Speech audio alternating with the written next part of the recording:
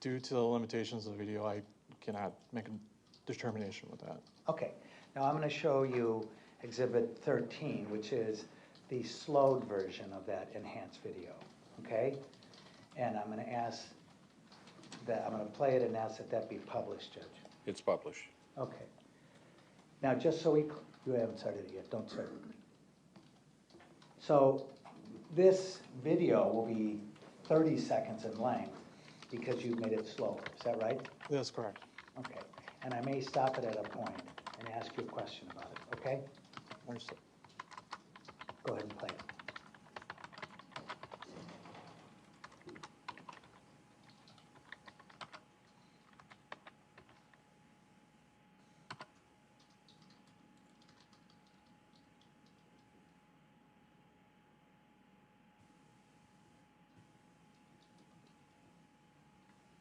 Okay,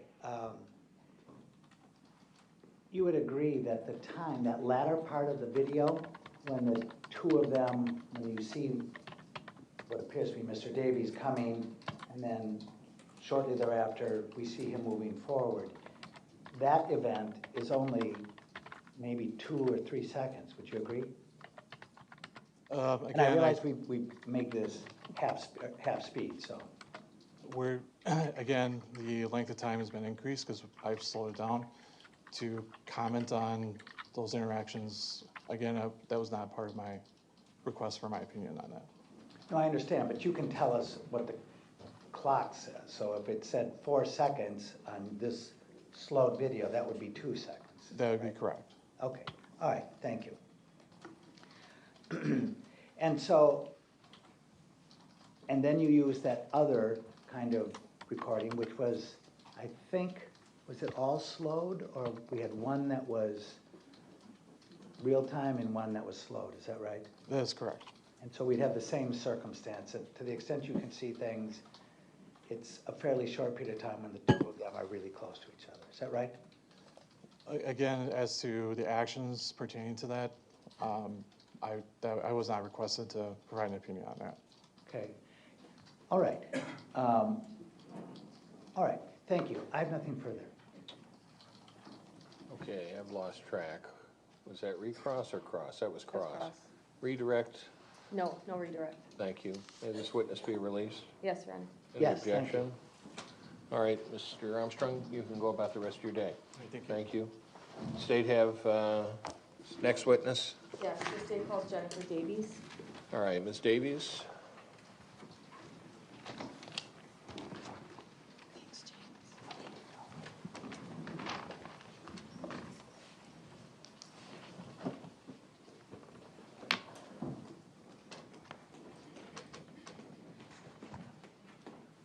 Step up there, raise your right hand. Do you swear that the testimony you're about to give is the truth, the whole truth, nothing but the truth, so help you God? All right, have a seat. You see that black bar right there, light? Keep your voice in so you can hear me, all right? But you pull in close. You can move that mic closer to you on the tape. Just so we can hear you, all right? All right, counsel, your witness. Thank you. Ms. Davies, can you, first of all, state your full name for the record? Jennifer Davies. And how do you spell your last name? Davies. Okay. Ms. Davies, can you tell us where do you live? In Delafield. What do you do for a living? I'm a hairstylist. Do you have a business? Yes. And what is it called? Hair by Jen. How long have you been a hairstylist? 23 years. And were you married to anyone? Yes. And was that person Joshua Davies? Yes. Okay. When did you and Josh meet? 10 years ago. So around 2014 or so? Yeah, around there. Yes. How long after you met did you get engaged? 2 days. Literally. That's when he asked. And how long after that did you get married? A year. So you were married to Josh Davies from 2014 to 2023. Mm-hmm. And just for the court reporter, you'll have to say yes, or no. Yes. Okay, thank you. So back in 2023, how tall was Josh? 6 feet. About 6 feet. Back in 2023, about how much did he weigh? 150 pounds. Okay. Was he a real muscular guy? He's very lean. Very lean. He was a skinny guy. Yes. Okay. Where did Josh work during this time? At Badgerland, landscaping, How long did he work at Badgerland? off and on for I think 15 years. And when you two were married back in 2023, where did you two reside? In Delafield, In Delafield. Do you have any children? yes, I have one. You have son. one child, okay. Did Josh have any kids? He did, he had 2. And who all lived with you and Josh at your residence in Delafield? Just my son. And I want to now fast forward a little bit to Saturday, June 17th of 2023. Do you remember this date? Yes. So first of all, during the day, what were you doing on Saturday? I was working. You were working at Hair by Jen. Yes. And how long were you working that day? Until about 3 in the afternoon. And when 9 to did 3? Okay, when did you start? 9 o'clock in the morning. So you had a full day of work. Yes. And do you know what Josh was doing that day? Believe he was disc golfing. Was he working? No, he was not working Was there somebody he was disc golfing with? with Brian. And what's Brian's last name? Richardson? And about how long had Brian and Josh been friends? A very long time, since high school. They grew up together. After you had worked, after Josh was done disc golfing, did you guys agree to go to downtown Heartland for a concert or? Yes. Okay. So tell me a little bit about that. How did that all happen? Well, first I got off of work and we went to Belfry for some food for a snack, and then we went to Enter's to get dinner with Brian. So about what time were you at Belfry? 4. And was it just you and Josh, or just you and Josh? Okay. And after that, when did you meet up with Brian? I believe around 6:37. Did you all drive together to Enters? Yes, we drove with Brian. Okay. So neither you or Josh were driving that night? No. And why did you go out to Enters or to downtown Heartland that night? Brian wanted to go out for the first time since his brother passed away, and it was important that we were there for him. So you go to Enters at around 7 o'clock, and Enters is another bar or food place. It was a restaurant. We went for dinner. And what bar or place did you go next after getting done with Enters and eating? I believe we just went straight to the concert. And do you know what bar that concert was at? It was Beer Snobs. Okay, Beer Snobs. And where was the concert at Beer Snobs? It was in a back area, and I think a closed street. On a close street. So it was outside. Yes. Okay. And do you remember around what time you got to Beer Snobs and this concert? I do not. Sometime after 7 p.m. Yes. Yeah. Okay.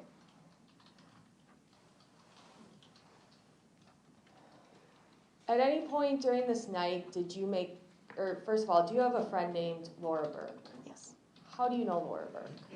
She's been a client of mine for a very long time. Okay. And do you also see each other socially at times? Yes. Did you ever make plans to meet up with Laura Burke that night at Beer Snobs? Yes. When I had done her hair previously that week, we both mentioned we were going to go, and just said if you do go, let me know. Okay. And did you ever text with Laura Burke that night? Yes. And was that to meet up at this concert? Yes.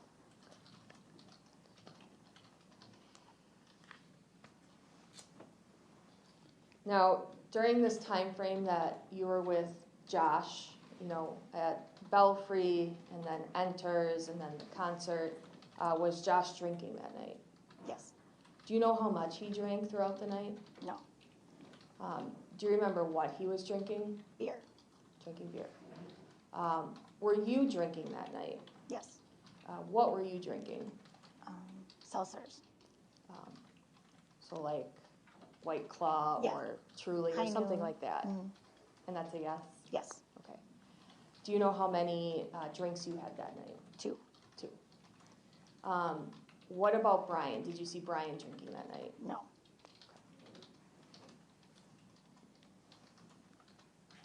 And while you were at this concert outside at the Beer Snobs, did you take any photos with you and Josh that night? Yes. I'm going to show you Exhibit 17. I'm going to just ask that it be shown to the witness right now.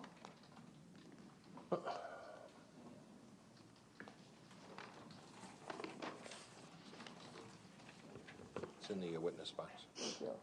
And Ms. Davies, do you see Exhibit 17 on your screen? Yes. Can you tell us what Exhibit 17 is? It's the last picture we took together. And who's in the picture? Josh and myself. And in the background of this picture, it looks like you can see the band that was playing outside. Yes. So this is a fair and accurate picture of you and Josh on June 17th of 2023. Yes, yes. I would move Exhibit 17 into evidence and request to publish. Any objection? No. 17 will be received, you can publish. Now, Josh was wearing a tank top that night. Excuse me. It's like gray, blue, maybe red. White, yes, white, blue, red. And does Josh have tattoos? Yes. Okay. And on both of his arms? Yes. Does he have a lot of tattoos on both of his arms? Yes. Okay. Do you have tattoos on his legs too? Yep. Yes. And you can take the photo down now, Judge. Thank you. So while you're outside at this concert, and who were you mainly with at this concert outside? The 3 of us, Brian and Josh and myself. Did you ever meet up with Laura Burke that night? Yes. And do you know when you did that? Time-wise, 9 o'clock, Okay. maybe? So were you talking and was Laura with you the entire night? No. Did you ever really talk to anybody else other than Laura, Josh, and Brian then? No. While outside? I did not. And at some point during the night, towards the end of the night, did you go to Tabby's Wine Bar? Yes. Can you tell us how that came about? Laura texted me that she was there, and I said, I've never been to Tabby's, I don't know where it is. And she said, well, I'll come find you at the concert. And so she came and found me, and I said, well, I would like some wine. And so she took me back to Tabby's. And Because we were about to leave the concert area anyways. okay. And when Laura came out, you saw the wine. Was the concert done outside? I believe so. But it was towards the end of the night. Yes. So about what time did you see Laura and talk about the wine bar? I don't know the time. Okay.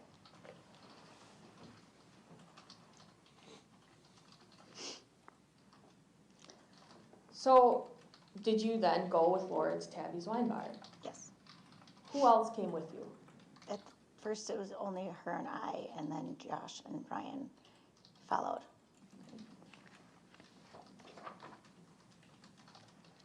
And do you remember how you got to Tabby's Wine Bar from the concert at Beer Snobs?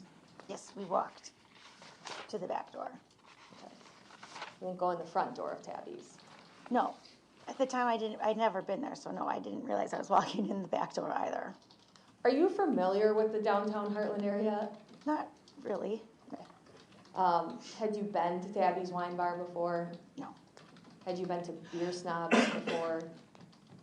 years and years ago, But you're just generally not exactly familiar with the layout? no. Okay. Now, you go into Tabby's Wine Bar. Who walks in first from that back door? Laura? Okay. And were you with Laura when you walked in? Yes, Were Josh and Brian walking in with you at the same time, or were they they were shortly behind. shortly behind? Okay. So Josh and Brian are walking together, and you and Laura are walking together. Yes, Now, when you got into Tabby's Wine Bar, were there a lot of people in there? no, And this is towards the end of the night? yes, Okay. Did Laura see anybody she knew?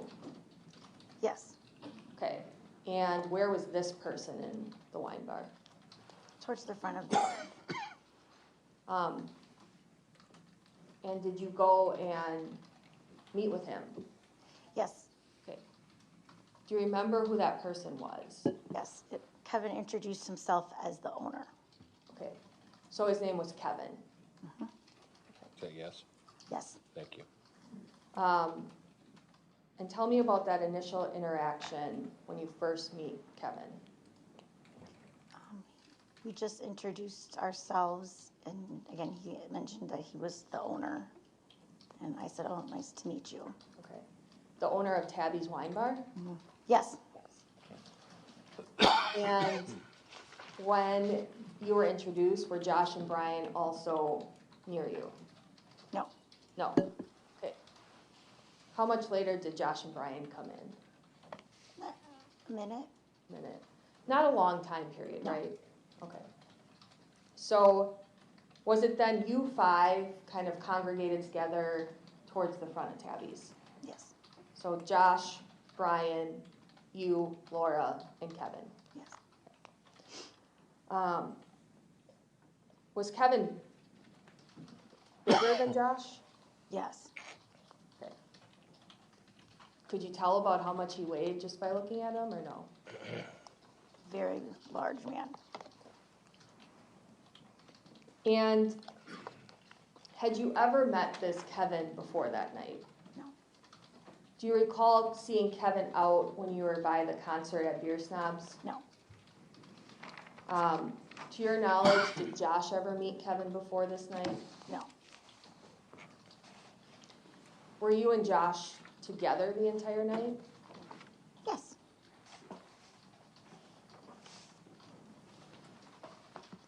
So, tell me about your initial interaction with Kevin when you're at the front of Tabby's, and it's you five at the front of Tabby's. I just remember immediately when the boys walked in, him kind of talking very loudly about their tattoos negatively, Whose tattoos? Josh's specifically. Okay, and what do you recall Kevin saying to Josh about the tattoos? That he ruined the body God gave him and that he was going to go to hell. Do you recall if Josh responded to that statement? Well, oh, sorry. Kevin also said, do you know what God says about tattoos? And Josh joked and said, get more. Okay. And then Kevin responded with, What I had said previously about going to hell.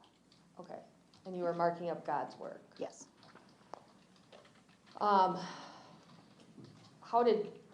Did Josh say anything back to Kevin after that? I think I said something to Kevin and well, I have tattoos and you're not talking to me like that. Okay. Did you show him your tattoos? Yes. Okay. And after that initial interaction, did Kevin say anything else about these tattoos with Josh? I can't remember. Okay. What did Josh do in response to Kevin talking about these tattoos?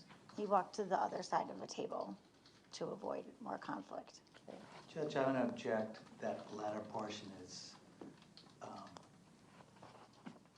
her testifying about somebody else's opinion. It's her opinion as to what he did, overruled. Next question. Okay, so then Josh kind of separated himself, is that right? Yes. After that happened, after Josh separated himself, tell me what happens next. I showed Laura my tattoo because I had added a little bit since I had seen her last. Or I didn't show her when I saw her last, but she hadn't seen it. And all of a sudden, then after a minute, we hear more foul language of Kevin screaming over to Josh. Okay, so do you recall what that foul language was? Yes? Okay, so to the best of your recollection, can you tell us what Kevin said to Josh? I believe he called him a motherfucker and a pussy. Okay. Did Josh respond? I can't remember. Okay. Where was Kevin when he was saying these things to Josh?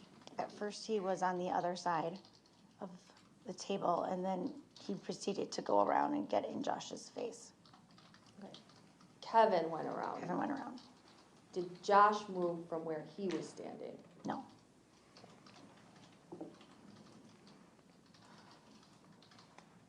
Do you recall what Kevin said to Josh when he moved around and was standing right by Josh? Not specifically. Okay. Do you recall if it was swear words? Swear words. Swear words. You just don't recall the specific quote. Okay. Now, after Kevin did this, went over by Josh and kind of got in his face, did you do anything? I went over to Josh and just to kind of just make sure that it didn't escalate any farther, and Josh was fine. So Did Josh stay there after Kevin got in his face, or what happened next? that's when I asked Josh and Brian to just go outside because we were going to leave anyways. So I said, let's just go. We don't need to entertain this. Why did you ask Josh and Brian to leave? We were leaving anyways, and I just thought this isn't going to go anywhere good. Okay. So how do Josh and Brian leave? Which They go door? out the front door. The front door. I'm sorry, Judge, that was my fault. Which door did they go out of? The front door. Okay. Not the door you came in? No. And after they leave, did you stay inside the bar? Yes, I stayed inside yes. Who was all inside still, out of the group of 5 of you? Laura and Kevin. Laura, Kevin, and you. Yes. Why did you stay inside and not leave with Josh? I came back after I walked them to the door because I wanted to, I said to him, because I believed he was the owner, that, you know, I don't know why you're talking to my husband like that. You know, I have tattoos and you're not speaking to me that way. And he said, don't take it personal. Okay. And And after that conversation, do you know about how long you were inside when it was just you, Laura, and Kevin? 20 seconds, Okay. 30 seconds. Other than that initial conversation, were you guys, you 3, talking about anything else? I don't know how it came up, but I did say that I had known Laura for 20 years. Okay. Did Kevin ever try to hug you during this time? I believe he hugged Laura. With Laura, okay.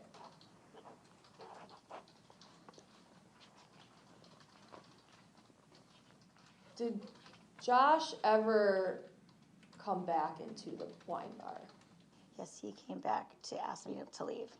So, about how long were you in the wine bar before Josh kind of came back in? 30 seconds. And did he come all the way to where you were? No, he stayed at the door. Stayed at the door.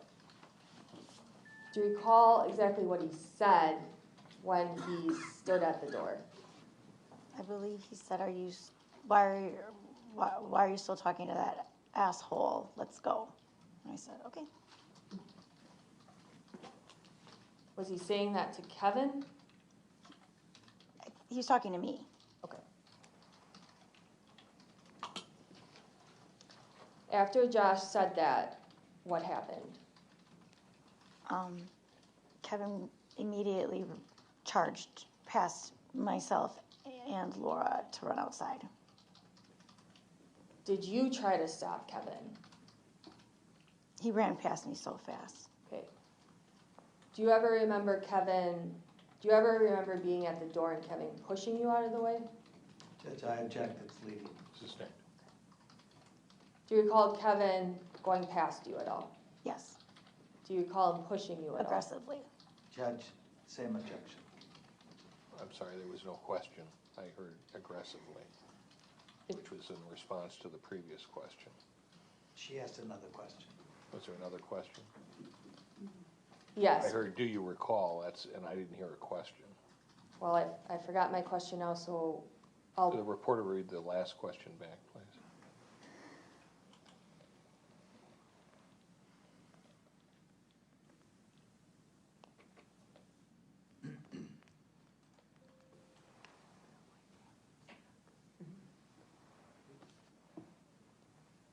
She said, do you remember him pushing you? And she said aggressively.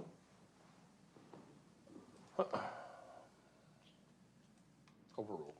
Next question.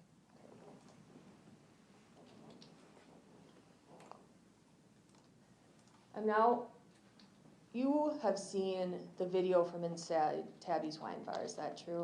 Yes. Judge, I'm gonna now pull up, this has already been admitted into evidence as Exhibit 11. And I'm gonna ask to play this video with Ms. Davies. Just the witness. It's already been admitted, so I'd ask that it also be published. The jury has already seen it. Thank you. Madam Clerk, could you put on the screens for publication and switch the computer over to the district attorney?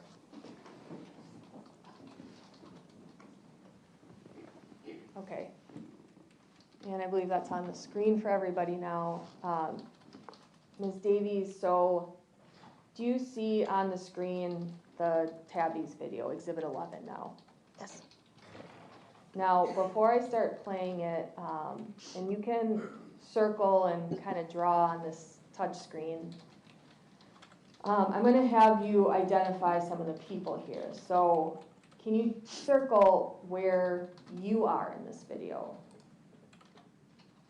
Okay. Can you circle where Josh is? So just before you, Right. because you're going to wind up with a bunch of circles. I could do. It's not going to be clear, given the fact that there are other individuals. Can you ask the witness to use letters? Mark, Yes. I can. Can we clear the screen? Yep. Okay, can you mark with a letter J where you are?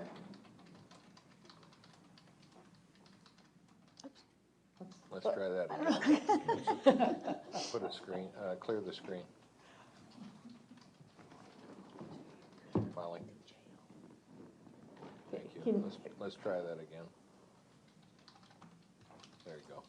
And can you mark with the letter J-O where Josh is? And can you mark with the letter B where Brian is? And can you mark with the letter K where the person you know as Kevin is? Okay. Now, do you see Laura in this frame right now? No. Okay. And I would ask that this be preserved as 11A. You have 11A,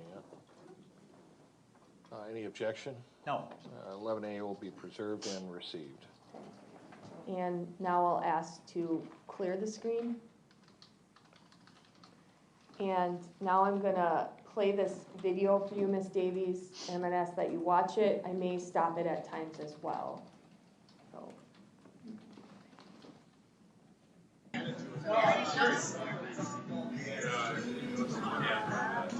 never had a chance.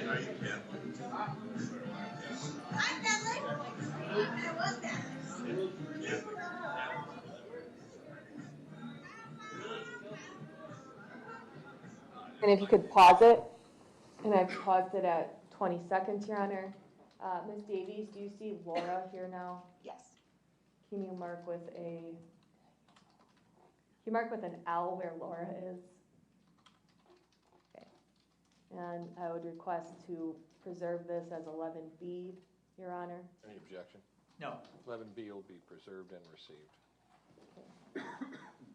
You want the screen cleared? Yes, Your Honor. And now I'm continuing Exhibit 11 at 20 seconds. I'm gonna get more.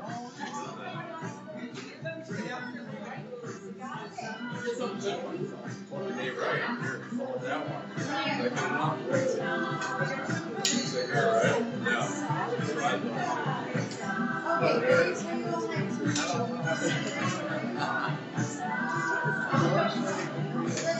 Hey, just remember, less is more. That's what John would say.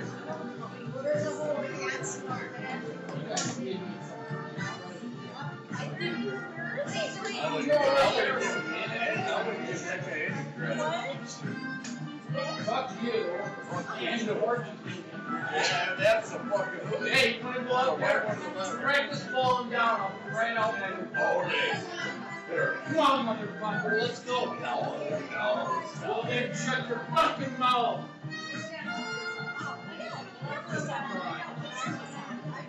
Steven, take that. Trying to be funny. Trying is a key word. Trying. Yes. That was the voice that you said. Please, just being a little girl, little Karen. Like I said, go out there, practice falling down, run out there. Both of you.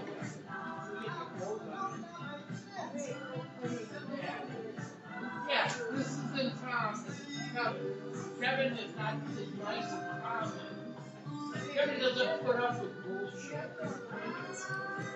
You get me?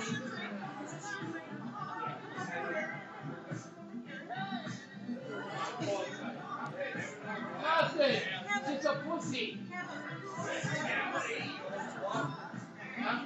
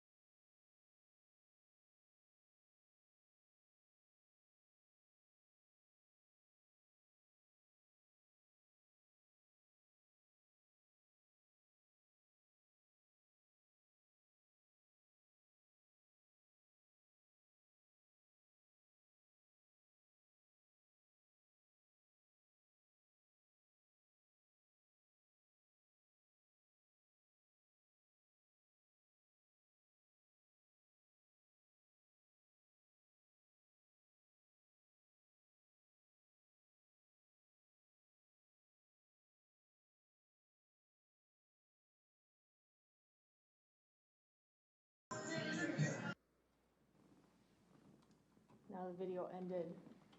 Ms. Davies, you were able to watch that, right? That's a fair and accurate depiction of what happened that night, right? Yes. So I just want to talk a little bit about some of the things in here. At the end, after you are by that door, did you scream? After I walked out,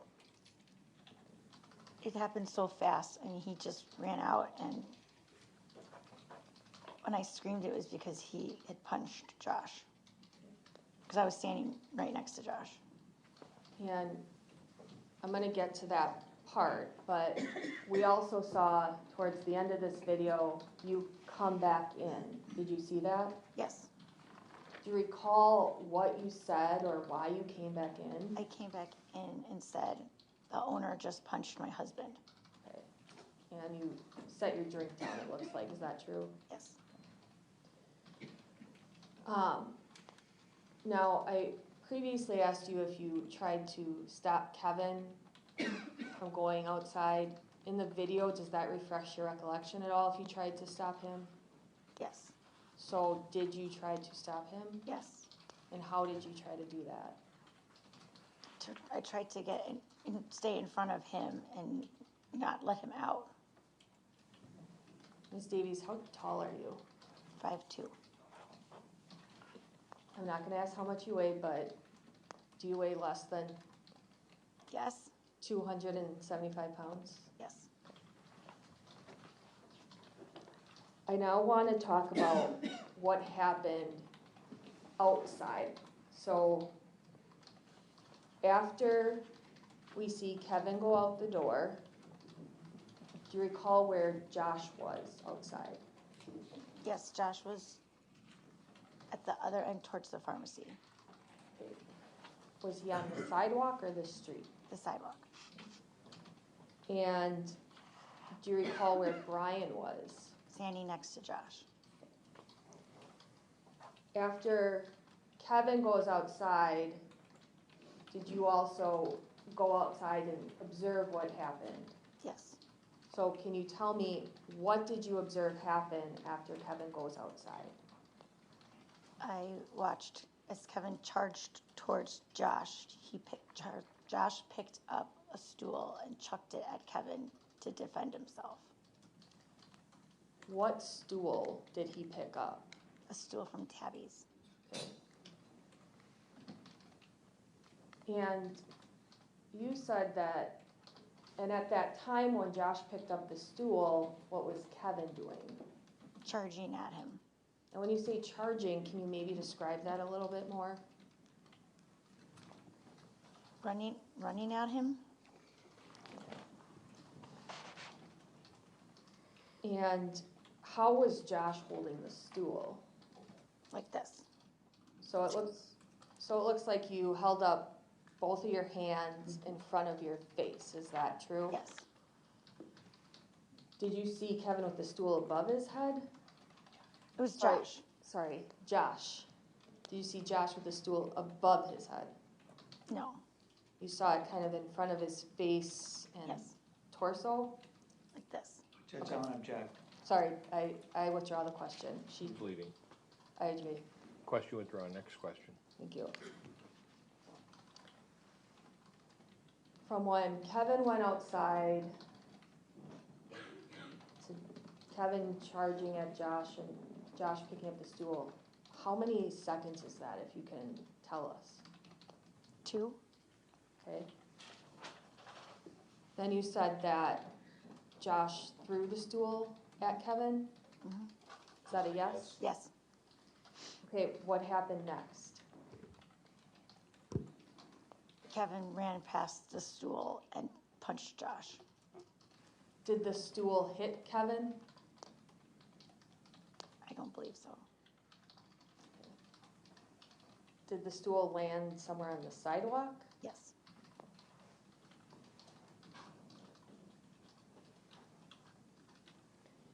Now, you said that you observed Kevin punch Josh, right? Yes. Can you tell us how Kevin punched Josh? With his right hand. Do you remember if it was a fist or an open hand? A fist.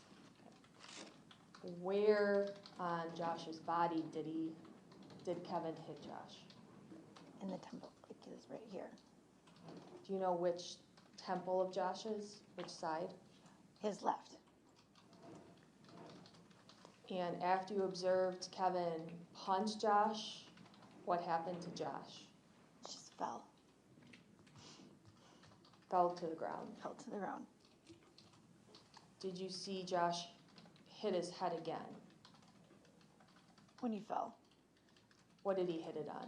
the cement sidewalk.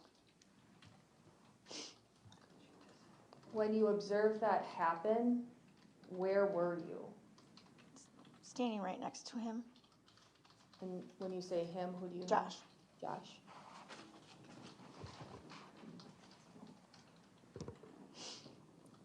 Did you observe Josh brace his fall at all? No. He just fell? hmm Yes? After he was hit, yes, He fell. yes, Did you observe Josh trip over a stool? no, Did you observe Josh swing at Kevin? no,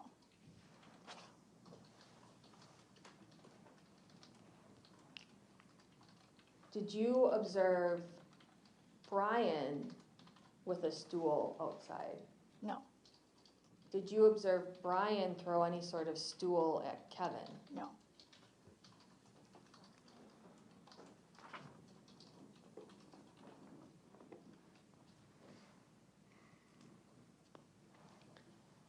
After Kevin punched Josh and Josh fell, where did Kevin go?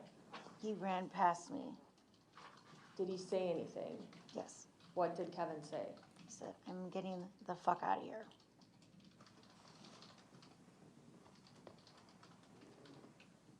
When Josh fell to the ground, and did you see Josh on the ground after this? Yes, Was he awake? no, Was he moving? no, Did you see any blood on his head? no, I don't remember. Don't know, okay.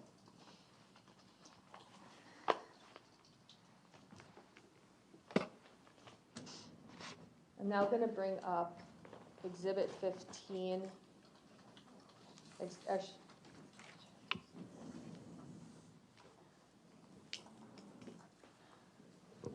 I'm gonna ask to pull up Exhibit 15. It's already been admitted into evidence, so I'd ask to publish it to the jury right All away. right, go ahead.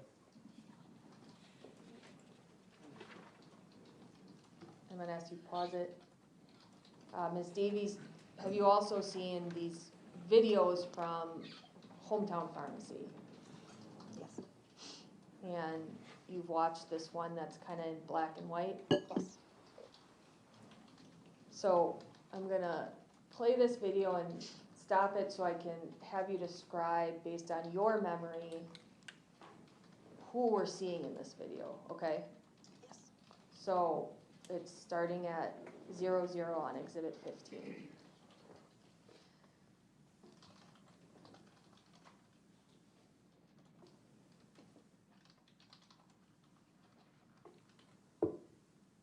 Okay, stop. You see Josh backing up. Okay, so, Ashley, can you play just one more frame? Okay, do you see where Josh is in this video? Yes, Can you circle where Josh is? Okay. In this still, do you see where Kevin is? yes, Where's Kevin? Can you circle where he is?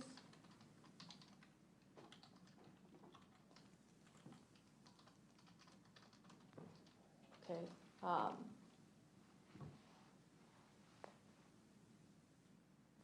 I'll ask to preserve this as 15A. Any objection? No. 15A will be preserved and received. And I'm gonna ask that then the screen be cleared. And then if you can continue playing.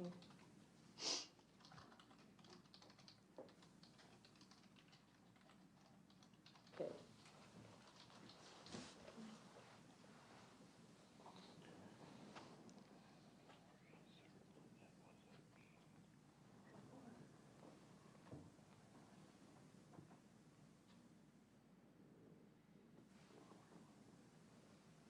Okay. We stopped it at 20 seconds. Do you see Kevin in this video? Yes. Can you circle where he is? Do you know where Josh is now? Yes. Where's Josh? On the ground. And can you see him in this video clearly right now? No. Ask that it be preserved as 15B. Any objection? No. 15B will be preserved and received. Ask to clear it. And play it from 20 seconds.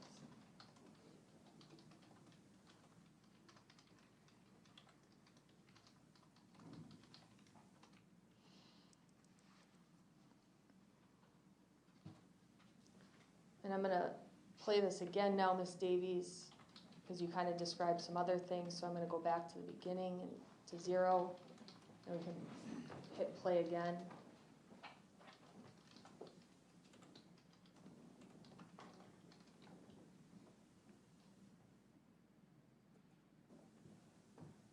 Stop. At this point, what is happening in this video? I believe Josh threw the stool and continued to walk back away from Kevin. Was Kevin walking forwards? Yes. And we see two people kind of moving across the screen, right? Yes. And Josh is the one walking backwards, you just said, Yes. and Kevin's the one going forward at him. Yes. You want to orient us to the video time? And this is at 10 seconds on exhibit 15. Okay, can you continue to play?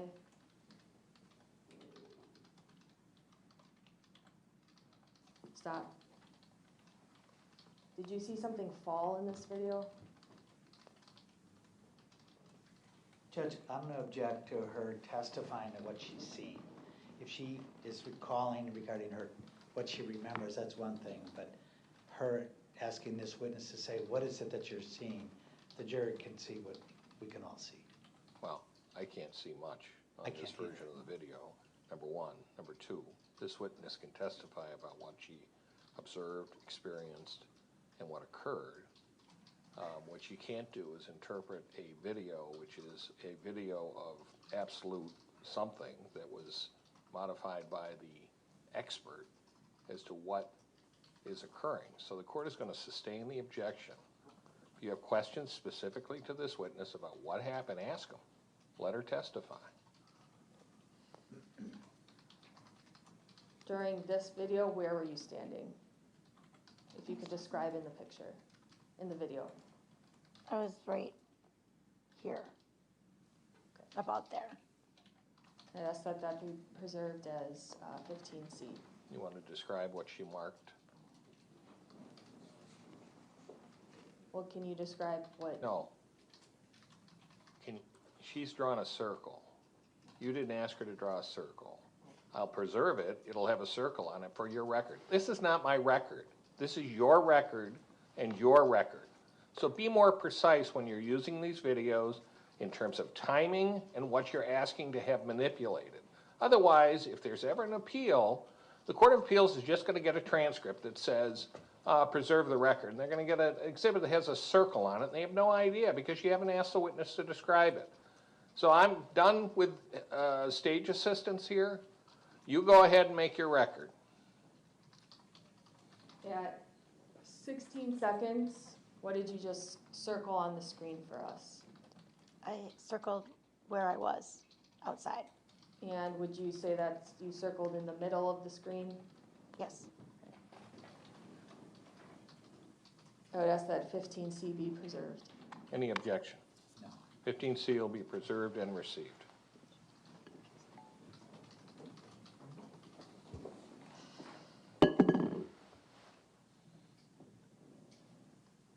We can take that down.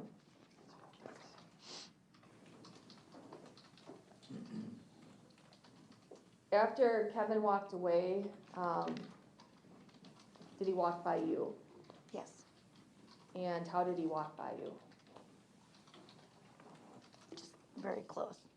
Very close. Did he push you in any way? No. He didn't touch you? I don't remember. After Joshua was hit, what happened next? Kevin ran past me and then I I fell to the floor by Josh to be by him. Okay. And you also went back into Tabby's wine bar, we saw? Oh, yes. Okay. To go get help. So you went back in to get help? What did you ask? How did you do that? I said, the owner just punched my husband and I believe, well, the bartender was there and then I walked back out. Okay. And once you walked back out, how did police eventually arrive? They were already there. They were already there, okay? And was Josh still on the sidewalk? Yes. After the police got there, did you tell the officer what happened? Yes, I proceeded to say that the owner punched my husband. And did the ambulance also arrive? Yes. And while Josh is on the ground and before the ambulance gets there, was Josh awake? No. Was Josh talking to you? No. Were you trying to talk to Josh? Yes.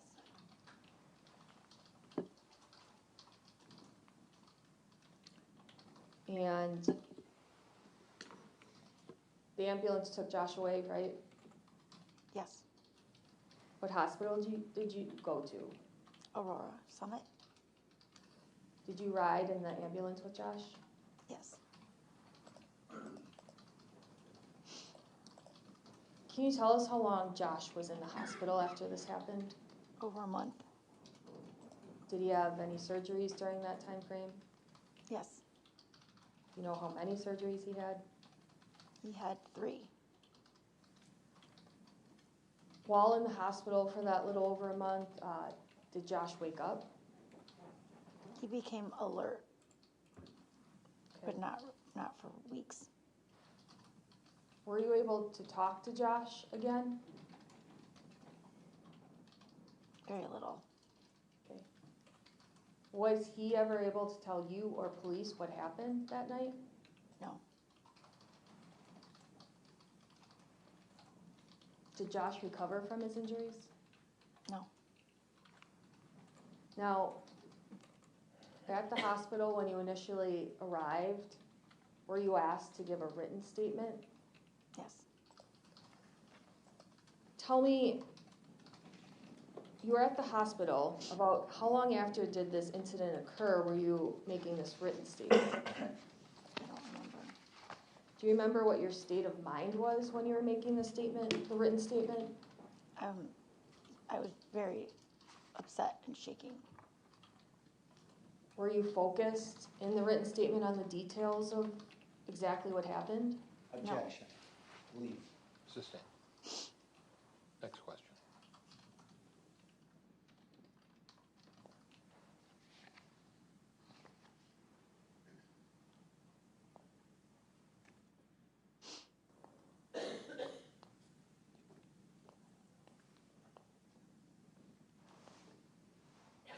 I have no further questions. Cross. Ma'am, I'm sorry about your husband's death. Thank you. You and your husband went, and in some of the time with Brian, to 3 different places, I think. Belfries, is that one of them? Yes. Just Is that Josh a and I. bar or a restaurant? A restaurant. Okay. And again, I apologize. Do you think you got there about what time? 4. Before? Okay. And was your husband drinking then, ma'am? I don't remember. Okay. And then you went about, it would appear about 3 hours later to Enders, I believe you called it. Yes. And, ma'am, do you not have any recollection whether in that 3 hours when you and your husband were at Belfry's, whether he was drinking? And I mean alcohol, not Coke. Yes. He had yes, before we left. Okay. You say before you left Belfry's. Before we left to go to Enters. Okay. So in those 3 hours, do you have any sense of how many beers he had? No. Did he have any hard liquor also? No. Do you know that he had at least one One. beer? Yes. Okay. And you think, and were you eating there? At Enters or Belfry? Yes. No, Yes. I'm sorry, ma'am. And if I'm not being clear, correct me. At Belfry's, We your ate. recollections that he had a single beer or possibly more? I don't remember if he drank at Belfry. I just know that we ate because I was hungry after work. Okay. So then, while you were eating at Belfry's, you then went to Ender's at about 7, as I understand. Yes. And did he drink at Ender's? Yes. Okay. Do you know how long you were at Ender's before you left there? No. I mean, was it more than an hour, more than 2 hours? Probably an hour. We ate. I'm sorry? We had dinner. So Okay. Did you not eat at Belfry's? we did. Okay. Did you have dinner there? We just snacked. Okay. At Belfry's at that time, they just had their snack menu. Okay. And then at Ender's, you had, the two of you or the three of you had dinner, is that Yes. right? Okay. Did your husband drink at Ender's? Yes. Do you know how much? No. Could it have been several? I don't think we were there that long. Okay. So when you left Ender's, you aren't able to give the jury any sense of how many beers your husband had had from the time you entered Belfry's and the time you left Ender's? No, I don't remember. Okay. And you had been drinking, but not very much, I understand, Yes. correct? Did you have anything to drink at Belfry's? No. Did you have something to drink at Ender's? Yes. What did you drink, ma'am? I had a glass of wine. Glass of wine? Yes. Okay. And then, when you left Ender's at about what time, do you think? I don't remember. Okay. You then went to the concert, is that right? Yes. And this was outside, as I understand it. Yes. Is that true? Yes. And were they serving beer, wine, alcohol at the concert? And you're gonna have to, and I understand this is difficult, I do, but I also don't have as great a hearing as I would like. So if you could just, please, a little bit, speak up. And maybe just if you move towards the mic, it would help. Thank you, appreciate that. So how did one get beer or wine or liquor at the concert? They had booths set up Okay? And, with beer go ahead, and seltzers, I believe. those hard seltzers? Yes. Okay. And do you know how many beers that your husband had at the concert? No. Did you recall seeing him going to get beer or seltzer or whatever? Yes. Do you have any sense of how many times he did that? No. Okay. Did you have something to drink while at the concert? Yes. Another wine or something different? I had 2 seltzers. Oh, 2 seltzers? Yes. Okay. And then you stayed there about how long before you went to some other place? A few hours, You said 2 hours? about. Okay. So, you think you went to Tabby's next? Yes, Okay. And as I understand it, you were there, among other things, was to meet Laura, correct? can you repeat the question? Sure. You went to Tabby's, among other reasons, to see Laura, correct? That was the only reason. That was the only reason, okay. And you had gotten some text saying that either that she was there or meet me there or something to that effect. Is that right? Yes, Okay. All right. So, and it was first you went in alone, is that right? with Laura. With Laura. So did you meet her outside the bar? She came and got me because I didn't know where Tabby's was. Right. And then the two of you walked to Tabby's. Yes, You entered through the back door, I understand. yes. Sorry. And then, I don't recall, did you get anything to drink when you were at Tabby's? No, Do you know if your husband did when he arrived? no, he did not. Okay. And as I understand, you were with your husband the whole night, is that right? Yes, And then at some point, there was this dispute, argument about tattoos, is that right? yes. And I think, correct me if I'm wrong, I think you may have heard your husband say something to Mr. Sehmer that he must be a good Catholic boy or something like that? No, No, you didn't recall that, or it wasn't said? I don't believe it was said, or I didn't hear it. Okay. And then, did you hear Mr. Sehmer say something to the fact that he's Lutheran? No, You didn't hear that, or he didn't say it? I don't remember. Okay. And then at some point, your husband, I'm sorry, moves around kind of behind you and moves off to your right and to Mr. Sehmer's left. Is that right? Yes, Okay. And in the earlier conversations, your husband was to your left and kind of moved towards where Mr. Sehmer was standing. Is that correct? he moved to my right because I was facing Kevin. Kevin was in front of me. Right. And So Josh moved to this side. to your right. Yes, But I mean, before that, before he moved around you, he would have been to your left. Is that right? yes, Okay.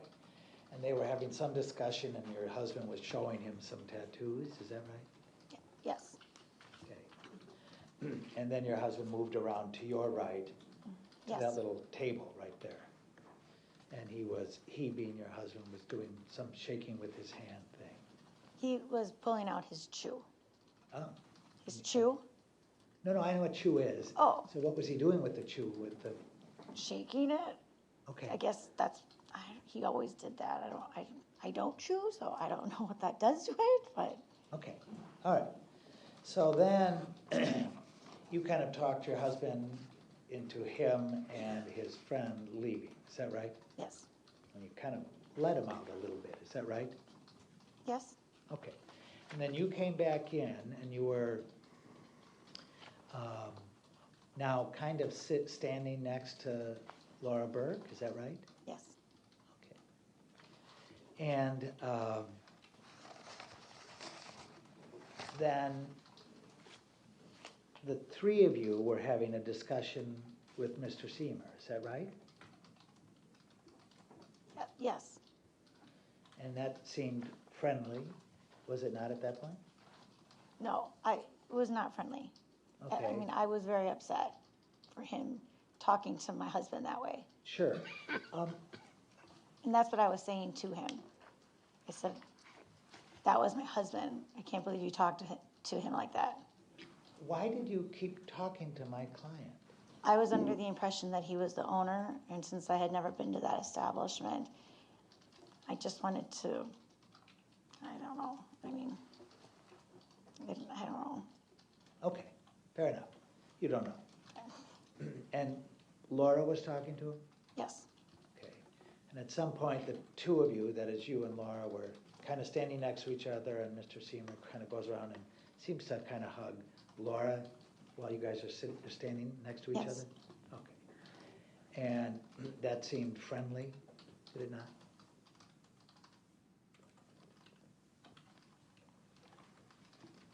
I don't know. Well, it wasn't hostile, I guess, am I right? I don't remember. Like what, I don't remember I mean, yeah, because a hug isn't hostile. Okay. And then, at some point, your husband came back and we saw him kind of open what would be the front door, and he yelled something about using that A word. And you heard that, correct? Yes, And obviously Mr. Sehmer heard it, correct? yes, I mean, it wasn't spoken softly, he was kind of yelling it, wasn't he? it was loud. Okay, so I'm right? He The was bar yelling? was loud, yes. Okay. And then Mr. Sehmer said something and yelled something like, "What did you say?" And then Yes, quickly left the yes, tabbies. yes, And you were in front of him, yes, and I think Laura may have been behind him a bit. Is that Yes. right? yes. Okay. And then you went outside, and when you got outside, as when you left, your husband was where? By the pharmacy, on the Okay. sidewalk. So he was further, I think that's west, further west of where you and now Mr. Sehmer were, correct? Yes, So if I'm seeing these videos, and I'm thinking more about the ones where we can see it, the enhanced color ones, your husband,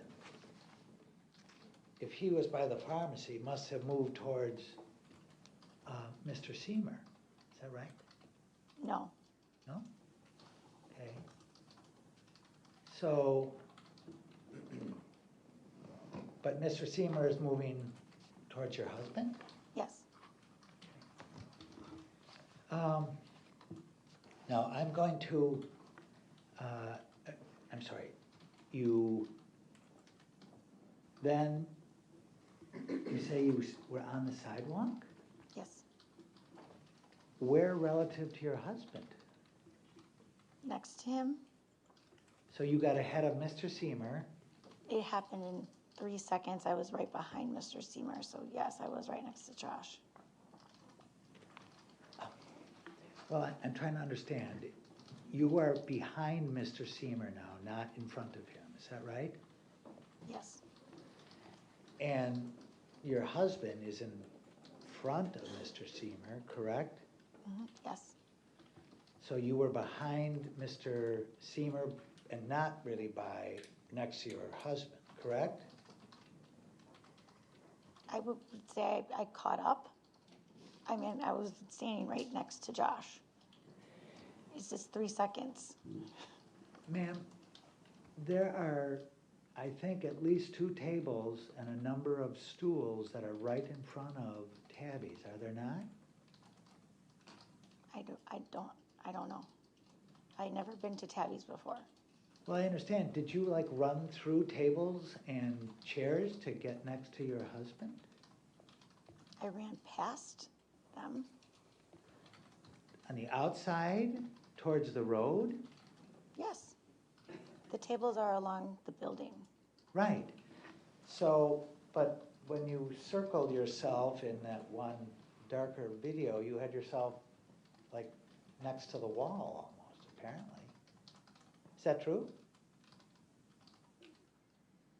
I don't know what I was standing by. Okay, so when you circled where you thought you were in that darker video, you don't really know if that was accurate, do you? I was right next to Josh when he was punched. So wherever that was, is where I was. I understand that. So you said, because I was next to him, I'm just gonna put myself in a circle against the wall of the pharmacy? Or, is that right? Yes, So you then scooted around Mr. Sehmer, somehow got apparently behind your husband and then to the side of him? I was never behind my husband. I was behind Kevin, and then I was right next to Josh.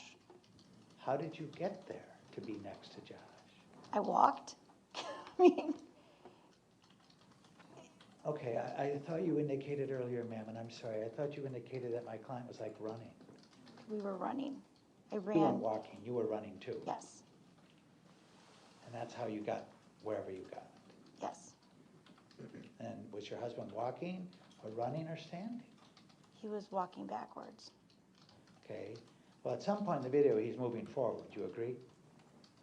Yes, Towards Mr. Sehmer. yes. That's when he had the stool.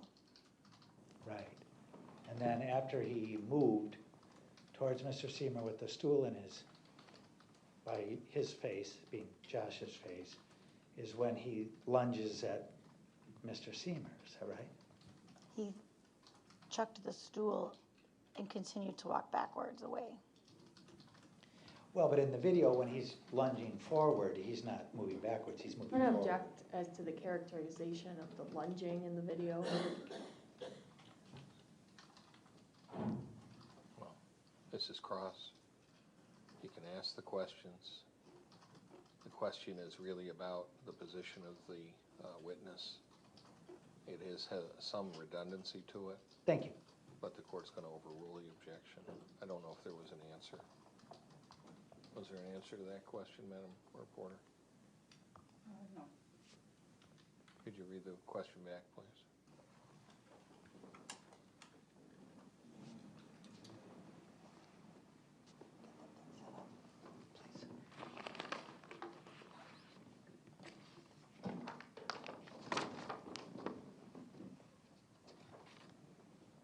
In the video, he's not moving forwards, or he's not moving backwards, he's lunging forward.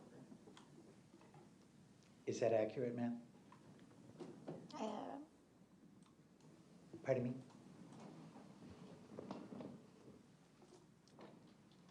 yes, Okay. Now, I understand that obviously your husband was injured and had to go to the hospital, is that right? yes, Okay. And you were obviously very concerned because according to your testimony, you believed that you had seen my client strike your husband, is that right? yes, And according to your testimony, you saw my client strike your husband, is that right? yes, And that's why, according to you, as a witness, you believed he had fallen down, is that right? yes, Did you say yes, ma'am? yes. Answered yes. Okay, thank you. It's me, ma'am, it's not you. Now, you gave a statement to law enforcement in writing, correct? Yes, And this was while you were at the hospital waiting for your husband to be taken care of and et cetera, correct? yes, And my guess is that part of that time you would be waiting as medical personnel are doing things medical personnel need to do, is that right?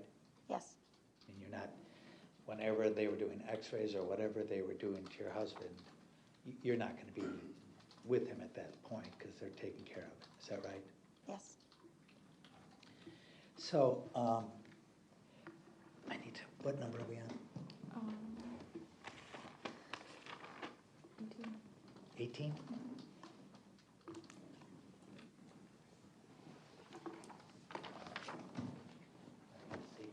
Okay, thank you.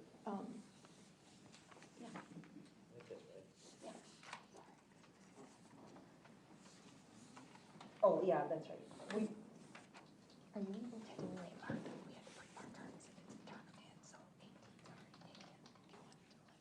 I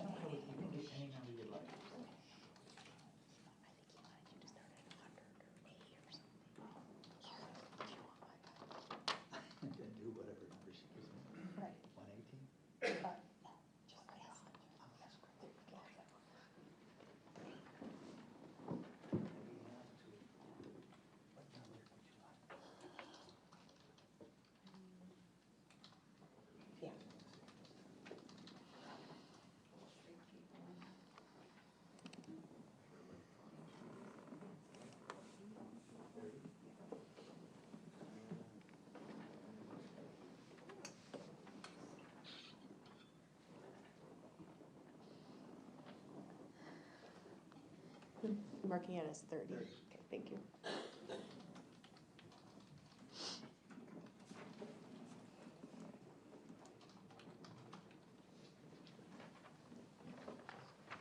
Judge, we are going to be asking the assistance of your clerk regarding the Elmo, which is, I think, set up and ready to go.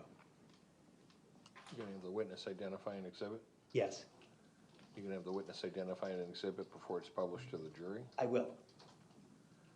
The Elmo is tied to the jury box, Madam Clerk? Thank you. May I go? Just a minute.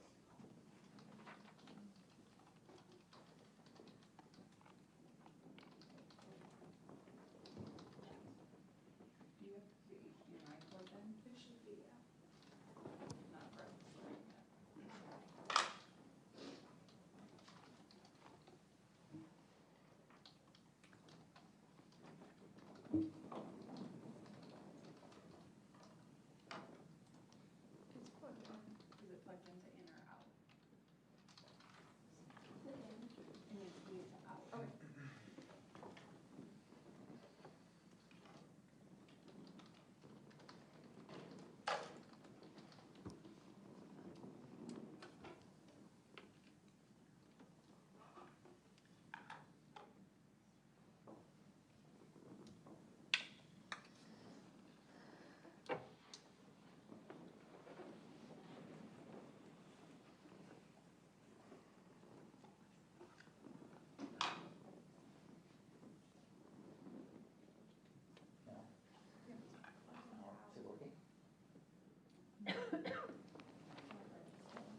Ladies and gentlemen, we're going to take a break. And you return to the jury room. Please do not discuss this case. I'll have you back here in a few minutes. All rise.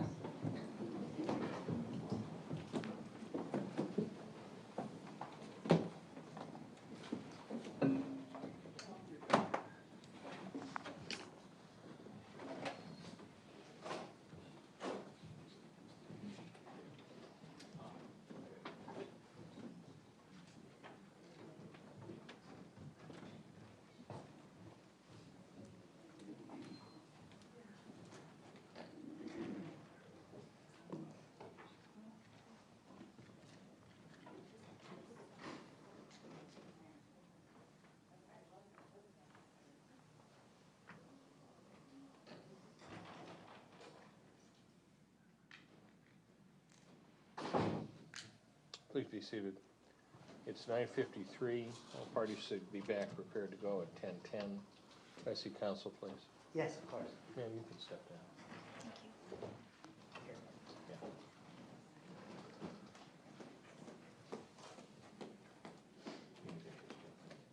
Yeah.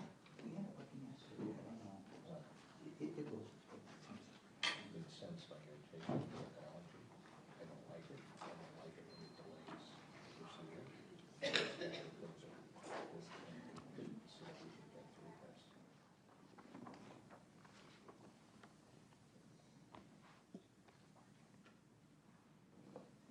My texts are not working. Do we have to send an email? Yeah, it's not working.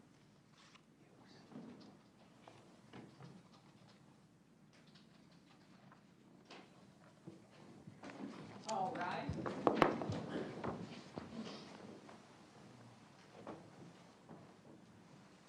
We're rescheduling tomorrow's calendar tomorrow morning. Yeah.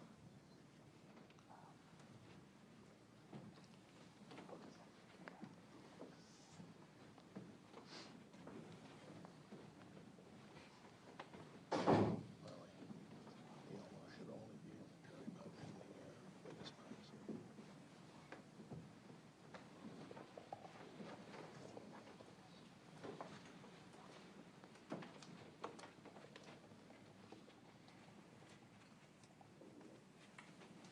All right, please be seated, ladies and gentlemen.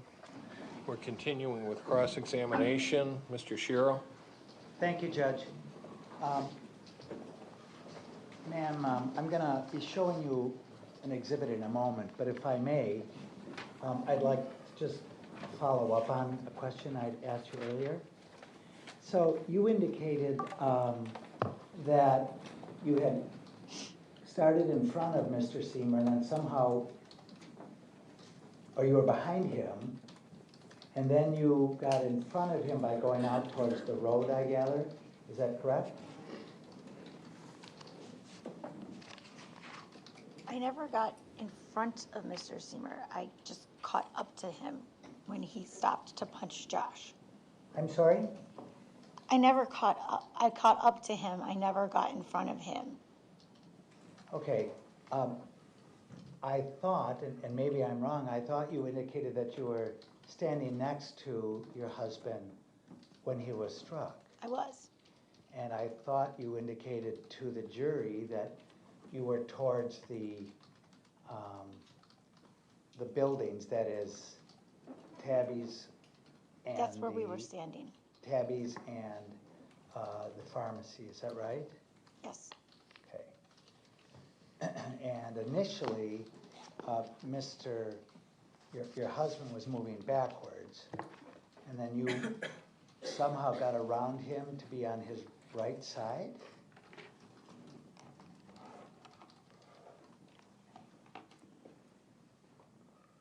When he was struck, he was to my left and Kevin was in front of me. Right. You were on his right side. His, Mr., your husband, I'm sorry. Yes. Okay. And then you had indicated in that one, I call it the dark video, that you had put yourself, you drew a circle around yourself, is that right? About the vicinity of where I was standing. And I thought,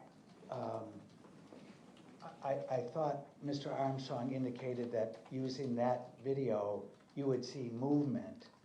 That's how it registers things. And did you see yourself moving in that video? I don't remember. Okay. So, so you were right next to your husband when he was struck, is that right? Objection, asked and answered. sustained. Okay. When your husband was struck, did you catch him? No.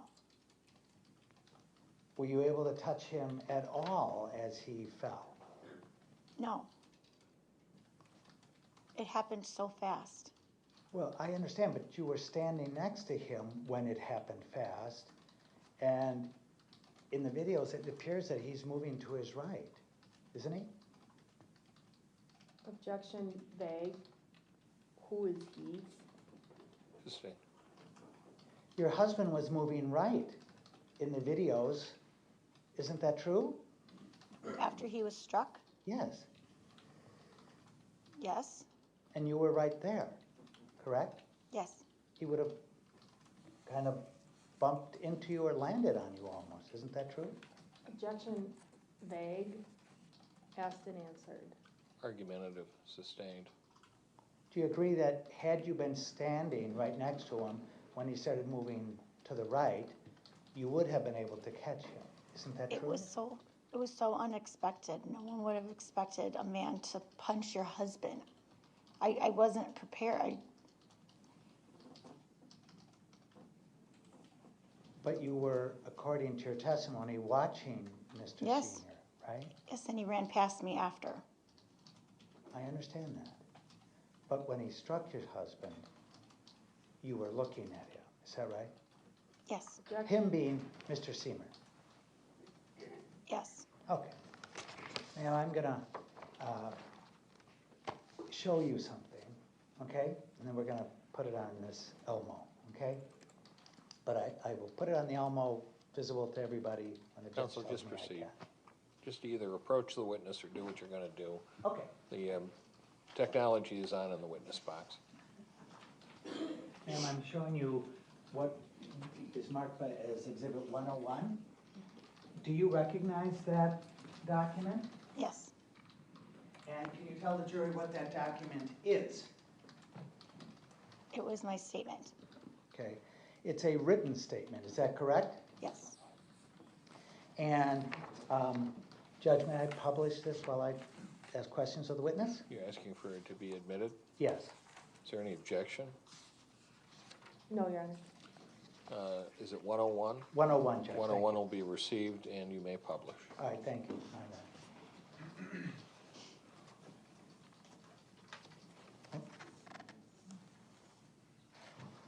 We are upside down. It's upside down. And it may need to go.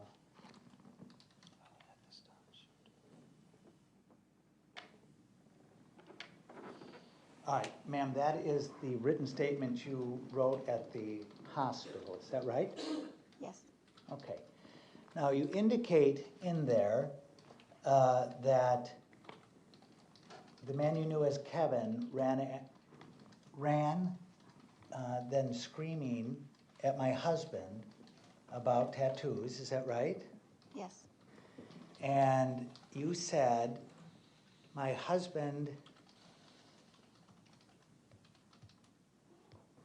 defended himself and picked up a chair or stool to defend himself from the crazy person who went after him.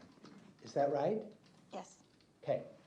Now, and then you finish by hearing Mr. Sehmer say, I'm effing out of here. Is that right? yes. Okay. Now, what you didn't say in that statement is that Mr. Sehmer punched your husband. Isn't that true? Yes, You didn't, ma'am, in that statement say that your husband threw a stool at him, correct? I'm sorry, what did you say? Yes, ma'am. You didn't in your statement say that your husband threw a stool at him, correct? I said he picked up a chair or stool to defend himself. I understand, but you don't say that he, being your husband, threw the stool at my client. No. I was very rattled. Ma'am, I am certain you were rattled. Let's get a question. But you also were asked to provide a statement while you were in the hospital, rattled, to explain what you saw that evening. Isn't that true? Yes, And since, according to your testimony, your husband hit his head on the cement as a result of being punched, can you explain to this jury why you didn't think that fact was something that you thought necessary to put into your statement? to be honest, I had no idea it was this serious. I had never written a statement before. I didn't realize that I had to be that specific. I could barely write. I was shaking. So I didn't know it was ever going to be needed. I didn't know this was going to happen. Well, you knew your husband was in the hospital with I had a no idea the injuries. Let me just finish, if I may, ma'am. You did realize that your husband was seriously injured, correct? Honestly, no. I didn't know at the time that I thought he just got punched and he would just wake up. Well, except that you weren't able to wake him up. Isn't that true, ma'am? No, No, it isn't true? no, I was not able to wake him up. And he never was able to communicate, correct? Correct. You had good reason to believe that whatever injury he had was serious. Isn't that true? I wish I would have. I didn't know. I honestly didn't know that it was going to be this bad. Okay. I thought he was going to wake up and we were going to go home. Well, I understand, but you weren't asked to talk about his health care. You were asked to talk about what happened. Isn't that true? In the statement? Yes. Yes. Okay. And you also didn't say that he defended himself apparently by what? Throwing the stool at him? Yes. Him being Mr. Sehmer? Josh threw a stool. Okay. And where was Mr. Sehmer relative to your husband when that happened? Running at him How far away on the was he? sidewalk.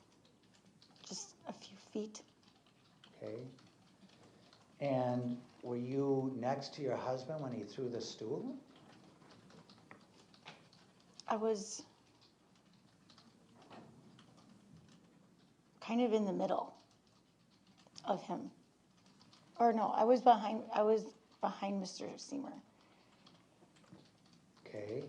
You were behind Mr. Sehmer? Or Sehmer when your husband threw the stool? I don't remember. Okay. And do you have any sense of how far away Mr. Sehmer was from your husband when he threw the stool? Just a few feet. Where did it hit him? If it hit him at all? It didn't hit him. Where did it go? To the side. Okay. Did it end up laying next to your husband after he fell down? I don't know. I don't remember. Okay.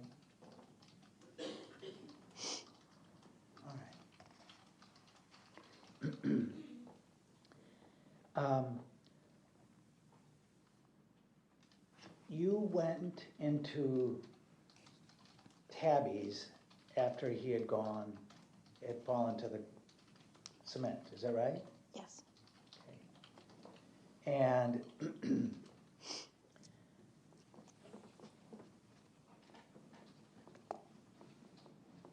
you weren't, strike that, after your husband went to the ground, how long was it before you went back in? Any sense? I don't remember. Okay. Seconds? Okay. And when you went back in, Mr. Sehmer wasn't there, is that right? No, he was not there. Okay. And you had indicated, did you believe that throwing the stool at Mr. Sehmer was the defense? Objection. Of what it was that Mr. Sehmer was doing? My husband was trying to keep him away. Well, he could have kept going the other direction, could he? Like ran away? Yeah. That's not what happened. But he could have done that. I don't know if that would have been the solution. Okay. I don't think Kevin would have allowed him to run away. Does your husband, is he not fleet of foot or something, that he couldn't move away from this larger, heavier guy? Yes, he can run. Okay. But instead he did something different, right? Mhm. Yes? Yes. And what he did was to actually move towards Mr. Sehmer. Isn't that true? When he threw the stool. Or when he held the stool, correct? Held the stool? All right. I have nothing further, thank you. Redirect. I have nothing, Your Honor. Amy, you can step down. Thank you. You take the exhibit down, please. Yeah. They have an additional witness. Ms. Davies can be released from her subpoena. Yes. No objection? No. Okay. Yes, state calls Laura Burke. All right.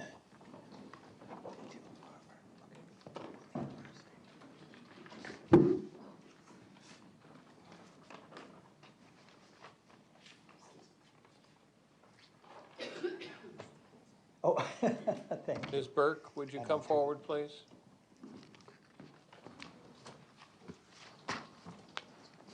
You'd come to the witness stand, which is behind the court reporter. Ms. Burke, you just step up on that rise and raise your right hand. Do you swear the testimony you're about to give is the truth, the whole truth, nothing but the truth, so help you God? I do. Okay, have a seat. Get comfortable. There's a black bar with a red light. Do you see that? Yes. That's the microphone. Okay. I need you to pull your chair up close and to speak with your voice elevated so we can hear you, all right? Yes. This is your witness. Thank you, Judge. First of all, Ms. Burke, can you state your full name for the record?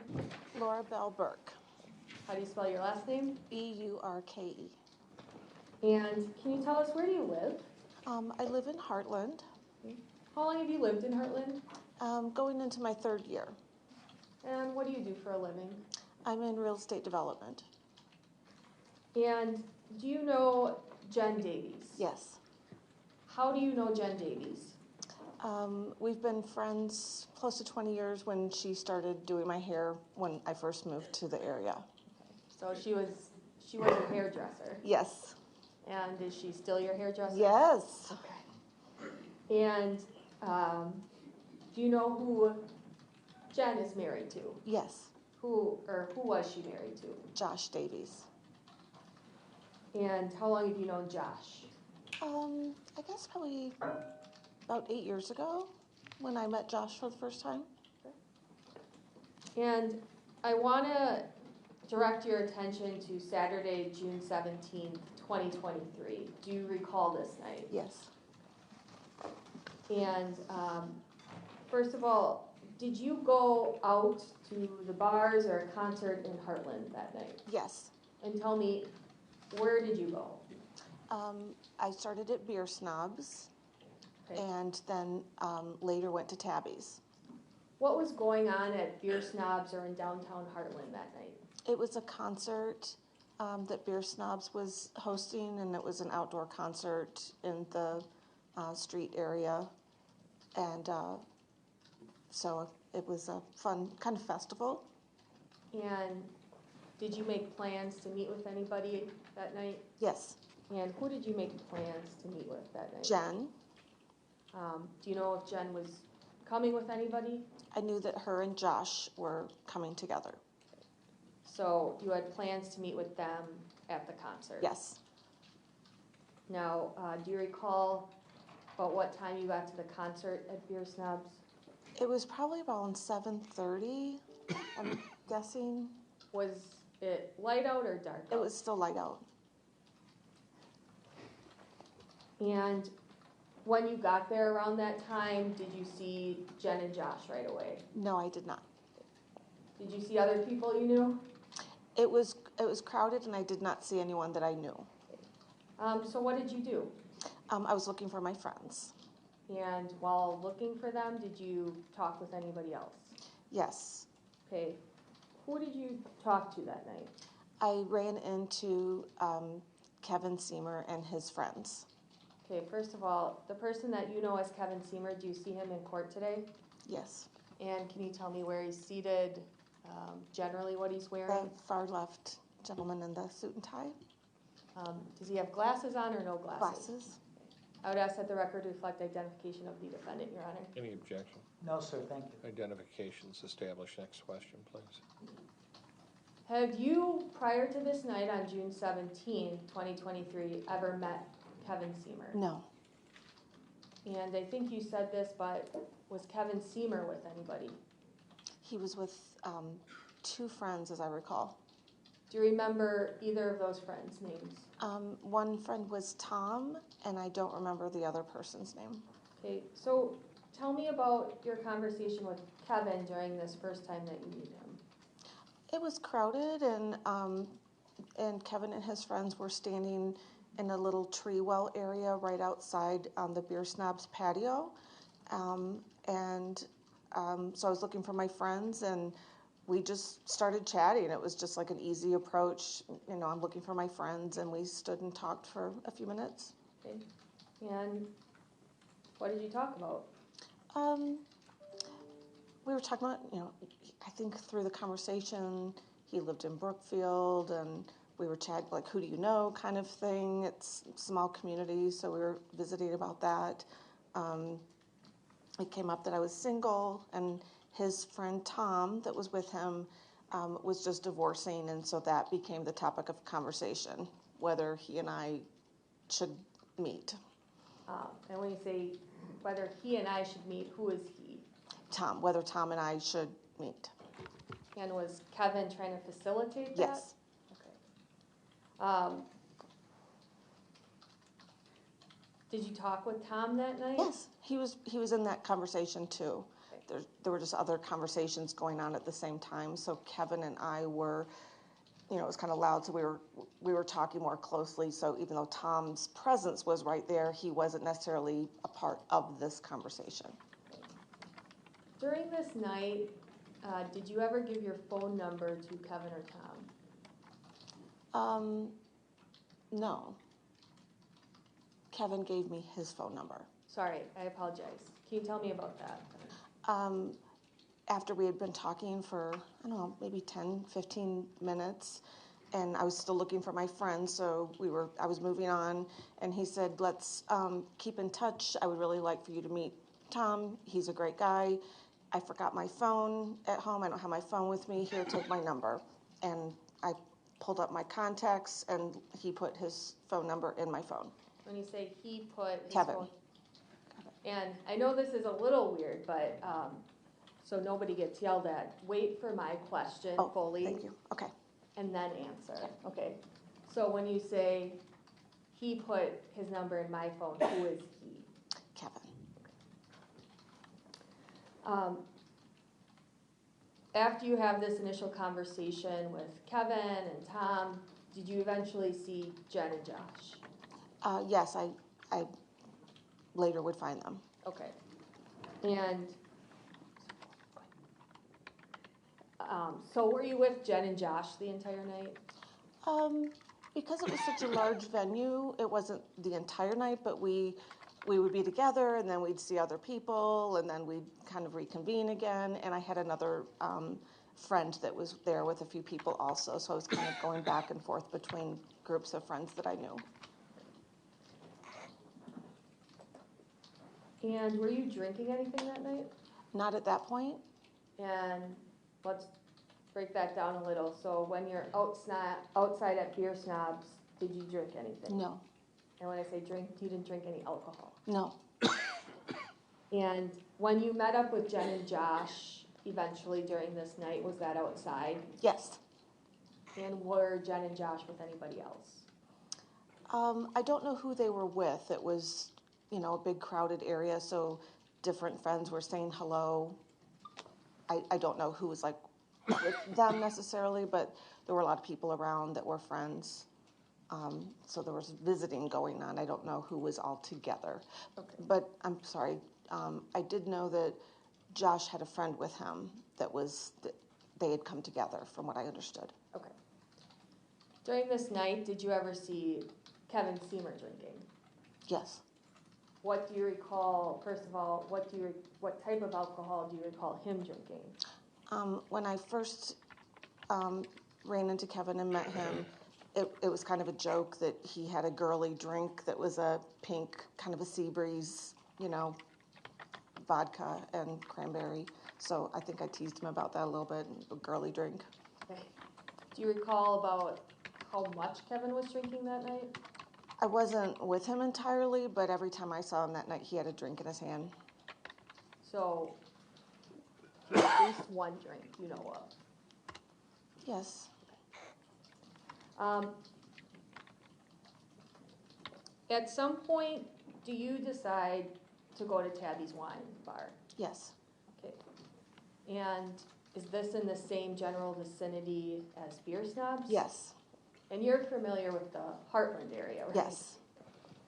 So, when do you go to Tabby's Wine, or when do you decide to do this?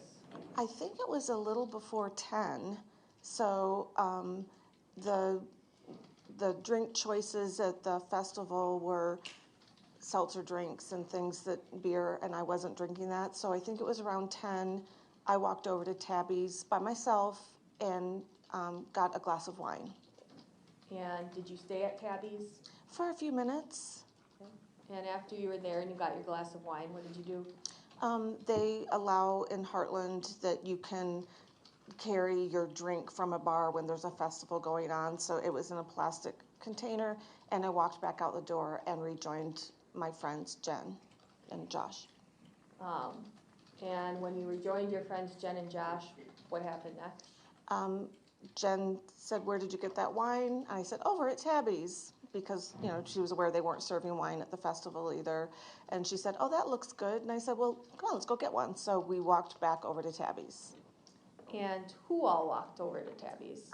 Jen and I walked together first, and we were visiting and talking, and Josh and his friend were a few feet behind us. And how did you go in the front door of Tabby's? The back door. And once you walked into Tabby's now the second time, did you see anybody in the bar that you knew? Yeah, I saw Kevin. Okay. And where was Kevin? He was towards what I describe as towards the front of the bar. There's some round tables towards the front area, and he was standing there by himself. And did you go over by Kevin? Yeah, I think we waved coming in the back door, and, you know, hey, and that type of thing. Okay. And who else went over by Kevin? Well, Jen and I were together, and I think Josh and his friend were just sort of following us. So did you all five of you come together in the same general Yes. area at Yes. Tabby's? Yes.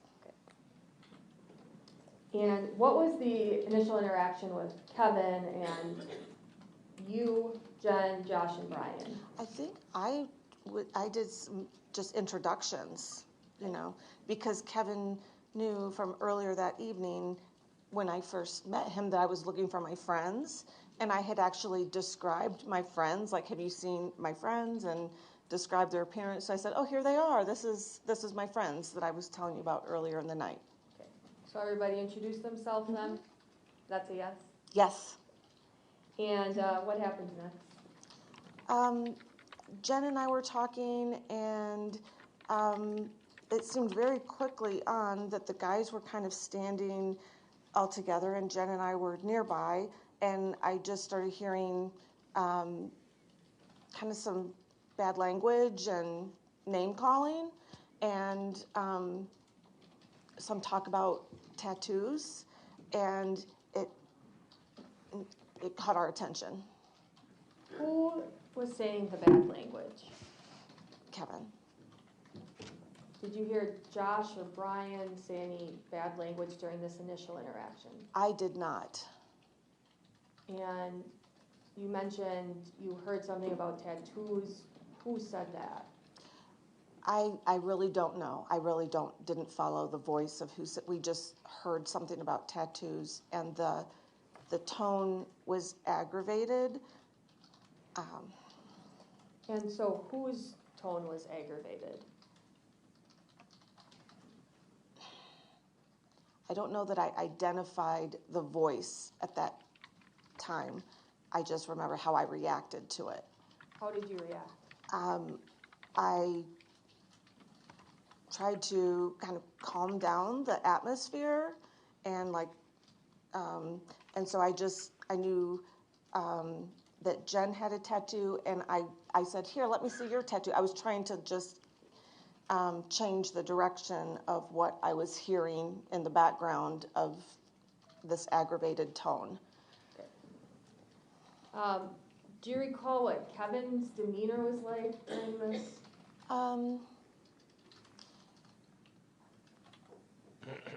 He came across just kind of hostile, which was surprising because he had been friendly earlier in the evening, but that had been several hours earlier. Would you say he was friendly with you? Earlier, yes. Okay. Do you know who he was directing this hostile attitude towards? Well, he was standing, Josh and Josh's friend were standing near him, so that's who the conversation was amongst. Okay. Now, did you guys continue, the five of you continued to talk? Yes. Okay, so tell me, after this initial interaction, what happens next? I became uncomfortable with the tone, and I felt like Kevin needed to go back to his friends that were just back at the festival, but which in my mind at the time was, well, his friends are right outside the back door of Tabby's.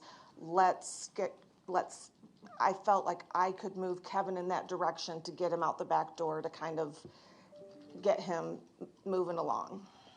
Do you recall any other conversation between Kevin and Josh, Brian, Jen, and you prior to you kind of thinking, okay, I'm going to have Kevin go back by his friends? I think there was some chit chat, small talk.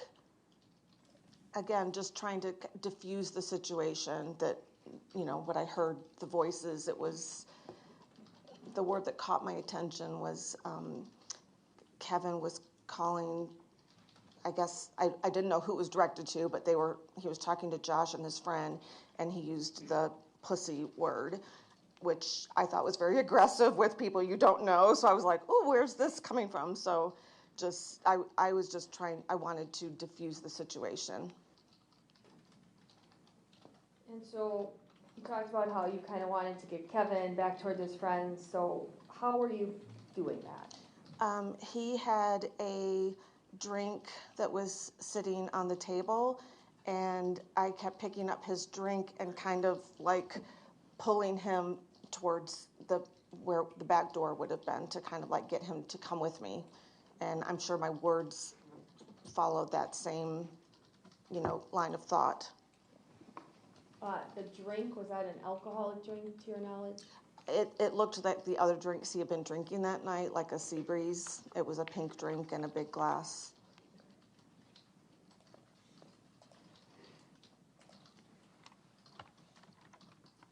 And as you tried to walk Kevin away, where were Jen, Josh, and then Josh's friend?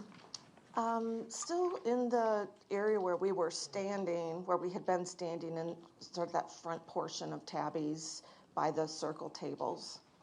Okay. During this time, did you see Josh did you ever observe Josh go back and try to get in Kevin's face during this time? No. Did you ever see Kevin, while you're in Tabby's, get in Josh's face? I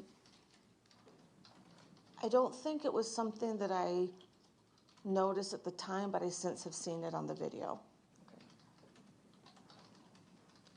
Okay. And you say you're kind of asking Kevin to go back towards his friends. Did he do that? I don't think I asked him to. I was just trying to get him there. That's in my mind. I was like, he needs to join his friends. I kind of went into my mother mode and was trying to diffuse the situation and remove him from the friends that I was there with. And I apologize. Okay. Did he ever do that? Go back by his friends at this point? No. So what happens after that? I just tried several times to do that, and then I think it was all still brewing, like this hostile attitude, and I know Jen and I kept looking at each other like, what in the world is happening? It was just this explosion that happened, and we were like, where did this come from? It was very unusual behavior for, what I've ever encountered. And let me stop you. When you say this hostile behavior, who are you talking about? Kevin had this very aggressive, hostile attitude that was unprovoked in my view of what was happening. So you and Jen are kind of looking at each other. Do Josh and Brian ever leave? Yes. Can you tell me about that? They walked out the front door, and I think it was like, like where we were going to go next, like were they going to go home? It was just kind of that. Okay, we were going to continue the evening, and they went out the front door, and I was trying to get Kevin out the back door.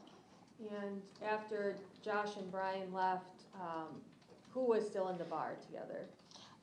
Jen and I were standing there, and Kevin was there in that area too, right where we were standing. So what happened with you three in the bar at this point? From what I recall, Jen and I were just in, like, what just happened? We were looking at each other like, oh my goodness. And then she was going to go with Josh and his friend, and I was going to get Kevin over to rejoin his friends out the back door. So like going in two separate directions. And then I felt in my mind that was diffusing this situation that was brewing. But for a time period where you, Jen, and Kevin standing in the bar together talking. Yes, but it was really Jen and I, and he was there too. So it wasn't just general chit chat. It Okay, was. let's stop. Let's get a question and an answer. Oh, We're going sorry. on with narrative here. It's elongated, it's redundant. Let's move. So, do you recall Josh or Brian ever coming back into Tabby's? Yes. How did that happen? I just saw Josh stick his head in the door, and it was like a, come on, Jen. Like they had been waiting for Jen outside the door, and we were seemingly unaware because we hadn't really communicated that. And did Kevin react to that at all? Yes. What happened? He lunged to the door. Did you do anything to try to stop Kevin? I grabbed his shirt tail. Did that do anything? No. Okay. And did Kevin go outside then? Yes. Now gonna bring up exhibit.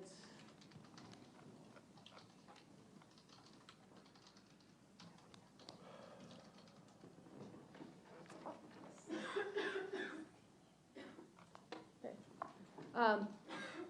Have you seen the Tabby's Wine Bar video from inside? Yes. Okay. And I'm gonna pull up now exhibit 16 just on your screen.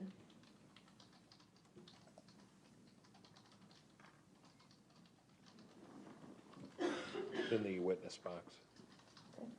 And now do you see a video on your screen, exhibit 16? Yes. Is this inside Tabby's Wine Bar? Yes. Do you recognize that being Tabby's? Yes. Okay.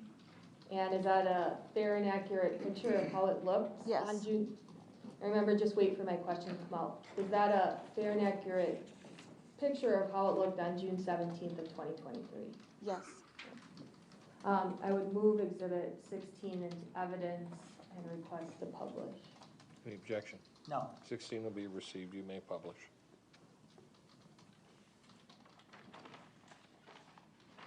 Okay, and we are starting exhibit 16 at 00.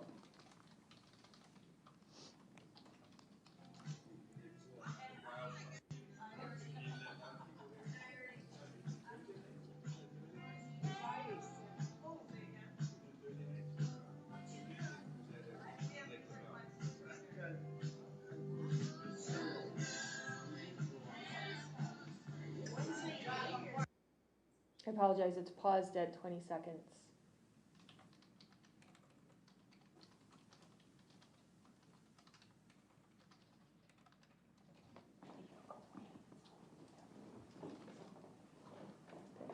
And we're starting exhibit 16 at 20 seconds again.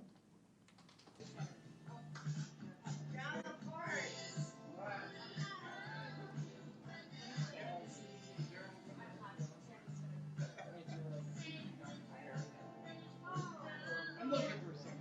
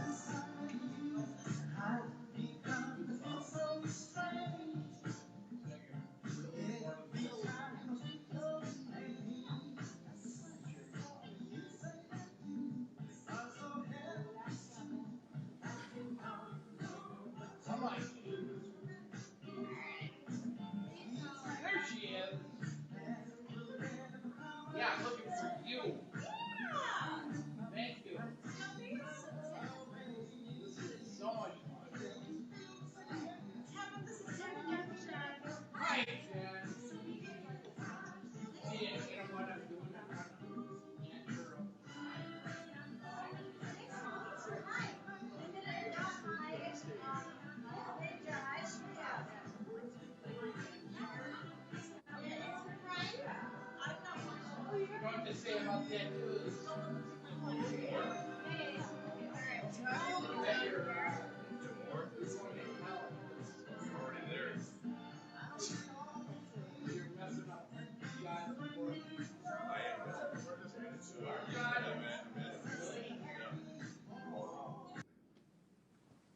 And it stopped now, exhibit 16, it was 5 minutes and 2 seconds.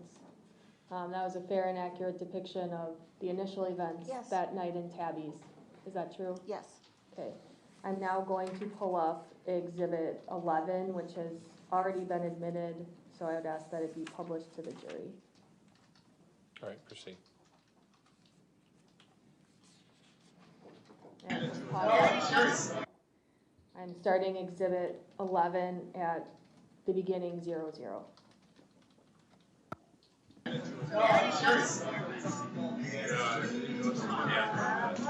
never had a chance.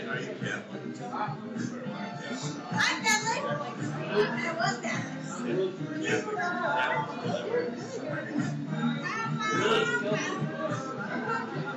Dude, I'm not kidding either. Me either. I'm gonna get more. Get some good ones. Hey, right, here, hold that one. Is that good enough? Is that good, right? Yeah.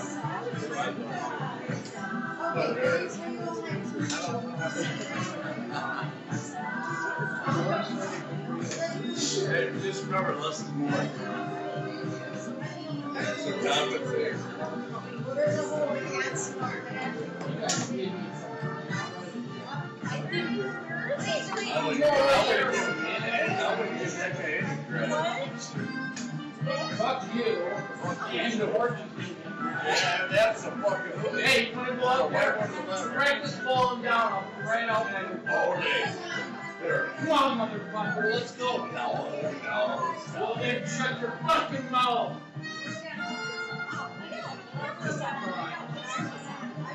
Steven, dickhead. Trying to be funny. Trying is a key word. Trying. Yes, that was the place that you said. Please, just being a little girl, little Karen. Like I said, go out there and practice falling down and run out there. Fucking open.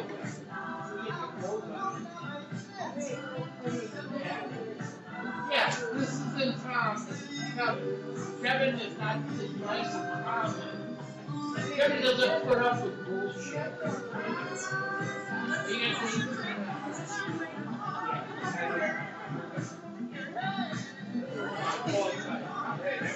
nothing. It's a pussy.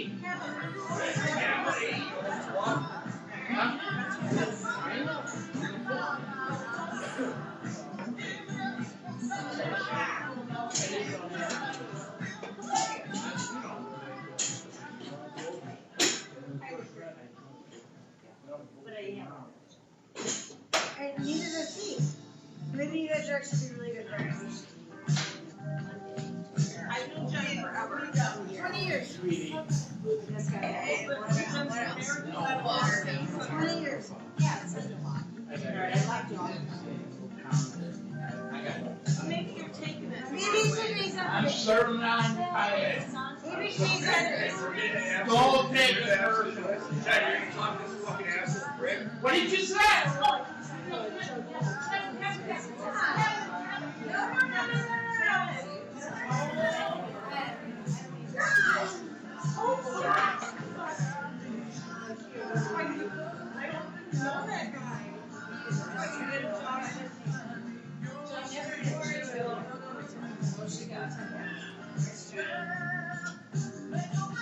Yeah.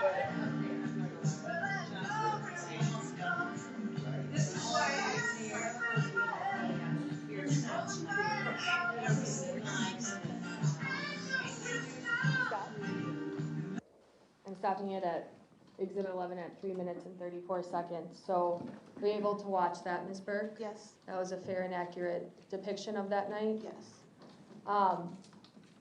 At the end here, we saw you walking out the back door, right? Yes. Did you ever come back inside of Tabby's? No. Now, I want to talk about after Kevin walks out the door. okay? I saw in this video that you stayed inside, is that true? Yes. Did you go outside onto the sidewalk? No, not until later. Okay. But when Josh and Kevin are outside, were you outside or inside? No, I was inside.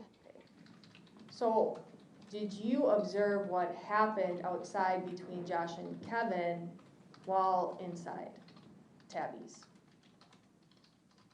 Part of it. And what do you recall? I was looking for help. I did a quick assessment of the restaurant, like, was there anyone who could spring into action and help the situation? And no one was even seemingly aware that this was happening. And as I glanced out the window, I saw Josh outside the window. And what did you see Josh doing? By the time I saw him, he had a metal stool that was part of the bistro set, like a stool was over his head. I didn't see him lift it, I just saw it over his head. And for the record, you just lifted your arms above your head, is that true? Yes. Okay. Did you see Kevin? Not from the vantage point that I had.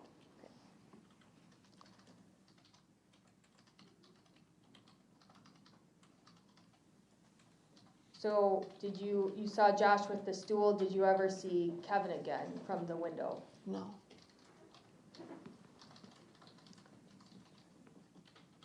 Did you see Josh do anything with the stool? No.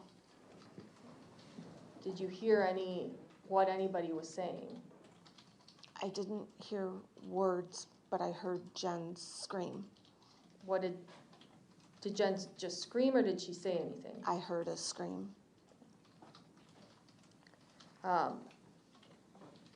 Did you ever overhear someone say he has a chair?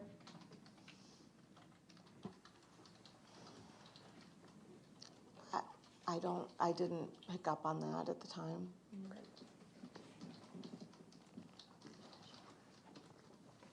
Okay. After you walked out, where did you go? I was running to find his friends, Kevin's friends.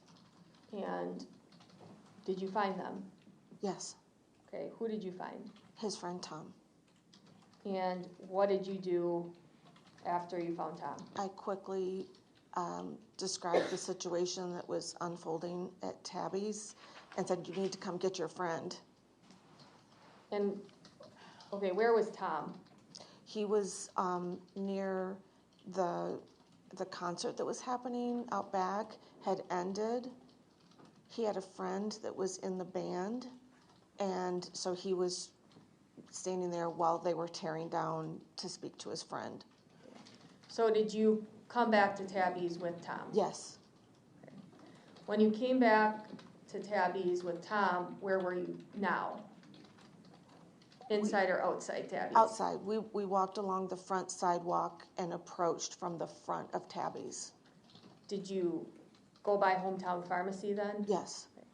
What did you see?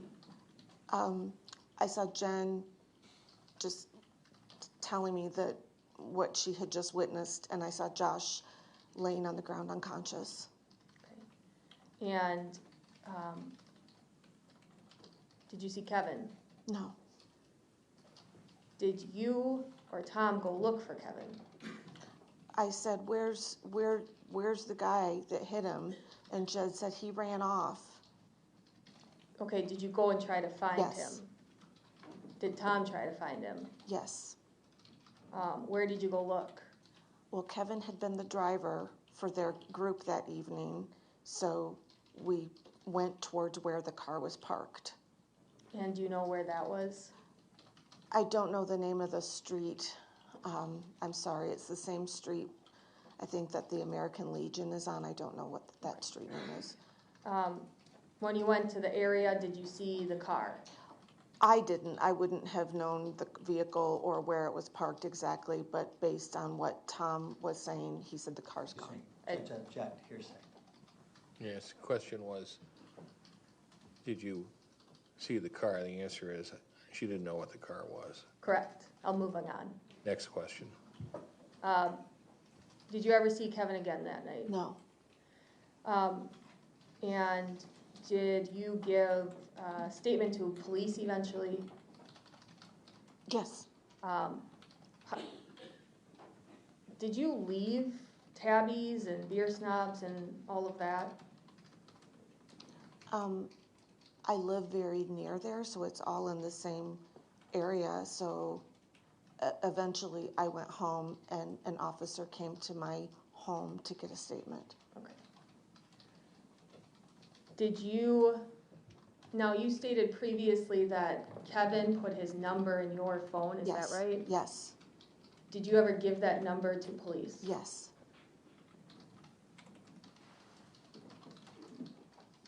I have nothing else. Thank you. Cross. Thank you.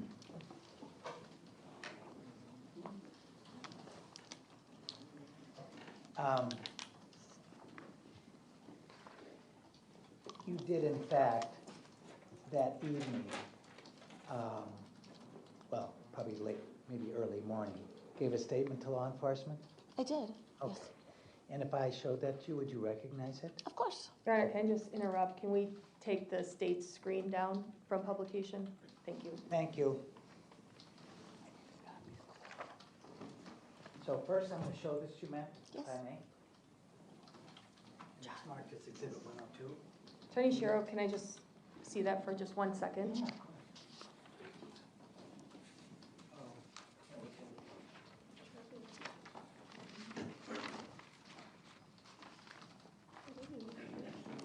Here it is.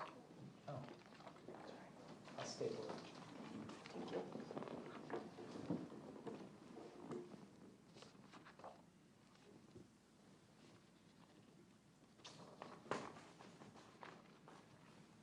I'm showing you 102, it's 2 pages, ma'am. Is this the statement that you gave to law enforcement that morning? Yes, I'm going to publish this for a moment, but I'm going to ask you to, you can keep that. okay. Just I move 102 into evidence. Any objection? Any objection? Sorry, no. 102 will be received. Judge, I'm going to publish it, and I apparently don't have the extra copy, so, ma'am, I'm going to ask you something about this, if I may. You're going to publish it on the screen? Yes. She'll be able to see it on the screen. Okay, perfect. Any objection to publication? No. 102 can be published. Do we have a number for this one? 102.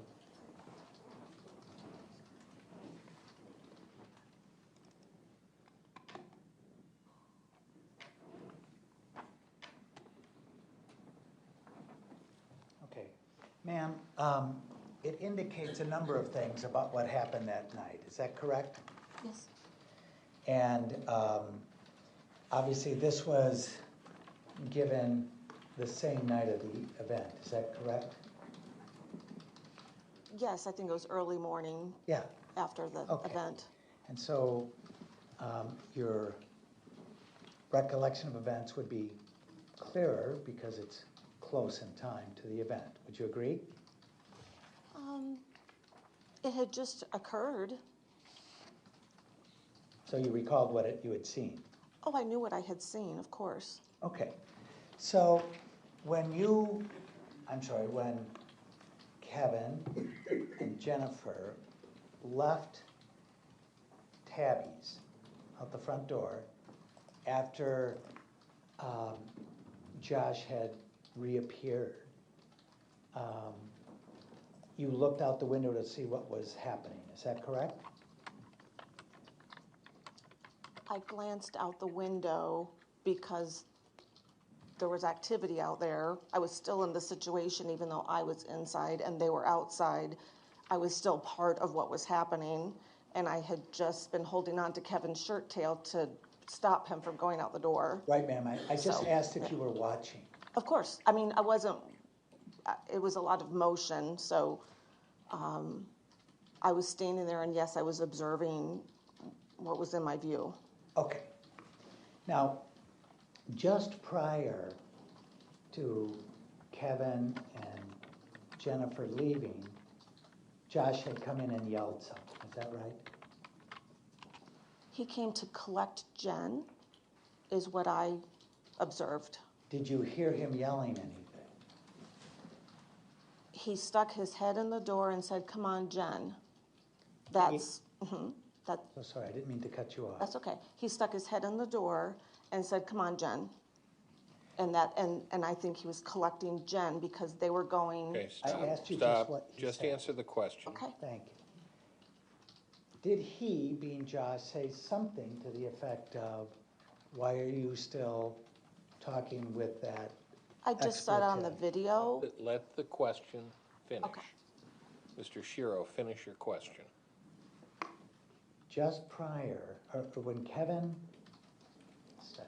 when Joshua re-entered the doorway, he yelled something to Jennifer, is that right?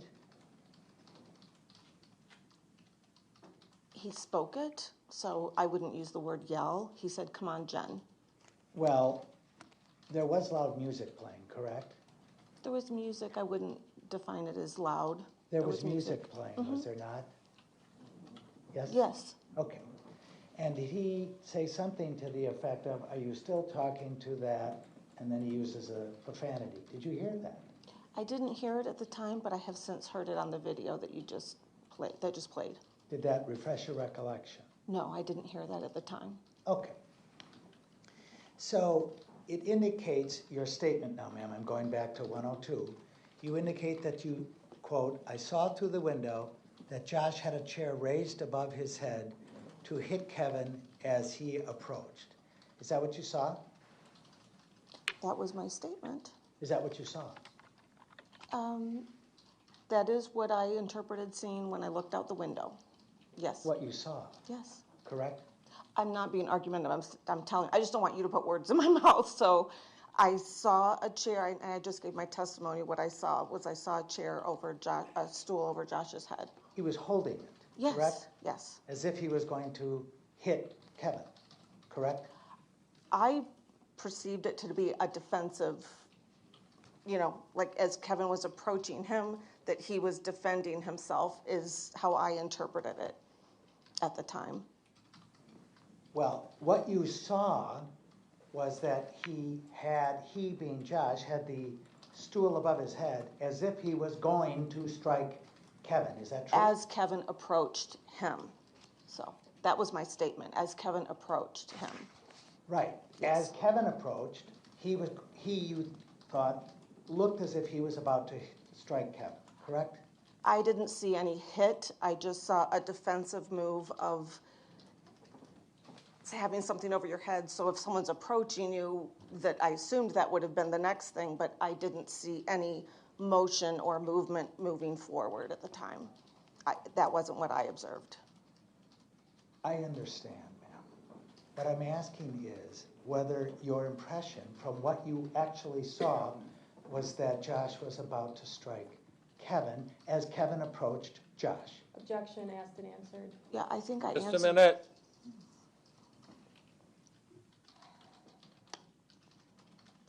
Sustained. You also indicated to law enforcement that night or that early morning that I overheard someone say, and I think you put in quotes, he has a chair, or quote, he's gonna hit him with a chair, end quote. That's what you heard, isn't it? Someone from inside Tabby's, that again, as I was kind of looking around the restaurant, like, Yeah, the question I'm sorry, is a yes or no. I don't You recall want to hear the that. question again? Yes, sir, certainly. Would you restate the question, Madam Reporter?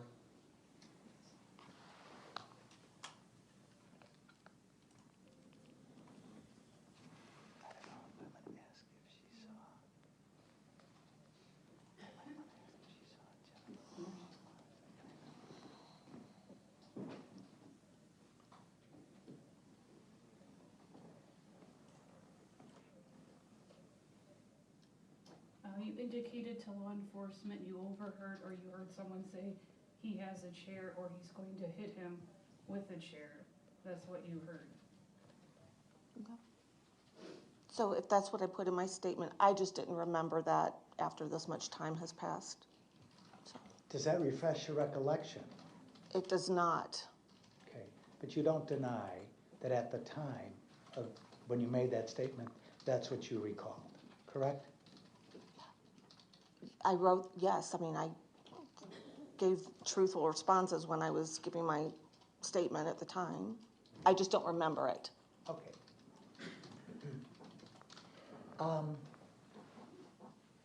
Did you see Brian when you looked out the window? No, Did you see Jennifer when you looked out the window? no, Did you see, you were able to see Josh for a period of time, or while you were looking? yes, Okay. And you didn't see Kevin, correct? from the angle I had, I could not see anyone but Josh. Okay. And you couldn't see anybody other than Josh, is that true? Yes. Okay. All right, thank you. I have nothing further. Redirect, No, Your Honor. this be released. Yes, Your Any Honor. objection? No. All right, ma'am, you can go about the rest of your day. Thank you. You have another witness? Yes, Judge. Yes, this is David called Brian Richardson. Oh, right, yeah, that can't go up there. I want this and this. We can't take this with us.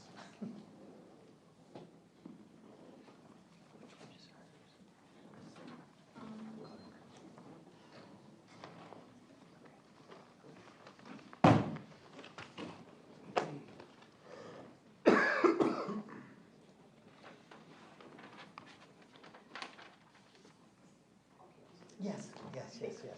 The last one was 102. Mr. Richardson, would you come forward, please? Come to the witness box behind the court reporter. Sir, just step up on that platform. Raise your right hand. Do you swear the testimony you're about to give is the truth, whole truth, nothing but the truth, so help you God? I do. All right, have a seat. That black bar with the red light is a microphone. Keep your voice directed there and your voice up, all right? You understand? Yep. Thank you. All right, counsel. All right, thank you. Good afternoon, sir. Well, not quite afternoon. Good morning. Could you please state your name and spell your first and last name for the court reporter? Brian Richardson, Bryan, Richardson, Richardson. How old are you, Brian? 38. And what kind of work do you do? I work in a metal factory. Did you know Josh Davies? I did. How did you know Josh? Through my brother, and then we became friends. Do you remember about how long you had been friends with Josh? Just a minute. That microphone is, thank you. Go ahead. For about 10 years, probably. Okay. And did you and Josh have any common interests? Yes, we disc golfed. And would you do that frequently? Yeah, probably 3 or 4 times a week.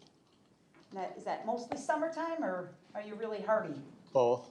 Okay. Mostly summer, though. Okay. And have you ever been convicted of a crime before, sir? 3. 3 times? Yep. Okay. Directing your attention to the date of June 17th of 2023. Do you remember what you did during the day on that day? I believe I disc golfed after work. So you worked that day? I did. Do you remember what time you worked until? 2 o'clock. Okay. And do you remember who you played disc golf with? Josh. Okay. And about how long does it take, I don't even know, to complete a round? 45 minutes to an hour, probably. Oh, so much faster than real golf? Yeah. Okay. And did you meet Josh there, or did you drive together? Do you remember? I picked him up. Okay. And do you remember if Josh was drinking alcohol while you were disc golfing? Probably. Is that something he would commonly do? When we're out, he'd have 1 or 2. Okay. What would he drink? Spotted cow. So beer? Yep. Anything harder than that, liquor? No. Did you ever know him to drink anything more than beer? Not really. Whenever I saw him, it was just beer. Okay. And so you think that afternoon when you were out disc golfing, you maybe had 1 or 2 beers? Yep. Did you stay together after disc golf? I dropped him off and then we met back up later. Okay. Can you tell me where you met up later? I picked him up at his house. Was he alone?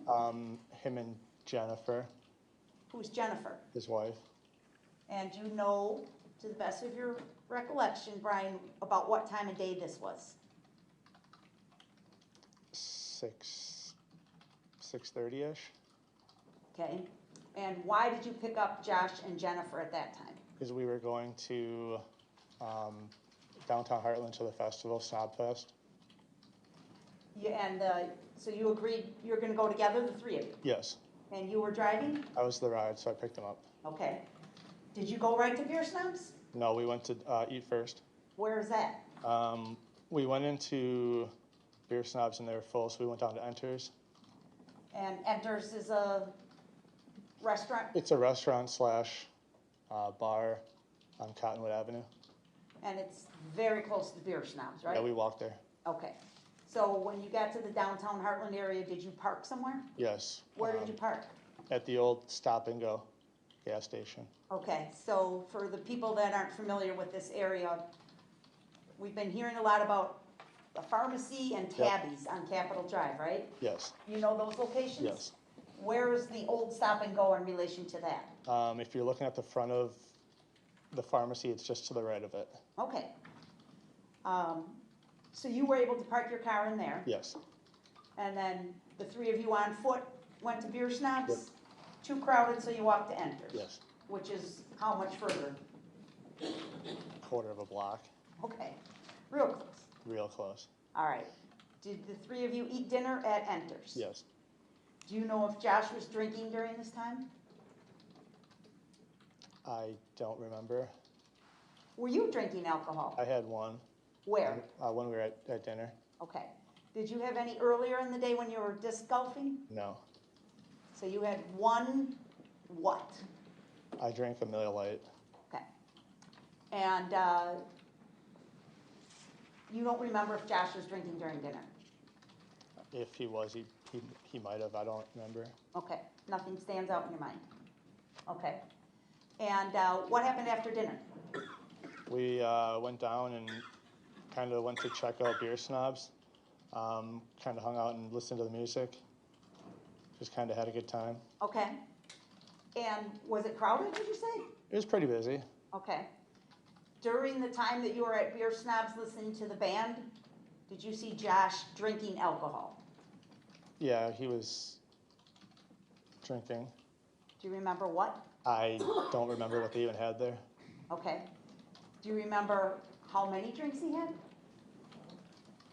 I have no clue. Okay. How about Jen? Was she drinking? Yeah, I mean, yeah, they had whatever they had. I don't even know what, like I said, I don't know what was there. Okay. Were you drinking? No, Did you ever go to the bar and buy a drink? no, So you have no idea what they were even serving? no. Okay. I mean, I was with them, but I don't know exactly. Not really paying attention to that? Mm. Okay. Did you stay at Beer Snobs all night? No, we walked down, they were trying to find wine and nobody knew where wine was until later. And then we walked down to Tabby's. Okay. So you say they were trying to find wine. Who are you referring to? Jen and her friend, well, Jen was trying to find wine and we didn't know where it was. And then when we met up with her friend, she said that she knew a place. So Okay. we walked down. What was Jen's friend's name? Laura, Had you ever met Laura before this night? I have not. Okay. And so this was your first time meeting Laura? Yes, Okay. And so Laura suggested she knew a place to get a glass of wine. yes. And what was that location?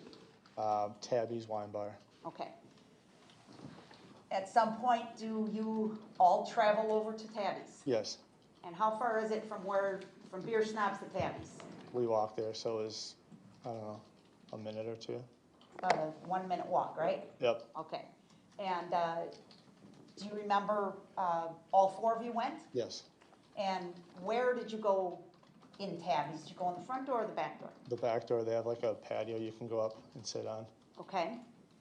And were you expecting to meet anybody over there? No, Okay, we just walked in, they were looking for wine. okay. And it was your understanding the girls wanted a glass of wine? Yes, So that's why you went there? yes. Okay. What happens when you get inside Tabby's? The girls walked in first, we walked in behind them, and then we were introduced to one of the customers that was there already. Okay. Never met him before. And what was the name you were told? Kevin. Kevin, okay. Is Kevin present in this courtroom here? Yes. Can you identify him, please? Sitting right there. Okay, I'm sorry. So you pointed, but for the record that we have to make with the court reporter, can you please describe his appearance, what he looks like and what he's wearing? Older male, white hair, bald with a beard And glasses? and glasses. Okay. I'd ask the record to reflect identification, please. Any objection? No, sir, thank you. Identification established. Next question. So you're also meeting Kevin for the first time? Yes. And do you recall if he spoke to you directly? Not to me. Do you recall who he was speaking to? He was talking to Josh about tattoos. What do you remember Kevin saying? He said, "Do you know what they say about tattoos? You're going to hell for ruining God's work." Was that early in the conversation? That was right after Jen, his wife, introduced him as her husband. Those are the first words Kevin The spoke. first to Josh. words that I remember him saying were to Josh. Okay. What was Josh's reaction? Kind of joking around about it, saying how he wanted more, because I mean that was kind of his thing. Okay. About tattoos. Did you speak to Kevin? I did not. Did Kevin speak directly to you at any point? I don't believe so. Okay. Do you have tattoos on your person? I do. Where? My legs and on my arms, you can't see them because my shirt's covered up. Okay. And that night, did you have a t-shirt covering your tattoos on your arm? Maybe the bottom of my sleeves, but my legs I had shorts on so you could see my tattoos. The ones on your legs? Yes. Okay. But to your knowledge, this conversation or these words from Mr. Sehmer were directed at Josh? Yes. Okay. And when Josh made the remark, "I'm going to get more," or something like that, you said your impression is that Josh was joking around. Yeah, Why do you say that? because he was kind of a joking guy. It wasn't, I mean, that's what he liked. He liked his tattoos. He always wanted more. Did you hear Josh's words to be aggressive in tone? No, it was kind of like, oh, I'm just going to get more. Okay. At this stage, this is still right at the very beginning when you're first meeting Yep. Kevin. Did you hear Josh curse at Kevin? No. Did you hear Kevin curse at Josh?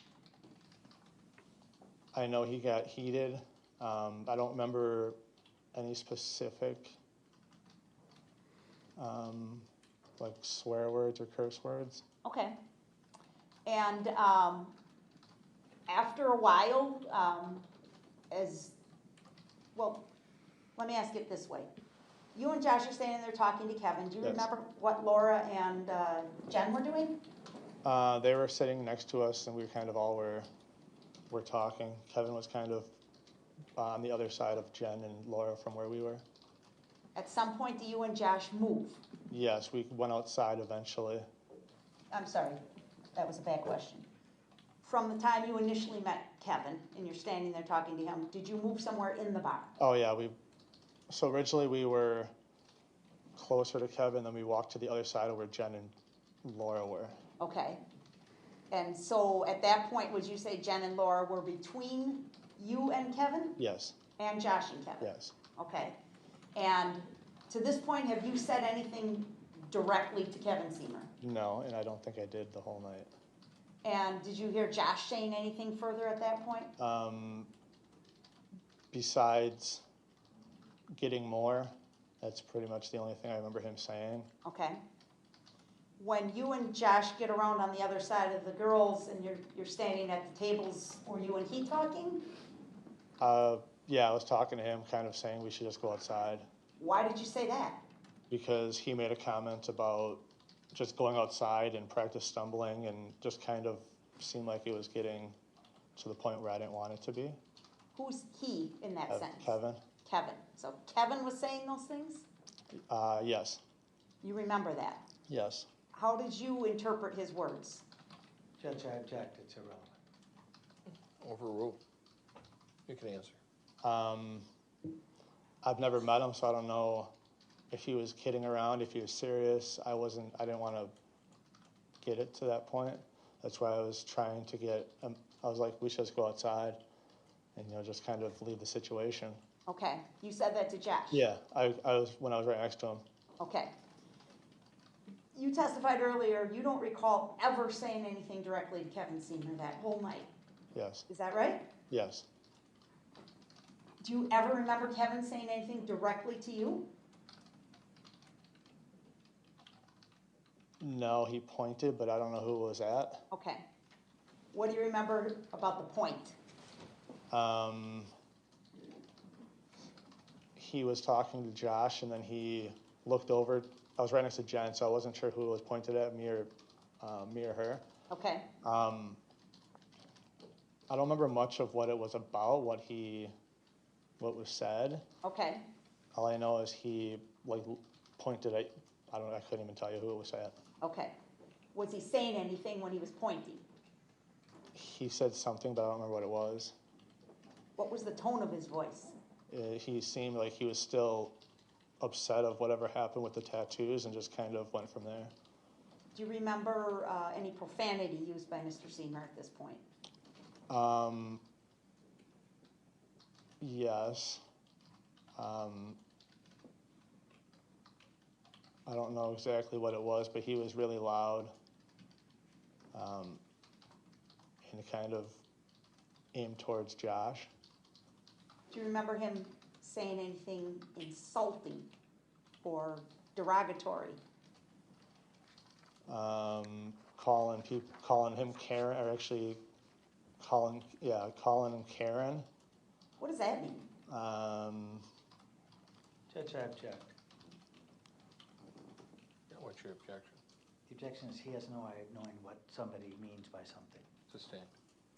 What did you understand that to mean in your mind, sir? Same objection. Overruled.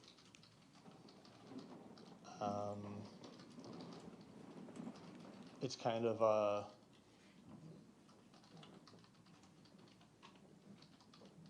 don't know exactly how to say it. Meaning somebody who is kind of opposed to everything, kind of. I don't really know how to explain what people mean by that. Okay. Next question. When he was saying these things, was he joking, in your opinion? To me, no. Okay. He was still really loud and kind of in Josh's face at this point. Okay. And throughout this, we're talking about Kevin Sehmer? Yes. Not Josh? No. Okay.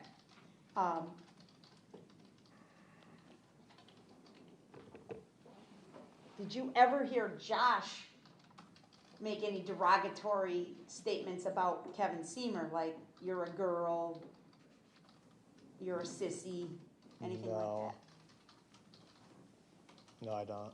Did you hear Kevin Sehmer say things like that? Not off the top of my head, I don't remember. Okay. Now, you said at some point you went outside. Yes.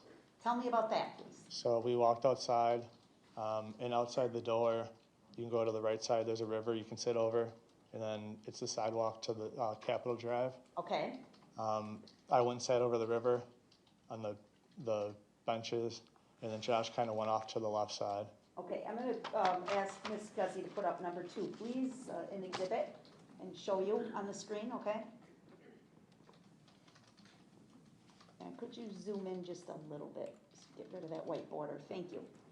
Okay, It's in the witness box. all right, Your Honor, this has been previously admitted, I'm gonna request permission to publish. This is exhibit 2, 2. You may publish.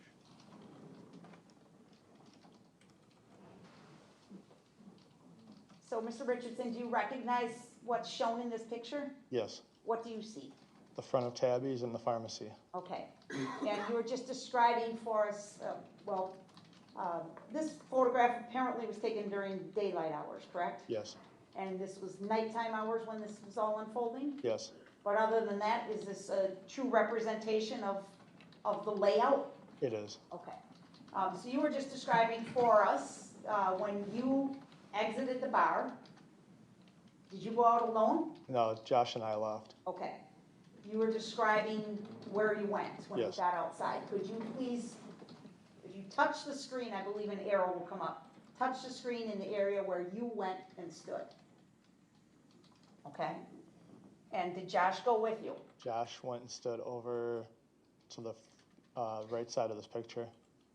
All right, so if I don't want to have 2 arrows on the picture. So currently you see an arrow Yep. in the area where you say you were standing, right? I was sitting down.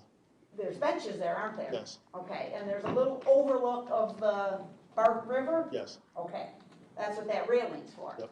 And the ground actually is like an embankment down to the river from there, right? yes, Okay. So you're standing where that arrow is. Are you able to show us on this photo where you saw Josh go? yes, Okay, so we don't have 2 arrows. I'm gonna ask you to draw the number 1 where Josh was standing. Okay, and that's near the front door to the hometown pharmacy. yes. Okay, and so were you 2 speaking out there? No, I couldn't even see him because there's a little wall on the back of where I was sitting. Yeah. All right, and you're just out there waiting. Yep, What did you think was gonna happen next? I didn't think anything was gonna happen. I thought Jen was gonna come out and we were gonna leave. Okay. And you and you and Josh are not speaking to each No. other? Are there other people out in this area? At this point, it was just us 2. Okay. What do you remember? Well, strike that. First, may I preserve this as, I think we've used some of these before, so we might have like 2. What? B or B as in boy. B boy? Okay, please preserve this as 2B. Any objection? No. 2B will be preserved and received. Okay, so after you're in this position here, what do you remember happening next, Brian? I remember Kevin coming through the door. And at this point, I was standing up.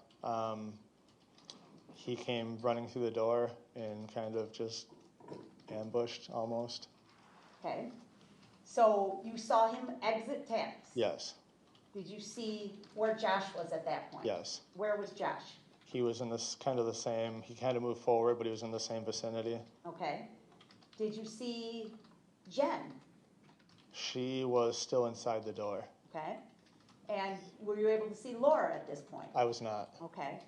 You said you had stood up. Yes. And were you still behind that little half wall there? I was walking towards the front door so I could see what was going on. Okay. And when Mr. Sehmer came out, what did you see next? I was kind of towards his back, so I just saw him running towards Josh. Did you see him do anything? Yeah, I saw him punch Josh. Prior to that, right when he came out the door, did you see him do anything? No, I saw him running towards Josh. Did you see a stool? Outside there's stools. I don't remember ever seeing anybody with one. Okay. No one? I don't believe so. Okay. Do you remember seeing a stool in motion? No. Check, leaving. Overruled. Answer stands. Next question. You don't remember that? I do not. There was one on the ground by Josh, but I don't know who had it or how it got there. Okay. Do you remember when you said Kevin kind of had his back towards you, Yes. right? Yep. And where did you see him go? Towards where Josh was. And what was Josh doing at this point?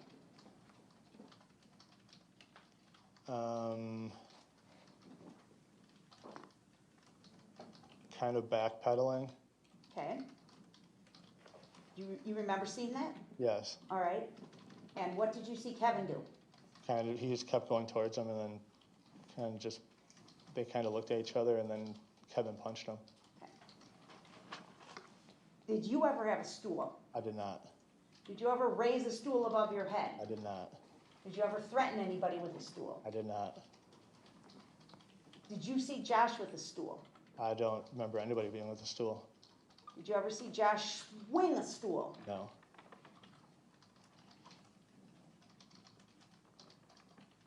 Am I understanding correctly? You remember Kevin just coming out and punching Josh on the side of the head? Yeah, Sustained. Trying to get to my next point. I understand, but you've added information to the question for the witness. You need to ask the witness what he observed, and he needs to testify. So after you see Kevin advancing towards Josh and Josh backpedaling, what did you see next? Kevin kept coming at Josh and then punched him in the face, and Josh hit the ground. Did you see anything in between that? No. Okay. Did you see Kevin actually make contact? Yes. Where? On Josh's left side. Okay. And did you see how Kevin made contact with Josh? With his fist. Are you able to demonstrate for the jury what you saw? Yeah, he punched him. Okay. So for the record, you used your right arm, correct? Right hand, left side of the face. And you had your fist curled in a, Yep. your hands curled into a fist, right? Yes. And you made a jabbing or a punching motion? Yes. Okay, and that's what you remember seeing? Yes. And you remember seeing him make contact with the side of Josh's head? Yes. What happened next? He fell to the ground and hit his head. Who? Josh. Did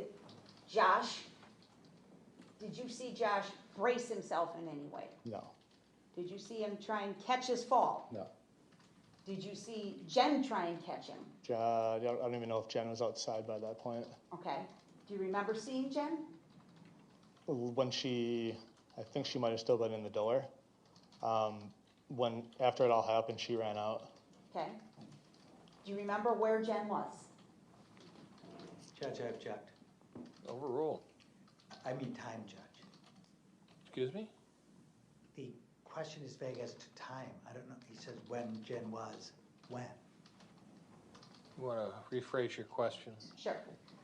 I want you to rely on your memory to the best that you can. Where do you remember seeing Jen, if anywhere, at the time Josh was punched? Inside the door of Tabby's. Where were you? I was outside. Okay. Are you near the door? Are you down the sidewalk? I'm outside the door, more closer to the road, west towards the pharmacy, but not from where I was sitting. I was in front of Tabby's. Okay. Did you say less or left? When you said less towards the pharmacy or left towards the pharmacy? Left when I'm coming out of the door. I was left. Yes. Thank you. Go ahead.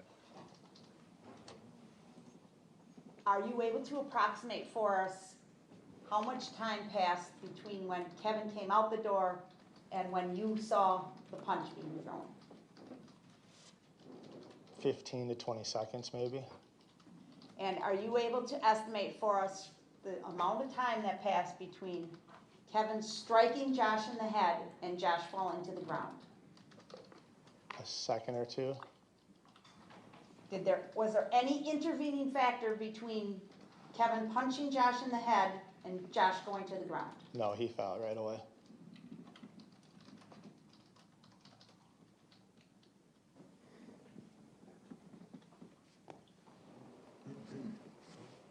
at any point when you were outside and Kevin comes out the door, did you say anything to Kevin Sehmer? No.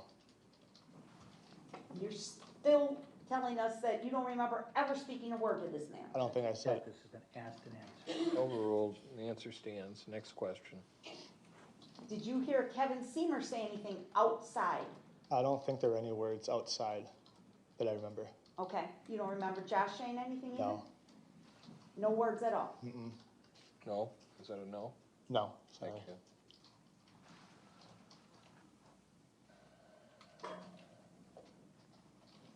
Just 1 second, please.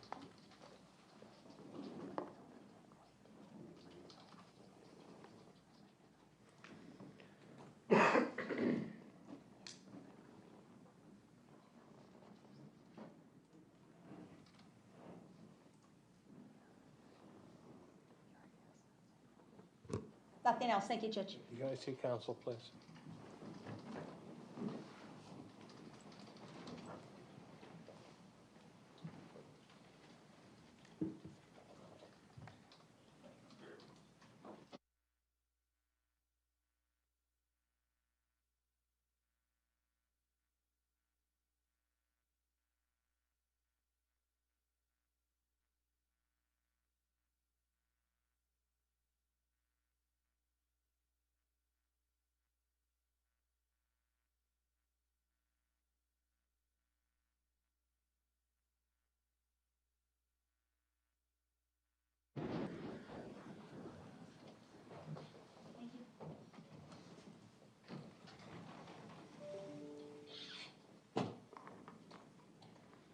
All right, Mr. Shiro, cross-examination. Thank you. Would you mind putting up that photo again? Just that- oh, I'm Sorry, which would you- one? I'm putting that photo up again. The Google map. The Google map, yes. No, Number 2. number 2, what we just Well, said. you have to tell her which one you want. No, the one, the photograph, not the photograph of the front, yeah, the one we just used, you just used. Okay. Judge, I've asked the, Exhibit 2. yes, Molly, you want to turn on the, you want it published? yeah, it might be easier, Judge. Thank you. All right, go ahead. All right, thank you. Can you zoom in just a touch? Judge, I've asked the state to zoom it a bit. Okay. Can you see it, sir? Yes, yes. Okay. Now, I can't really touch it and make anything, but I understand where you were sitting after you left Tabby's with Josh, is that you sat, what would be to the left, our left as we're looking at it, right as you exited Tabby's, is that right? Yes, And there is apparently a bench there, is that Yes. right?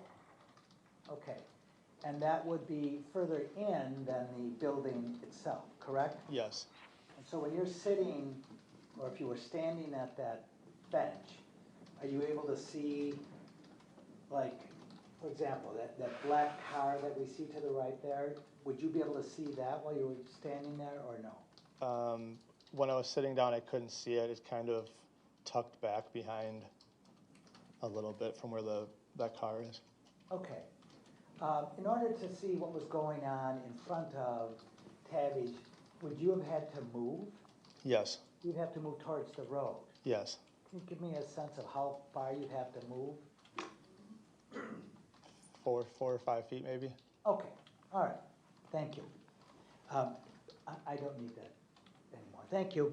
Okay, so you were with Josh almost, or much of the day, is that right? Ever since, yeah, most of the day after 2 o'clock. Okay. You had gotten off work and presumably he had also, correct? Yes, Okay. And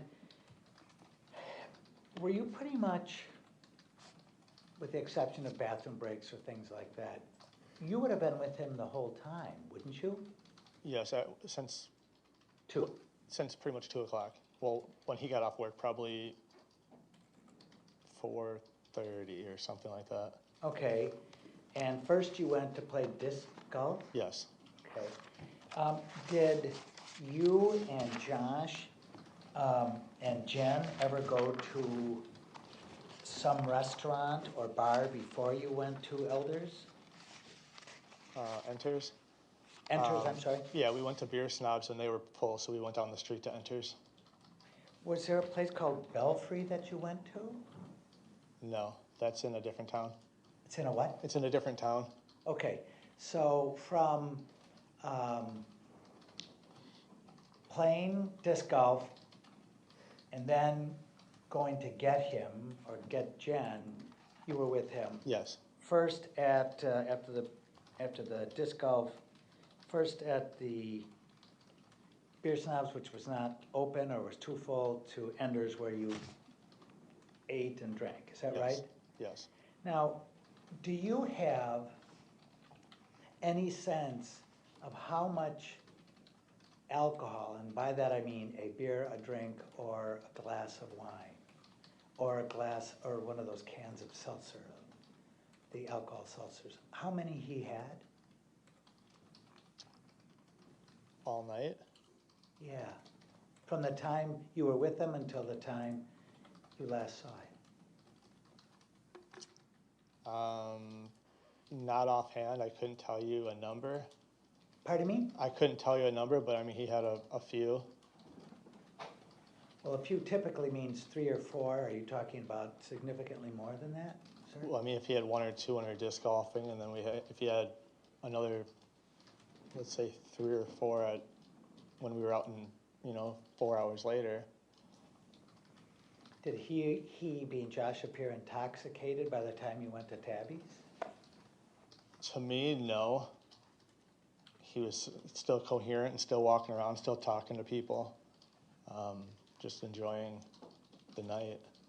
Okay, and you know him pretty well, so you would have been in a position to know whether he appeared to be intoxicated. Is that true? Yes. All right. And then, so you and Josh leave, correct? The Tabbies. Yes. And was that your idea or somebody else's idea or a combination? It was a combination of both. Both being you and Josh or you and Josh and some other person? Jen and I. Okay. And then you went over at the stool, the bench that you spoke of, and Josh went over towards the area of the pharmacy, correct? Yes. Okay. And then at some point, did you see Kevin leave? When he came out of the door of Tabby's, I was kind of standing up at that point, so he kind of ran by me to get out to where Josh was. Okay, so you were in a position to see what happened at that point, correct? Yes, yes. Okay, and you didn't see, for example, Josh picking up a stool over his head? That I don't remember. Well, would you have remembered? If I would have seen it, yes. Okay. And instead, you didn't see either Josh holding a stool over his head or Josh throwing a stool or anything like that. I did not. And you've been his friend a long time. Yes. And this was obviously a sad event for you. Yes. Now, you have been convicted of a crime, correct? Yes. How many times? 3. So, you didn't see Josh either throw a stool or raise a stool over his head, correct? That I didn't see anything. And you would have been able to see it based upon where you were, correct? At the time that Kevin passed me, I was behind him, so I don't know what happened.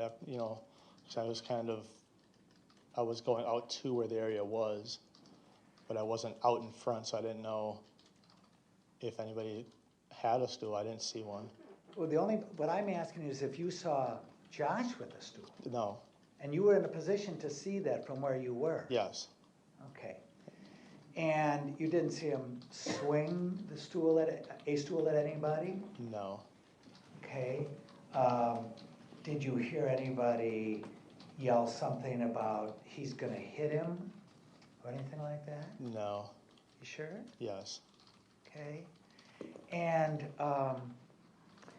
you didn't see Josh let me start over. You saw Josh backing up, you say? Yeah, he was kind of backpedaling away from where the front door was. Okay.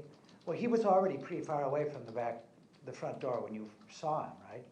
So when he came out of the door, He being Mr. Sehmer? yeah, when Mr. Sehmer was already, when he was coming out of the door, Josh was kind of backpedaling away from the door because Josh came to the front door to see where his wife was because we wanted to leave. And then at that point, when he was backing up, that's when Kevin came running out of the door. When Josh went to the front door, did you hear him yell something? I did not hear anything. Weren't you pretty close to him? Yeah, but he was yelling into the building, and I was on the outside of the building. Okay, was he yelling? Well, he yelled, and what I'm assuming it was to say, "Let's go, let's leave," because we were about to go home. Well, what did you hear him say, if anything? I didn't hear anything. That's what I'm saying. Okay, all right. But when he opened the door, he was still standing on the sidewalk, wasn't he? Or kind of He at was. the threshold? He had his head tucked in the door, so whatever he said inside, I didn't hear it. Okay, so in any event, he being Josh, started moving away from the door. Yes. Okay, and then at some point, Mr. Sehmer and Josh are close to each other, apparently, correct? Yes. And did you see Josh make any movement towards Mr. Sehmer? No, he was backing up away from him when he was coming out of the door. Yeah, I'm not at that stage. I'm now Okay. asking you about when they came close to each other. Did you see Josh lunge towards Mr. Sehmer? No. Did you see at the time they came close together, that is Mr. Sehmer and Josh, Outside. outside? Thank you. Thank you, Judge, appreciate that. Outside, did you see Josh lunge towards Mr. Sehmer in any manner? I did not. And you didn't see him swing a stool? I did not. You didn't see him even have a stool? I don't remember a stool. And again, because I'm going to try to be done with this, but you have told us and are telling this jury that you were in a position to see what those two were doing at that point, correct? Yes. You must have, because you said you saw him get punched, correct? Yes, I was outside and I saw him get hit. And you saw what Josh did moments before he got hit then, correct? Yeah, he didn't do much. I mean, he was backing up and then he kind of was just standing there and then he got hit. Okay, all right. And you said you didn't see any stool moving or anything, but you saw a stool on the ground next to Josh? There was a stool on the ground. I don't know how it got there. I don't remember if somebody threw it, if somebody used it. All I know is it was there. But you didn't see anybody do I did that? not, and I don't know if that was when I was still on the back side of the wall. No, I'm talking about when you were there, sir. I'm not asking when you couldn't see it. I'm saying when you were watching, did you see anything happen with that stool? Or any stool? No, I didn't see anyone with a stool, but it could have happened when I was sitting down when Kevin came out of the door. I don't know if it was used at that point, but once I got up, I did not see it. And you saw Mr. Sehmer leave, correct? Yes. And you saw him moving towards Josh? Yes. And you could see what they were doing? But I saw his backside when he was moving towards Josh. Well, I understand you saw his back, but you could see more than just his back, correct? I mean, he's a bigger guy. I didn't see... Well, he's not a balloon. I mean, he's a person, correct? Yes. And you've indicated you could see what happened. I saw him go towards him, but I don't know if he had anything. I didn't see anything. But you were able to see if Josh had something in his hand. Yeah, he was facing me. And you would see it if he had had a stool over his head? Yes, I would. Okay, all right. I have nothing further. Any redirect?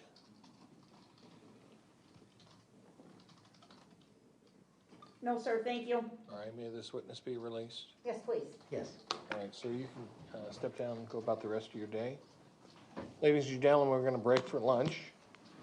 We do have the court has a hard stop today at 3:30.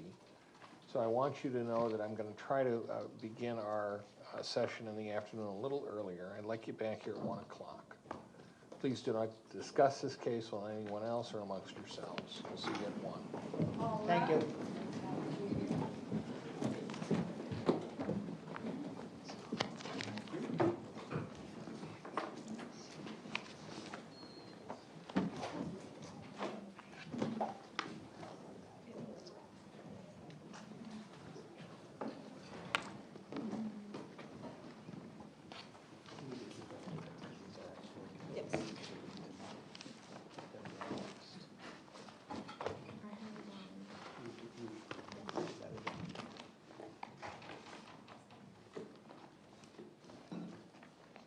Is there anything the state needs to address before we bring the jury in?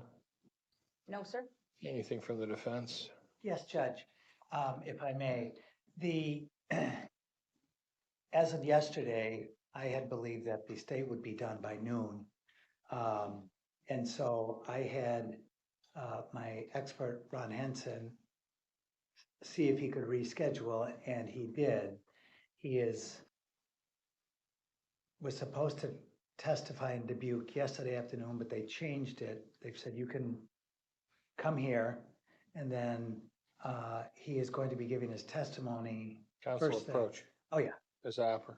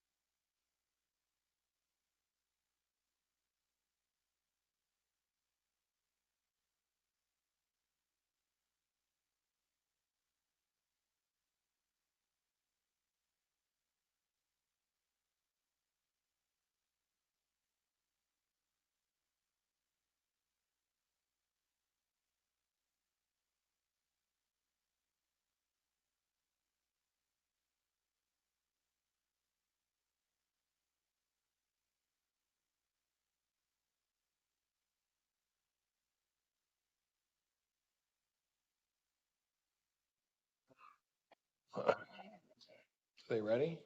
Bring them in.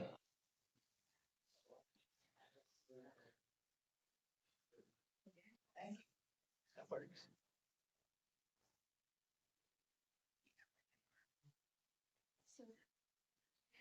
Yes, please. Can you bring my next witness in? Sure. I got it, thank you. Jury's just coming in. Okay. All rise.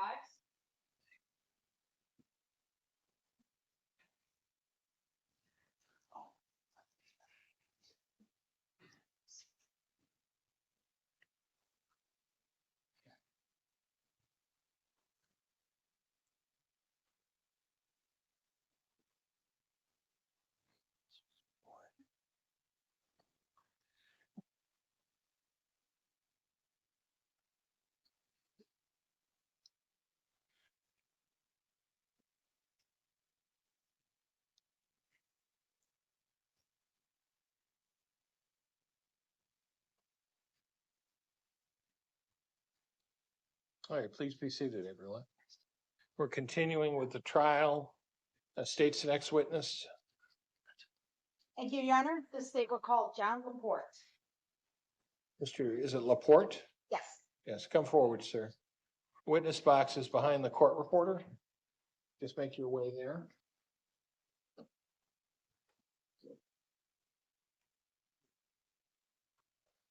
Just step up on that. Eyes, raise your right hand. Do you swear that the testimony you're about to give us the truth, the whole truth, nothing but the truth, so help you God? Right. Black bar with the red light is a microphone. Keep your voice up and directed there. All right, sir?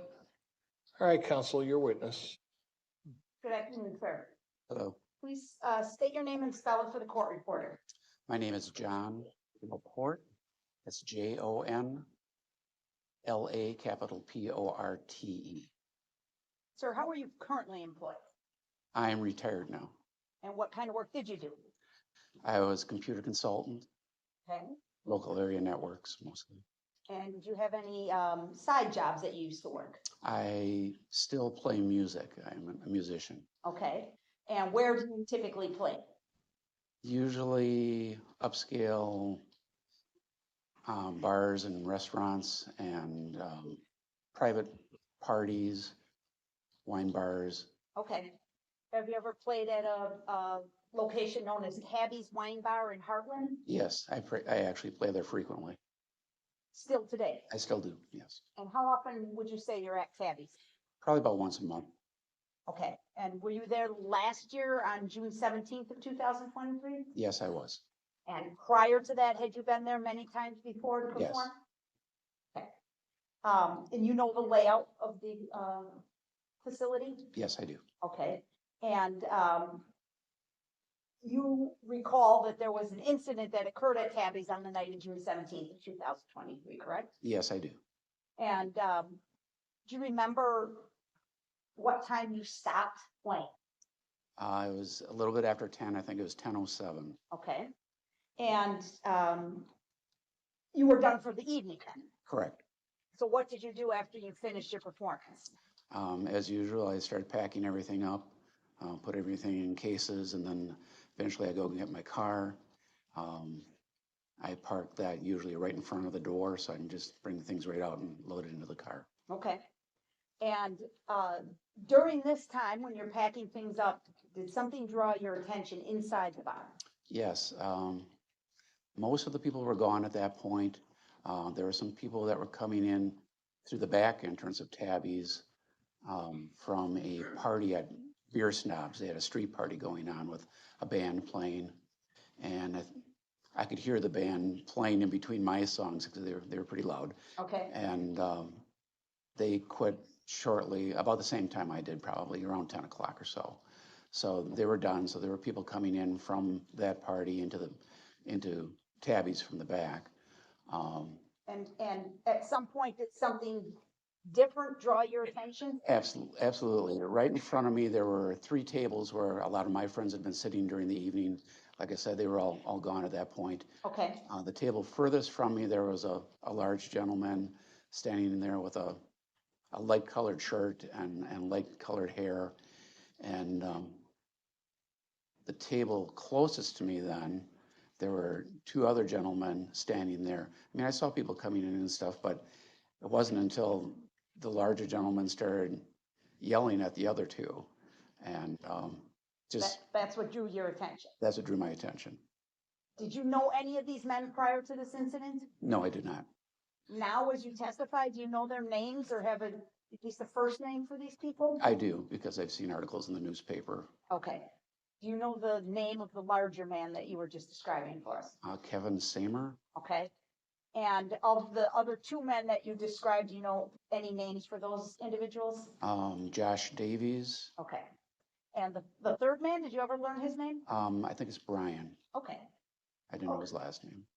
So if we could going forward to keep your testimony easy to understand, let's use those names, okay? Okay.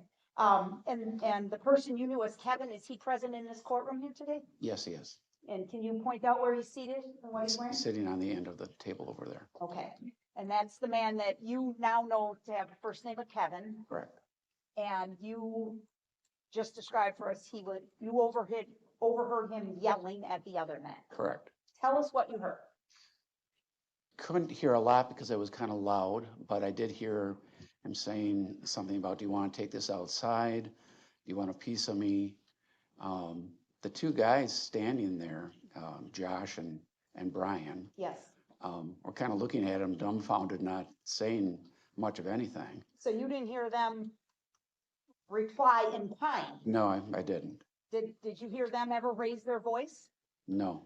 or Like I ever said, curse? Pardon? Did you hear Josh or Brian curse in any way?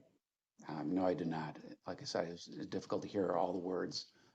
Did you hear Kevin Sehmer cursing or using profanity? Yes, I did. He was much louder than the other two, so I could actually hear some of his words. Okay. And your impression was that Josh and Brian were dumbfounded, you said? Correct. Did they? What? I'm so sorry, I didn't mean to interrupt. I object to her asking what they thought. That's what his impression was. His impression Overruled. about Next that. question. Did you see them, Josh and Brian, physically approach Mr. Sehmer? No, they stood at the end of the table there, and he was on the other end. Okay. Did you see Mr. Sehmer approach Josh and Brian? At one point, he came around the side of the table, but then he went back, and See what he did when he got around the side? he looked like he was pointing at them. Okay. Do you remember any words that were spoken during this time? No, I did not. Okay. And what do you remember next? As I said, I was packing up my things. I'm going out to the car. I come back in and grab a couple other things, go back out. I remember Josh and his friend Brian walking out of the front door and walking down in front of Tabby's, and there's a pharmacy right next to that. So they're about a half a block from me. Okay. And the two of them were standing there talking. Okay. I couldn't hear them. They were too far away to hear what they were saying, but they're just standing there talking. Okay. Did you see Kevin Sehmer at this point? No, Okay. no, he was still inside. Shortly after that, then Hang on, let me ask you a question. Did you see Josh and Brian with any women? inside there were. Okay. I guess it was a wife and a friend or a girlfriend or girlfriends or something. But Yeah, that- there were that's two just what- ladies with them. Okay. Did you know that at the time?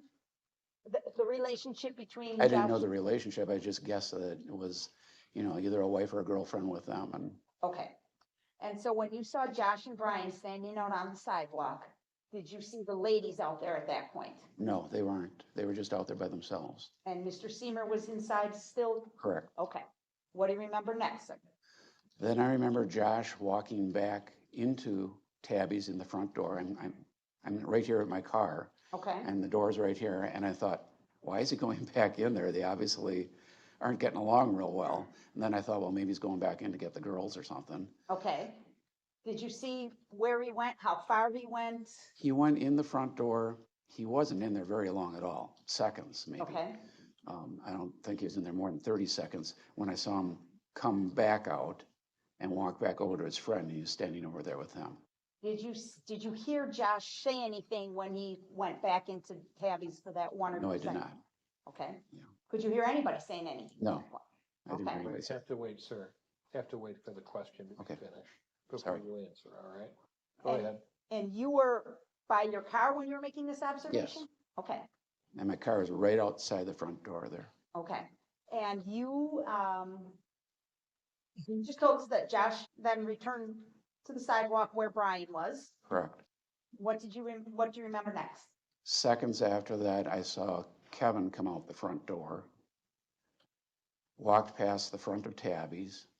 In front of Tabby's, there were some high-top tables and some shorter metal bar stools. Okay, He grabbed one of the bar stools. who did? Kevin did. Okay, As he walked past the front of it, walking towards the other two men standing like still same spot, half a block away in front of the pharmacy. you saw him grab one of the stools. Grab one of the stools. And did you see Mr. Sehmer do anything with the stool? He threw it, but I don't know if he was actually trying to throw it at him. I saw it hit the curb and bounce off into the street. Okay. Did you later retrieve that stool? Yes, I did. And where was it when you picked it up? in the street, and I put it back in front of Tabby's. Okay. Those stools are always out there. in Yes, the they're sun. always out there. Correct. Okay.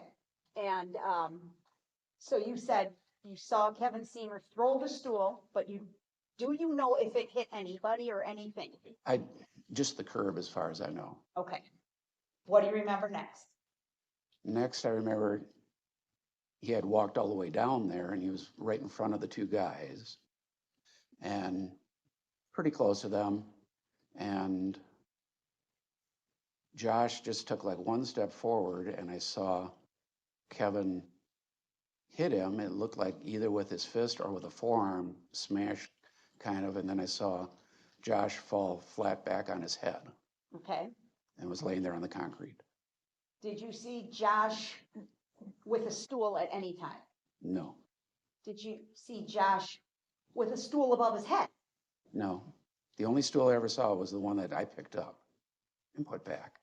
And that was the one that you saw being thrown by Kevin Sehmer. Correct. Did you see Josh ever make a swinging motion? No, Did you see Josh throw any punches? no, How many punches total did you see? just one From who? from Kevin. And did you see it strike anybody or anything? Saw it strike Josh. Where? It was hard to tell because Kevin's pretty big and probably either, right in the front or in his face. Okay. And did you see what happened with Josh right after that? Right after that, I saw him coming back towards me and he went down the street on the south, towards the south on the sidewalk. Meaning Kevin? Kevin did, yes. Okay. I'm sorry, because I maybe wasn't very clear. What happened to Josh after you saw Kevin deliver Josh the blow? fell straight back onto the concrete and his head obviously hit the concrete. Did you see that? I saw it kind of looked like it bounced. Yeah. I saw Like a his whiplash? friend standing right next to him there, Brian. Folks, you're talking over each other. I apologize. Yeah, I'm sorry, go ahead. So you saw Josh drop and hit his head. Correct. What part of his head do you remember? Back of his head. It's like he fell completely straight back. Okay.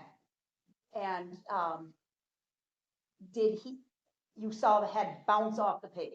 Judge, I objected. Been asked and answered. Overrule. He answered. His answer stands. Next question. Did Josh, when he was in that motion of dropping, did you see him put his arms back to try and brace his fall in any way? He looked like he just went straight back. Okay. And then Kevin did what? Kevin walked south on the sidewalk and disappeared down the street. Okay. Did you hear Kevin say anything during this incident out on the sidewalk? No, I did not. Did you hear Josh say anything during this incident out on the sidewalk? No, they were too far away to hear what they were saying. Did you hear Brian say anything out on the sidewalk? No.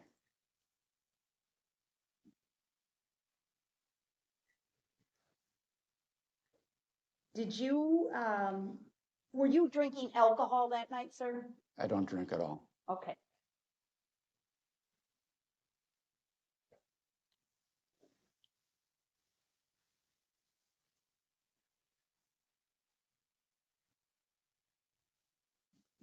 All right, thank you, sir. Those were my questions. Cross. Thank you, Judge.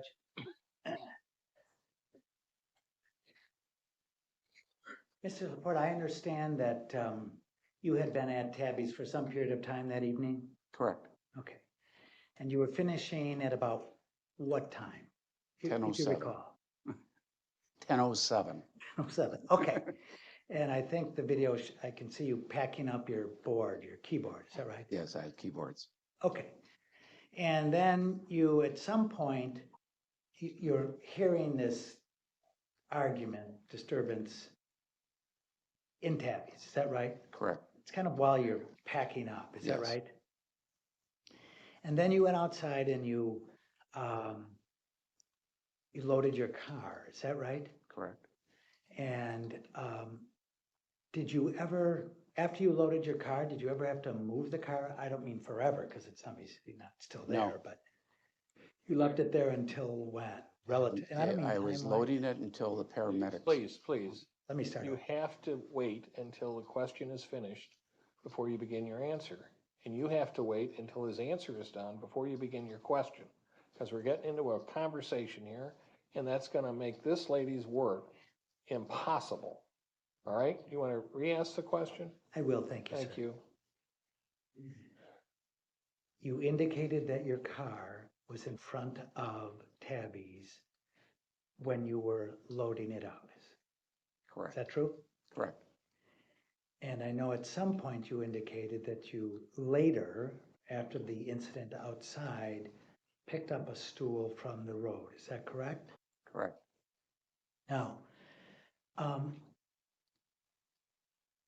did you ever move your car from being directly in front of Tabby's to any other location that evening or that night? Not until I left for the evening. Okay. And did you leave before law enforcement came? No, Okay, so law enforcement had already come. correct. Okay. And so when law enforcement came, your car should have still been right in front of Tabby's. Is that right? Yes, Okay.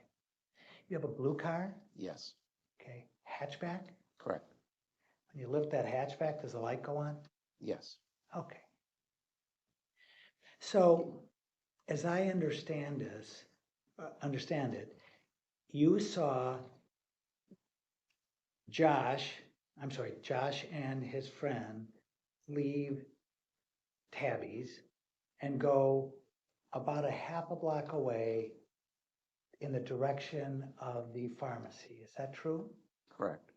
And they remain there talking to each other until at some point later, Josh returned to the front door of Tabby's. Is that true? Correct.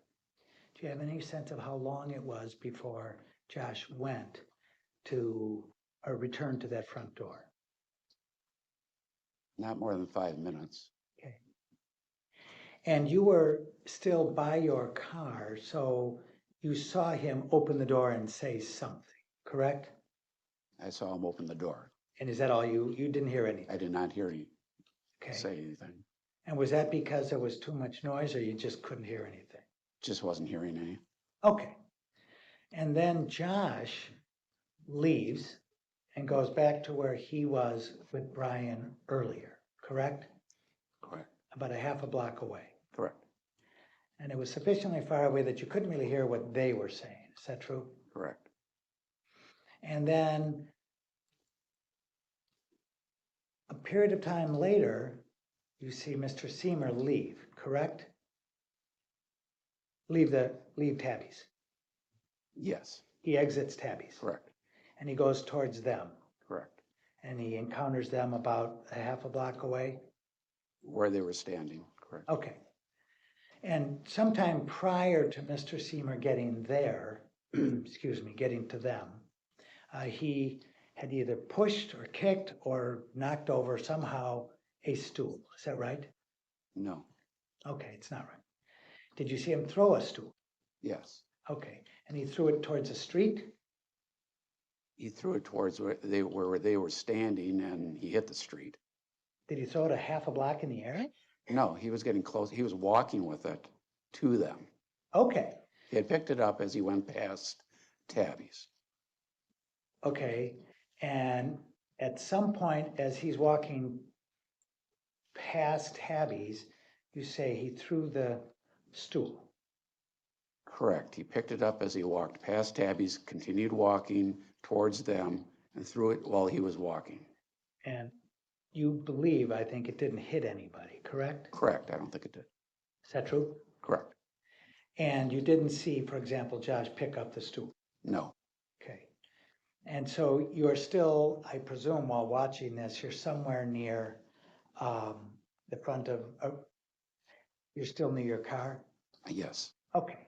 In front of the front door of Tabby's? Yeah, my car is like 10 feet from the front door. Okay. And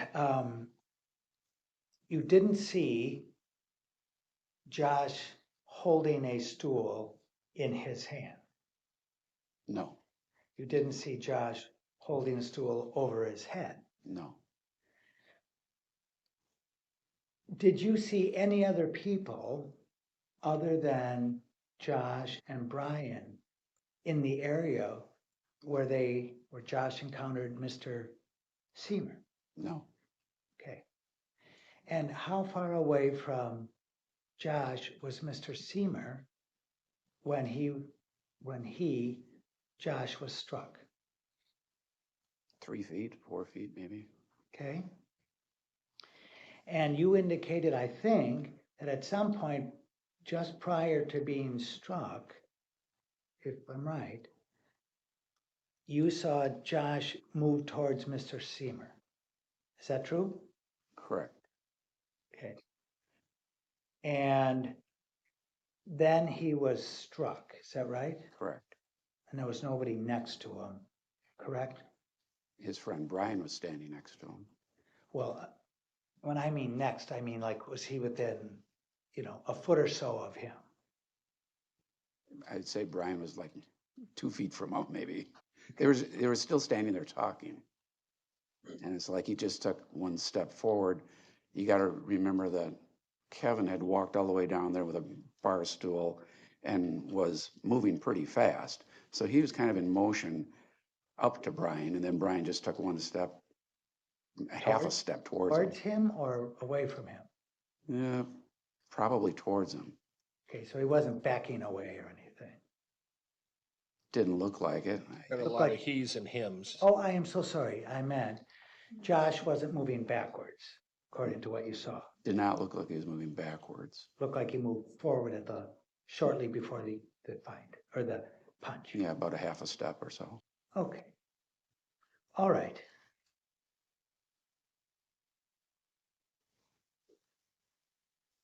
And he fell straight backwards. Correct. Okay. All right. Thank you. I have nothing further. Any redirect?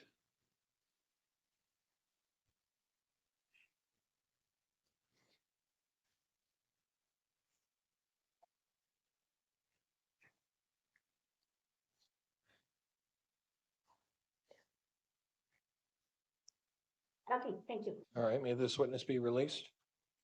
Yes. Any objection? No, sir. All right, sir, you can go about the rest of your day. Thank you. Can I see counsel, please? Yes, please. Come up here.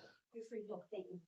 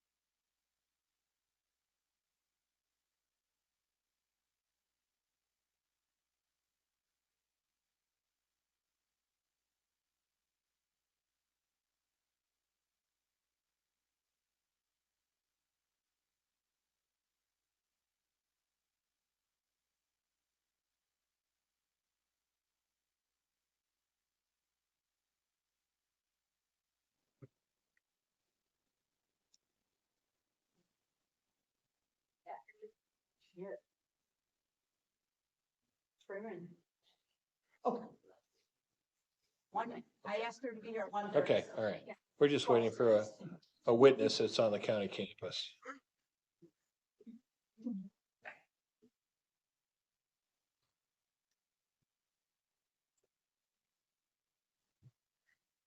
If you need to stand and stretch, go ahead. And feel free to do that.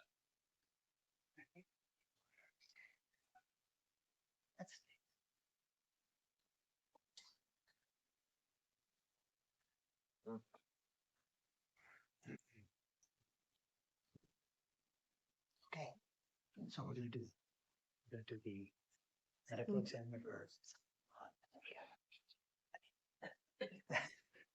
And Rob.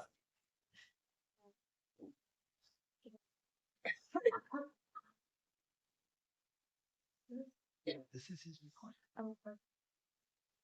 Yes.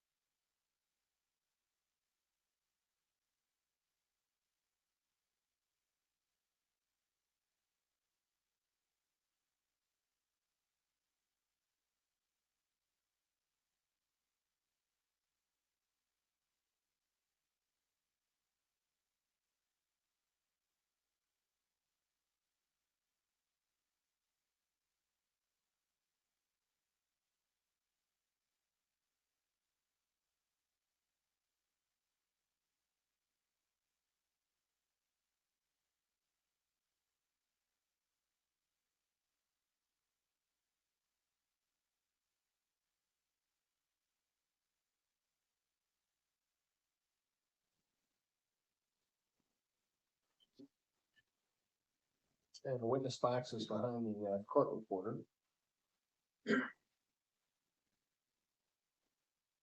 Set your material down.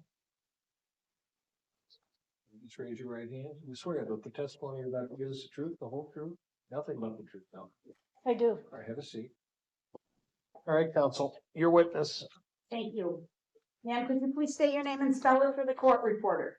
Linda, Lynda, Biedrzycki, Biedrzycki. And how are you employed? I'm the medical examiner for Waukesha County. How long have you had that job? I think it's about 28 years and 2 parts. Okay.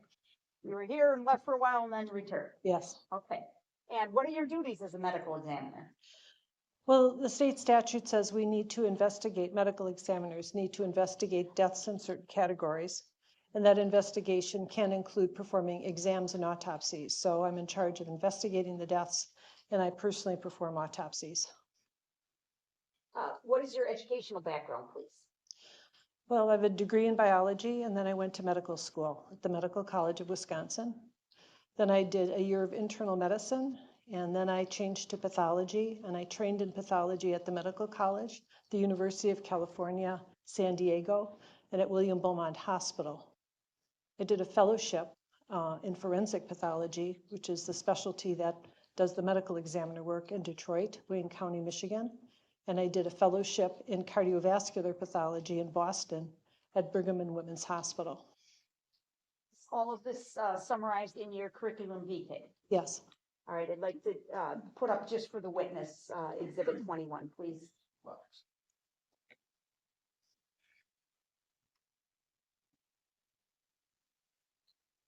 Do you have it, Doctor? Yes. Okay, and it appears on the right side of the screen. I can see this is a 7-page document. Is that correct? Oops, I don't draw, it's on a scroll. Okay, yeah.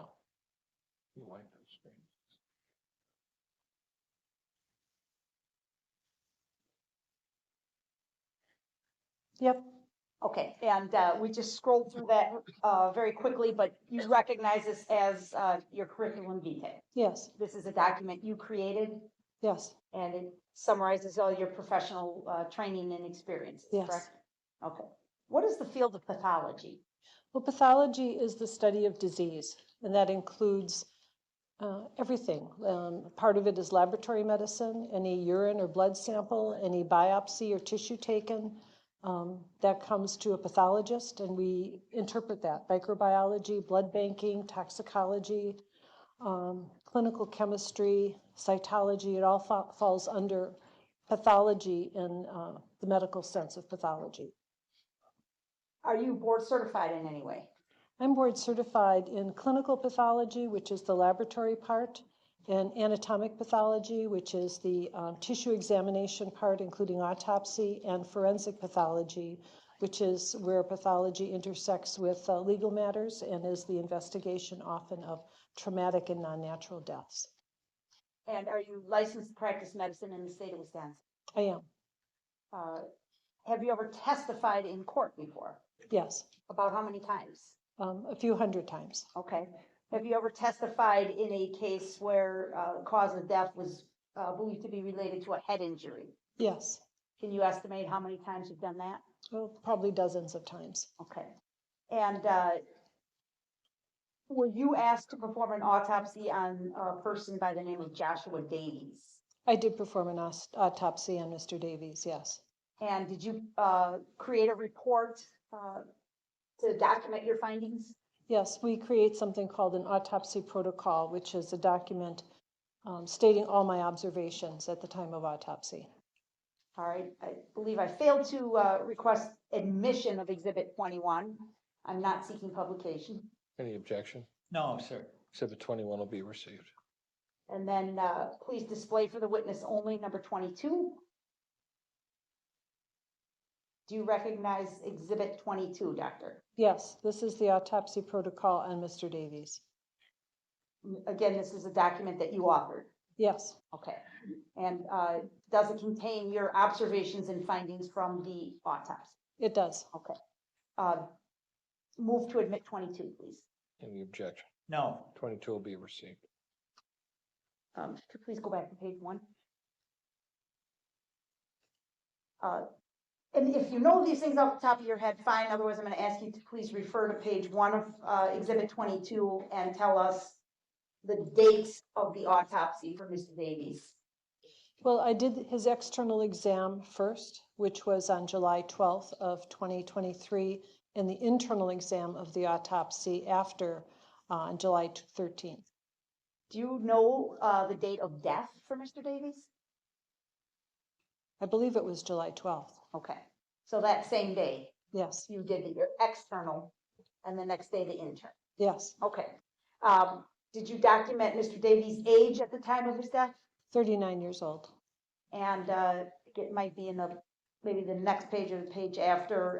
Did you document the height and weight for Joshua Davies? Yes, I'll need to look at this to refresh my memory. All right, I believe it's on page 2. Yes. Okay. 73.5 inches tall and 130 pounds when I saw him. Okay. And you know that Mr. Davies was in the hospital or hospitalized for quite a period of time prior to his death, correct? Yes. And so his weight of 130 pounds at the time of autopsy, is that the same as his weight a month earlier on June 17th of 2023? Well, I noticed when I reviewed the medical records that according to the bed scale, when he was admitted to the hospital, his weight was 159 pounds. Okay. Is that unusual for him to have suffered such a weight loss in that period of time? Well, this is almost 30 pounds would be a big weight loss, and I also am wondering about bed scales in terms of did he have medical devices or anything on him when he was in the bed scale, rather than when I weigh somebody, they're free of any devices or clothing. Sure. But these give us a good general indication of his weight at the time he was admitted to the hospital and then at autopsy. Yes. Okay.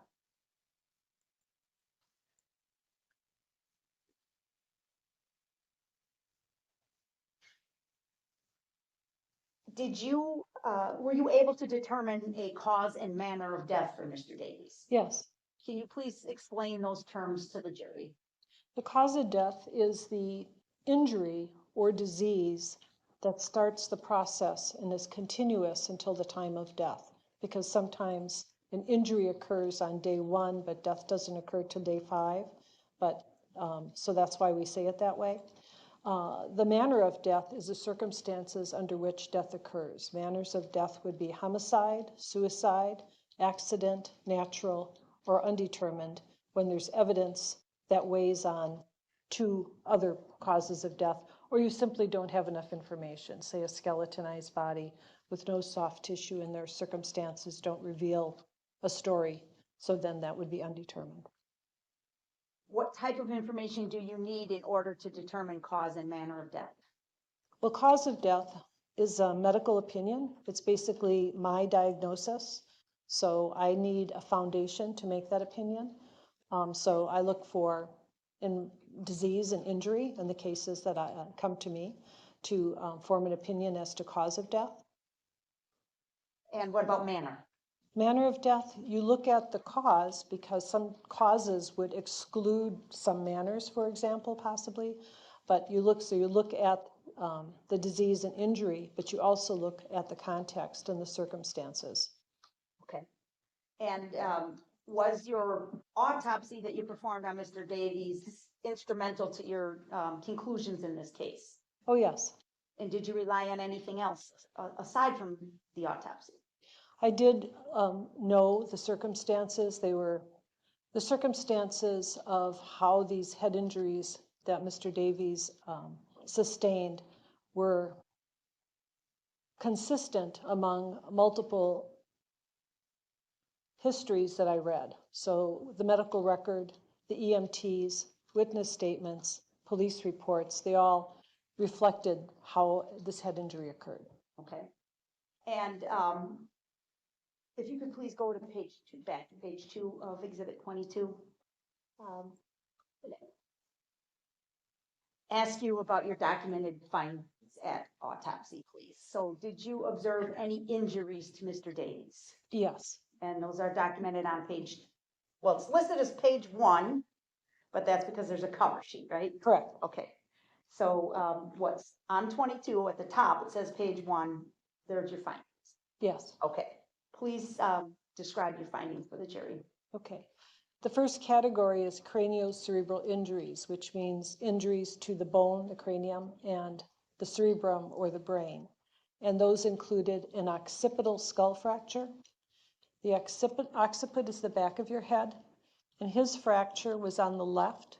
And if you don't have to do this now, but if you found the point of your skull that was kind of protuberant, the occipital protuberance, and you drew a line down toward the base of your ear, that's where his fracture was, left occipital. He had a subdural hematoma. That is blood that collects between, if this is the skull in my hand and this is the brain, it's blood that collects between those two entities, so it can compress the brain. So there'd be blood in that space. Next are cerebral contusions, which are bruises to your brain itself, to the gray and white matter. They actually are hemorrhagic and bruised from contact with the inside of the skull. Intraparenchymal hemorrhage, which means hemorrhage on the inside of the brain. So I'm gonna use my hands again. If my cerebrum is here, left and right cortex, and inside, there are structures where my thumb is. There was hemorrhage deep in the brain besides the contusions that would be on the surface of the brain. And then he had secondary cerebral edema. So your brain swells as a sequelae of the injury. So not only does he have bleeding in the brain and over the brain, but then his brain says, this is really a problem for me, and then the brain tissue itself just swells. So if I can ask a few questions that probably will not sound too artful. You described the skull fracture back left side of the head. Yes. Do you have an opinion as to what may have caused that injury? Falling to the ground. Okay. And the subdermal hematoma, do we have blood between the brain and the skull? No, not at all. So that's very unusual that you would find blood in that location. It's an injury. It's abnormal. Yeah. Okay. The contusions to the brain you described, and then you described, I believe in item D, deep hemorrhage. Correct? Yes, correct. Do you have an opinion as to what would cause injury to the deep portions of the brain? We'll call it shearing forces. So now the anatomy I described and why I wanted to tell you where the fracture was. So there was also a hematoma over the back left part of the scalp. So that was the contact point. But the contusions were in the front of the brain, frontal and temporal. That's contracule, if you've ever heard that word. It means that the head, it's a result of a moving head striking an object. So the head, back of the head hits the ground, but because the brain is in fluid inside the skull, it's almost like a yolk of the egg inside the shell. The skull hits the ground first before the brain does. And so the inside of the skull hits the brain opposite of the point of impact. So if the impact's in the back, the contusions are in the front. And if the impact's on the left, you might have contusions on the right. So it's because of the brain, it's characteristic of a moving head injury versus somebody being hit with a bat in a stationary skull. So the energy that also occurs that's transmitted through the brain, it's referred to as a shearing force. And the hemorrhages that were deep in Mr. Davies' brain were in an area called the basal ganglia, which is again deep where I showed where my thumbs would be. And these nuclei have a different composition than the white matter surrounding them. So it's a point of where shear forces may be seen more commonly because of the difference in the tissue deep there. So as the energy goes from the back of the brain to the front through this moving injury, it shears internal structures as well. So that's why he had bruises on the outside of the cortex hitting the inside of the skull, be it internal injuries from the forces that caused differential movement between the structures of the brain. Does that make sense? Okay. Do you have an opinion as to the amount of force that would be necessary to cause this type of injury? It's quite significant, particularly because it's not common to have these deep shearing injuries. And also the back of the skull is not the thinnest part of the skull. It's maybe not the thickest, but it's not the thinnest. So there's considerable force in order to cause a fracture in that area. Okay. Finally, item E, the cerebral edema, is that swelling of the brain? It's swelling of the brain. Okay. And that's a bad thing too? Yes. Why? The brain is contained in the skull, so if you have swelling, it's forced through apertures. You can get forcing of the brain through the bottom of the skull going to the spinal cord. You can get forcing of the brain from the right side to the left side, and that causes injury to that portion of the brain that's basically squished into another compartment. Was there any medical intervention or treatment that was possible for any of these 5 injuries? They did drain the subdural hematoma, and they did remove actually a large part of the left side of his skull called a craniectomy, and they froze that piece of skull to get replaced later. But by removing the piece of skull that allows the brain to swell out rather than push the other side in or down, And the draining of the blood, the subdural blood also causes pressure on the brain. That's why it's bad, because it's supposed, the space should be empty. So when it's filled, it causes pressure. So they drain the blood, they remove that piece of bone. Then they went in and they put another drain in to try to drain the deep hematoma. Those were the first two operations. And then later in his hospital course, there was a reaccumulation of that blood and they drained it again. Okay. We heard testimony earlier from his wife that Josh was hospitalized for about a month, and that during that time he became somewhat alert, I believe is the terminology she uses. Would that surprise you? No. But never was like fully conscious or able to speak or things like that. Is that consistent with your opinion? Yes. Okay. So let's continue with your findings then, please, back from the autopsy. So paragraph 2, please. He also, as a consequence of the hospitalization, and he also had a breathing tube several times, he developed bronchopneumonia. It's a pretty common complication of prolonged hospitalization. Okay. Item 3. He had a left psoas hematoma. The psoas is your deep muscle along your spine, deep in your core, that allows you to like lift your legs. It's a very important core muscle. And right in the middle of the muscle, so the muscle's like this, right in the middle of it, there was a hematoma. Do you have any opinion as to what may have caused an injury like that? I think the force of landing on that left side of his body. Okay. And then finally, your 4th finding. He had what I called a myxomatous mitral valve. That's a natural disease. His valve in the left ventricle, called the mitral valve, had a spongy quality, and microscopically it was thickened with a substance that would normally not be there in that amount. That was in his heart? In his heart. Okay. What did you conclude as to cause of death, please? Complications of craniocerebral injuries. Did the heart problem kill him? No. Okay.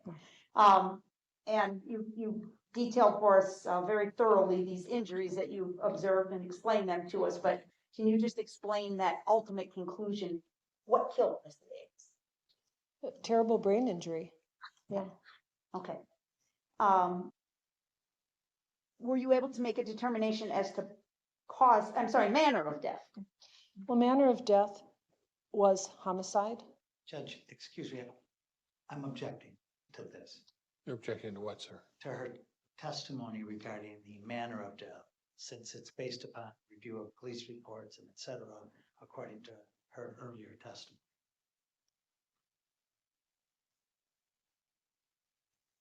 This feels like it's going to need some argument.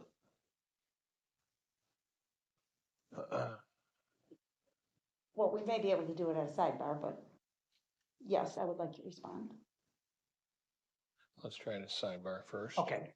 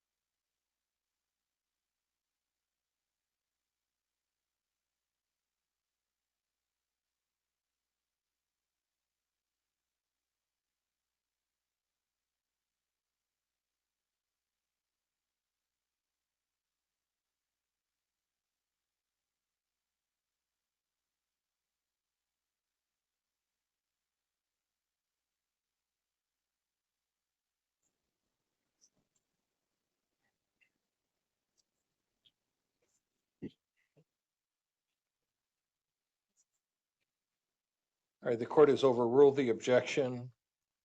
We had an answer from the witness. Do you have another question? We did not receive the answer yet, Your Honor. You want to hear the question again, or do you want to repeat it? Because I I can thought we heard an answer, and then there was an objection after the answer. You want the reporter to read it back? I would just ask it again, Judge. and Okay, pick up where I perfect. left off. Go ahead. So, Doctor, did you form an opinion as to the manner of death for Joshua Davies? Yes, And what was your conclusion? that it's a homicide. And what did you base that on? Because it was an act of another, intentional act of another, that caused the injury that led to his death. Okay. And that's a medical determination by you at this point, not It's- a legal. No, I'm sorry, that was a confusing answer. It is a medical opinion, not a legal opinion. Would you say, in your opinion, Doctor, that the injuries suffered by Joshua Davies, you've already testified, would have required significant force, in your opinion? Yes, Would you say it would be consistent with Mr. Davies tripping over an object? no, Why not? not enough acceleration. Force and injury injuries are caused by force. Velocity is the main determinant of force, as well as, I mean, you could have less velocity with a more vulnerable site, but as I said, that's not a very thin part of the bone. And there was all this shearing force that traveled through the brain to cause the deep hemorrhage. So those are indicators of significant force from acceleration. If you just trip, you really don't get that amount of force. Thank you, Doctor. Those are all my questions. Thank you, Cross. Thank you. Doctor, you had a chance to review the medical records, is that correct? Yes, Now, Doctor, I'm gonna show you what's been marked as exhibits 1, 7, and 108 that have been shown to the state already, Judge. So you're, Oh, I'm sorry. Oh, these other ones. you want you know. 107? Wow. Thank you. Well, we could do one at a time. Or you're going to show them physically. Yes, I'm gonna show. All right, go ahead. You get so used to the TV, I think everything's coming up there. Doctor, I'd like you to take a moment to look at those. I don't think it'll take you long, because I'm gonna ask you about a specific item of information. okay. All right. The hospital did a blood test on Mr. Davies when he was admitted, is that correct? They did a lot of them. And one of the tests they determined is on exhibits 107 and 108, which shows that his alcohol level was 0.267. Here it's 267, which would be, 267. yeah. right. Okay. And we don't know if that's whole blood or serum, do we? No, Okay. If it were whole blood, then 267 is 267, correct? correct. That's a very high alcohol level, is it? It Not. is. Okay. Now, if it were hemoglobin, I think you believe that then it would be 2.4. Does that sound right? No, if it was serum, Serum, I'm sorry. yes. If the test was done on serum, the equivalent blood alcohol, because blood alcohol, as we speak about it for drunk driving and such, refers to whole blood. So if it's serum, the conversion would make it lower. I think 2.4. Yes, Is that right? Okay, yes, that's also a high level. yes, correct? Okay. So we know that this young man had hit some concrete. Everybody appears to agree with that. Is that right? that's my understanding. Okay. Now, and you indicated that tripping wouldn't typically show that much force, correct? Correct. Now, however, what if the person who fell in part because he was trying to swing a heavy object like a metal stool, and that was blocked, as that person had kind of, in this case, the deceased had kind of gone airborne trying to hit somebody. Would that increase the velocity of his fall? I think the hypothetical would depend on the resistance met by the stool or whatever because it would be the transmission of the force through Joshua's body that would still be necessary and in an accelerated fashion to cause the fall. Right. Newton's third law of motion, correct? Oh, I don't remember if that's it, but So if somebody is moving with a lot of force and then it meets an object that's moving force away, that's going to transfer that velocity into the person. well, it can and it can't. I mean, if you think about car crashes, it really depends on, the collision. Sometimes one side gives, sometimes the other side gives. A hard force meeting a hard force. So we're getting into more physics than I think I could possibly give you a single answer to. Okay, all right. But you understand that the issue of velocity, how that can get transferred to, in this case, Mr. Davis, could depend upon how exactly what he was doing and what force it meant when he did it, correct? Well, yes. Mhm. Okay. Now, would you agree that a person who has either a blood alcohol level of 267 or 2.4 would be intoxicated? I would say yes. I mean, you are probably aware from your work that the legal alcohol limit for drivers is 0.08, correct? Yes. This is well over that, correct? Yes. It's almost 3 times, correct? Yes. And that would affect their coordination, correct? Yes. And their ability to operate in space, I mean, physically, correct? Yes. Correct. And they would have a harder time doing physical acts than somebody who didn't have such a high BAC. That's true. And so the likelihood that a person with an elevated BAC level is more likely to have less ability to both control themselves and, if they're falling, to control their ability to break the fall, for example. That's true. Is that true? All right. I have nothing further. Thank you. Thank you. Any redirect? Yes, just briefly following up on that. Does tolerance play a role in that? Yes. Can you describe further? Well, again, just thinking back on my experience, they say that people would die at a 0.40 alcohol. And I have patients that have come to me from hospital that have walked into the hospital at over a 0.4. Okay, so there are people that develop tolerances. Also, that metabolism is a different story. But yes, there are people that can tolerate more alcohol than others. Thank you. Okay.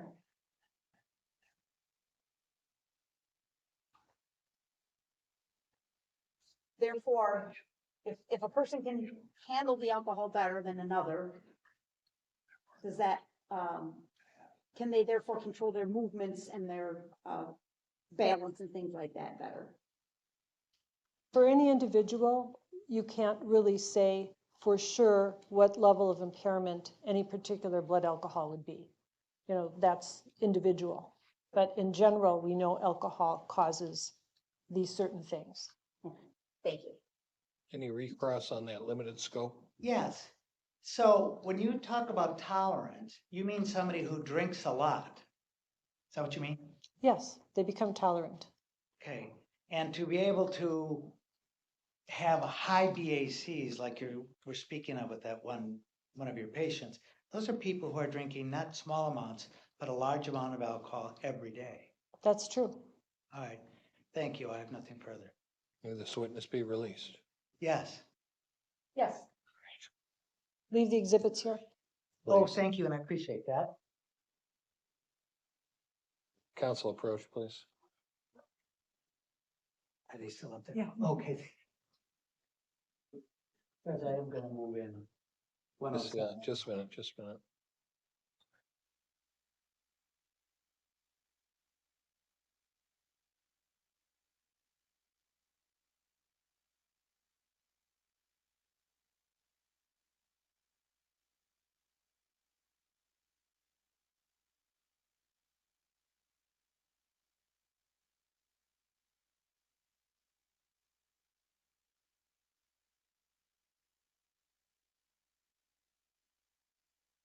Defense is moving 107. Yeah. Any objection? No objection to 107. 107 will be received.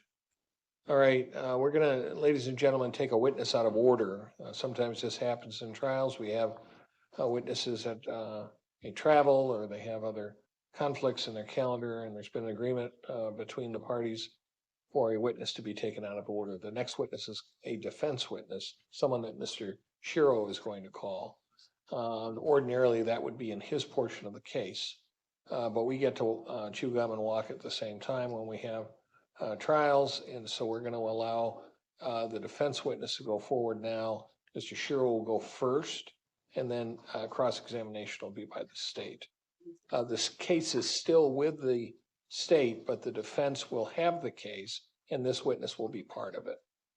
Is all that accurate? It is, sir. Mr. Shiro, you're calling a witness? Yes, please. Who are you calling? Dr. Ronald Henson. Dr. Henson, all right. You want to get him?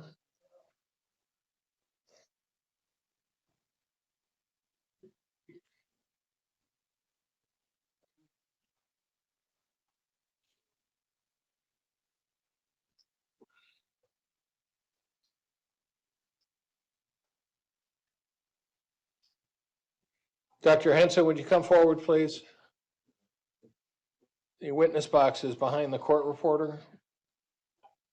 If you'd make your way there.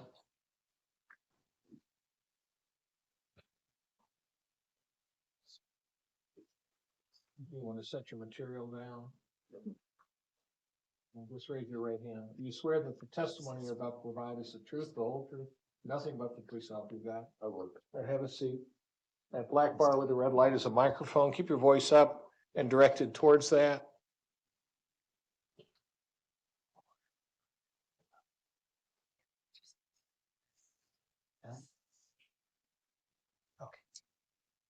Mr. Shiro, this is your witness. Thank you, sir. Sir, I wasn't listening because I was talking to counsel. Did you state your name? I did not. Would you state your name and spell it? Yes, Ronald Henson, Ronald Henson. Okay.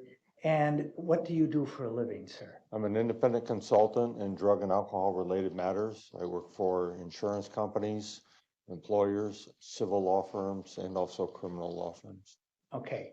And I'm going to ask you about your background in education. Okay. So the first thing I'm going to do is bring you exhibits 104 and 105, which are part of your CV. Okay. And an addendum to your CV. With your permission, Judge. Please approach.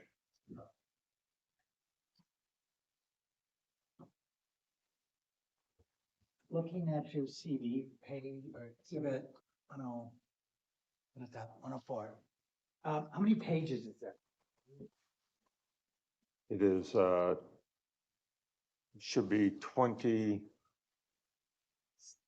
There's actually another. So this is 22 pages. Okay, and there's an addendum to your CV. There is an addendum. That's exhibit what? 105. How many pages is that? And that is 6 pages. Okay, if I may, and you can reference your CV if you need it, but I'm going to ask you first about your education. Can you tell me all about your post-high school education? Sure. Post-high school, from the vocations, I'm a graduate of Illinois State Police Academy with also additional advanced coursework, training with regards to drugs and alcohol. From academia, I have 4 college degrees. I have an associate degree in sociology and psychology with studies in drugs and alcohol. I have a Bachelor of Science degree from the University of Illinois. It was in their criminal justice program, and I received additional training in drugs and alcohol, physiology and pharmacology through that program. I have a master's degree of public administration from Governor State University. It's a state school in Illinois.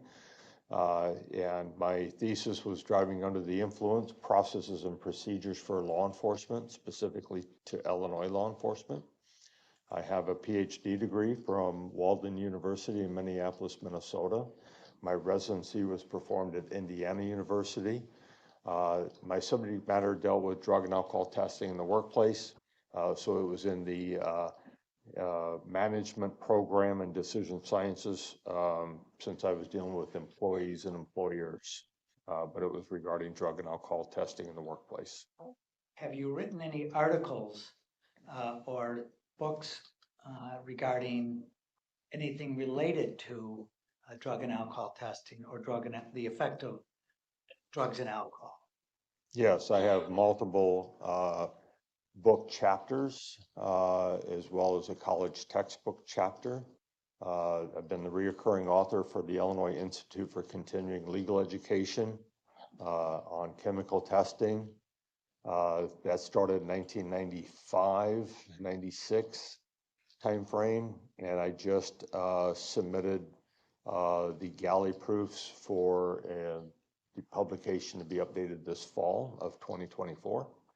I've published in Understanding Scientific Evidence by Thomson Reuters. That was published a few years ago. I published a college textbook chapter regarding alcohol production, physiology, and pharmacology. And that textbook was used by Illinois State University because I frequently appeared as a guest lecturer in relationship to that chapter, as well as I'm not sure what other universities use that chapter, but that was published by Kendall Hunt Publishing out of Dubuque, Iowa. And there are at least a couple others. Okay. Have you done any teaching? I have. Where have you taught and what subjects? Starting in 1986, I started teaching at the University of Illinois at the Police Academy, the Police Training Institute, in drugs and alcohol, breath, blood, urine testing, and the methods of collection of evidence, the methodology of testing, the results, alcohol extrapolation, which is ante looking forward, and then also retrograde is looking backwards. And Can I just stop you for a second? What do you mean by that? If I were to dose somebody, if you said I need to get somebody to a 0.10, I would take their gender into account. I would take their body weight into account. I would take into account when they last ate. And I would utilize a calculation to program them to drink a certain amount of alcohol that would get them to that 0.10. I've dosed over 1,000 people and always been within plus or minus 0.01 of my calculations. Looking backwards in time, where we have a time where a person is peaked in blood alcohol concentration, and they're now on the downward slope. Sometimes questions come up as to what were they at some time earlier in their drinking process. And so then you could look at oxidization rates or no metabolism rates for the alcohol that the body goes through, and be able to make that calculation as well. So I think here in Wisconsin, they use what's called a HINS chart, and the HINS chart is based on Woodmark's formula. Okay. So, but I interrupted. You were talking about other teaching you did? Sure. So I taught starting in 1986 and 1988. I was put in charge of the teaching program at the University of Illinois for law enforcement with regards to the drug and alcohol, biological specimen collection, testing, training law enforcement. I also trained people from the medical profession with regards to the forensic side versus the clinical side of blood alcohol, urine alcohol evidence. That continued till the mid-1990s.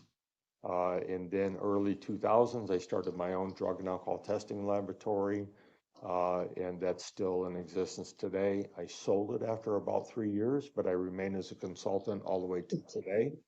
And it's an operation in Peoria, Illinois. I have also been a professor at Iowa Wesleyan College in redundant, but it's in Iowa, And then I've also taught online and was Dean of Online Instruction for Aspen University as well. So that's, in a nutshell, as best I can, my teaching experience. Why don't you tell us, or please tell the jury about your employment history? Employment history, I started out as a police cadet in 1979, so about 45 years ago, roughly. Became a police officer in the suburbs of Chicago in 1980. Continued in that process. I served as a police officer and investigator. I worked with the drug and narcotic unit for a period of time and was also their lead person with regards to alcohol investigations. That continued till 1986. Then when I went to the police academy and started teaching full-time at the police academy. I'll let you ask another question. Okay. I'm not sure where to stop at. So, did you stop teaching at the academy though, correct? Stopped teaching at the academy in the mid-1990s. I was embarking on my PhD degree. Okay. I had an opportunity to work for the federal government as an independent consultant on research studies. And then I also had some local consulting contracts with police agencies as well. Embarked on my PhD studies, started a laboratory, and then taught as a professor. And then I had to leave that because it was difficult with I was getting phone calls regarding consulting in various cases. And then I started appearing on courts. And it was great in the summertime when I was off, but during the academic year, it was difficult to coordinate teaching and being in the courtroom. So I had to give up my professor position, and that's why I went to the online teaching. Okay, and you own a company now? Yes, Barron Consulting and LabWorks is my company. And what does it do? It does various things. Sometimes we'll conduct independent research with regards to breath alcohol testing with certain machines. We have about 11 different breath test devices. Sometimes I review evidence, forensic evidence, biological evidence such as blood testing, urine testing, collection of samples. Sometimes I coordinate independent testing of those samples in some cases just documenting what you observe. Sometimes the urine is leaked out in the bag or there's compromisation with the blood tubes.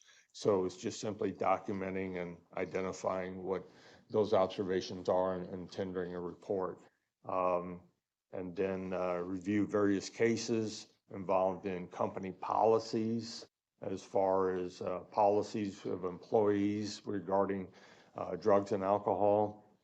Even consulted with the sheriff's department because of the issues of medical marijuana and how that affects their sheriff's department employees. And so it was working with both the union side and then also obviously the sheriff and his management team to come together how to deal with that from their employee standpoint. I was able to gain the contract in Peoria for Sam's Club, Walmart, Caterpillar, the United States Coast Guard. So there's a multitude of different employers that I've been involved with over the years regarding drugs and alcohol, regarding their policy aspects. Then insurance companies, in life insurance issues when they find perhaps drugs in the post-mortem samples and determining whether it was illegal use or if it was beyond therapeutic use and whether or not they would pay out the life insurance. So that's when they may hire me directly and to evaluate that so I can share with them and say, yes, it identified amphetamine and methamphetamine. However, the individual had a prescription for Adderall for ADHD. Well, that particular medication will show up as amphetamine and methamphetamine, not the illegal methamphetamine that one is smoking and using. So those are some examples. So have you testified as an expert in the past? Oh, yes. How many times? At this juncture, certainly well more than 500 times, maybe more than 1,000. And in how many different states? About 30 different states from Alaska to the East Coast. Have you testified in the state of Wisconsin? I have. How many occasions? Probably at least 35 or 40 cases. Have you ever testified in this county? I have. Okay. And what were the subjects of your testimony? I don't mean details of it. What kinds of things were you asked to testify about? Anywhere from breath alcohol testing to blood alcohol concentration levels, breath alcohol concentration levels, standardized field sobriety testing, behavioral manifestations, things that may affect reliability testing, or give clarification as to here's what the testing does tell us, but here's what the testing doesn't tell us, or the observations tell us. For example, the odor of alcohol. Yes, that is noteworthy, but based upon the odor alone, you can't tell how much a person has consumed or what they consumed, whether it was vodka or beer, but you have the odor, so that's a case where it's a clarification. Have you, whom have you testified for in your business?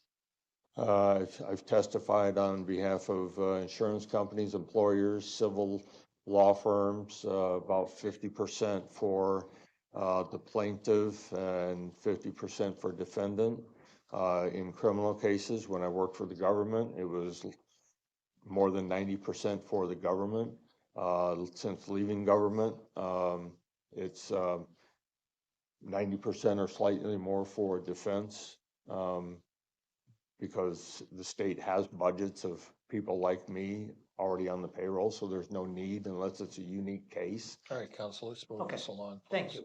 Do you have any expertise with regard to determining the effects of alcohol consumption? Yes. Okay. And have you testified about that in the past? I have. Okay. Judge, I'm offering Dr. Henson as an expert in this field. Well, it no longer requires the court to certify his credentialing, so I will decline the invitation. You can ask your next question, please. Okay. So did you have an opportunity to review some materials in conjunction with your testimony in this case? I did. Okay. What materials did you review?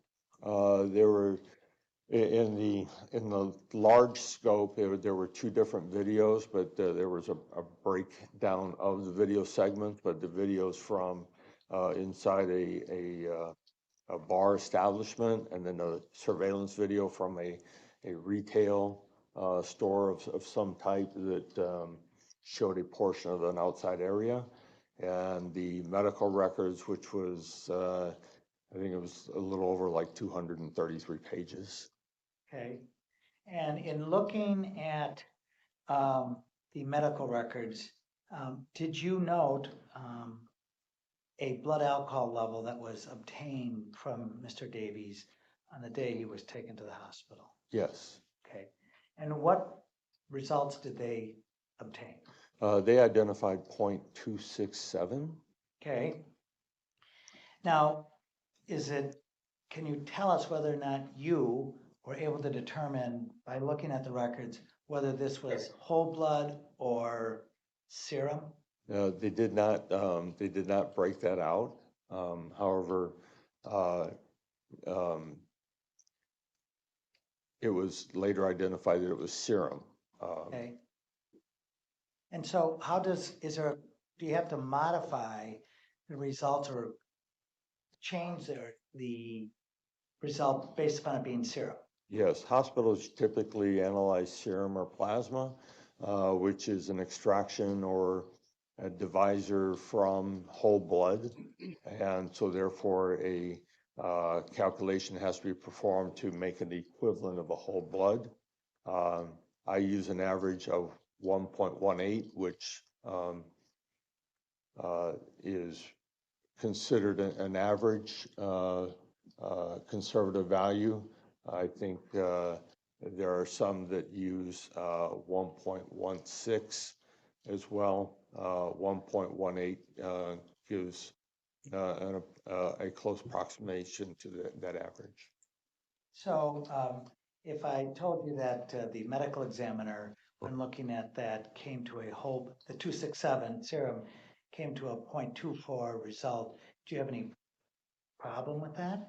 No, it sounds like they probably use 16% or 17%, and I used 18%, so more conservative. My number comes out to 0.22, so it's a slight lower using that 1.18 conversion. Okay, so between 0.22 or 0.24, would you expect anything significantly different between somebody with a 2.4 as opposed to a 2.2? No, no, you wouldn't. Okay, using either one of those numbers, what are the kinds of symptoms or that one would find in somebody with that level of blood in their alcohol in their blood? Sure, it certainly would have gross motor skill impairment, fine motor skill impairment, comprehension would be affected, reactionary time would also be slowed and impacted, as far as also the response, which is arguably closely related to the reaction, and the response would be affected at that level.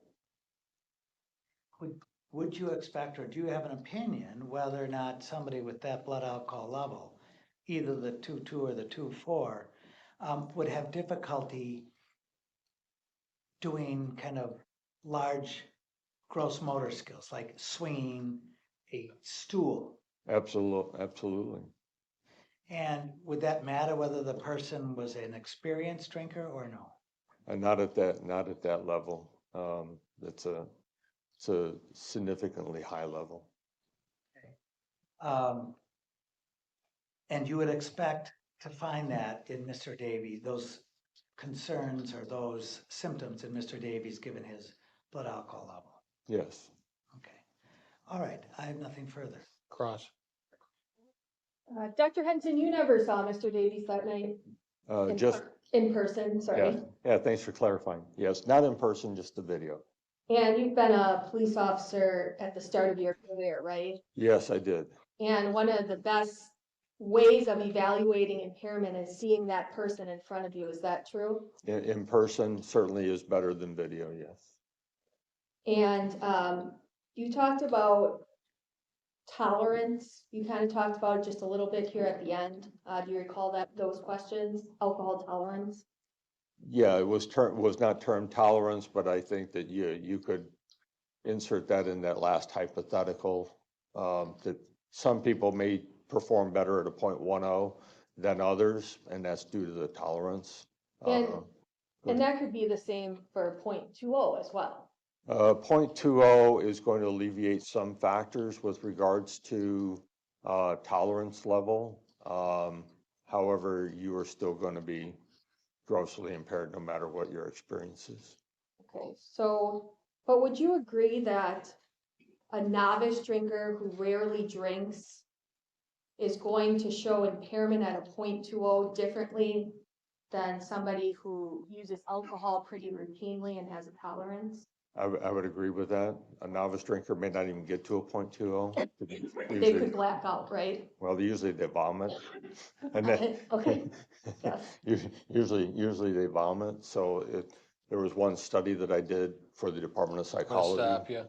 Okay. Next question. And somebody at a 0.20 who has more higher tolerance, they might not be puking at a 0.20. That's true. And there's just a lot of factors that depend on what that impairment looks like at a 0.20 based on that individual. Yes, from a gross motor skill standpoint, there are some differences, but you still wouldn't want them hitting the brakes or the accelerator at a 0.20 no matter what their experience is. But their weight can affect how they show impairment at a 0.20. Weight could have some variability in extreme levels because you have some outside influence other than the alcohol. Food that's in your stomach prior to drinking that could affect how we see a 0.20. It's going to deal with the absorption, but in this case, food's not a factor. Food isn't going to change that value, and food's not going to change your mental condition. It may change the height in which you get to the peak alcohol level. But in this case, there was between 8.5 and 9.5 drinks in his blood at the time it was tested, and that wouldn't change based upon food consumption. But you don't know when he drank any of these drinks. You can't say that necessarily without a drink history. All we know is that's what was in his system. If he started drinking at 6 p.m., then he had a lot more than the 8.5 to 9.5 drinks. But you don't have a drink history for Mr. Davies. I do not. And to be clear, you reviewed the medical records in terms of finding that alcohol level. Is that fair to say? The alcohol level and statements regarding intoxication. Okay. You didn't review the medical records for medical purposes in terms of head injuries or anything like that. I did not. I'm not an expert on the head trauma part. And I want to talk about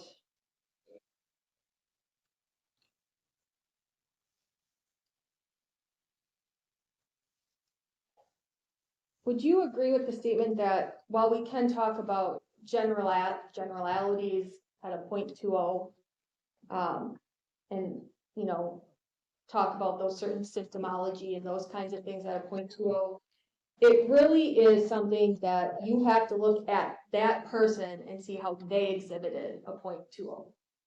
There are some generalities that are across the board, and that was not only borne out in literature, but also I've done the experimentation.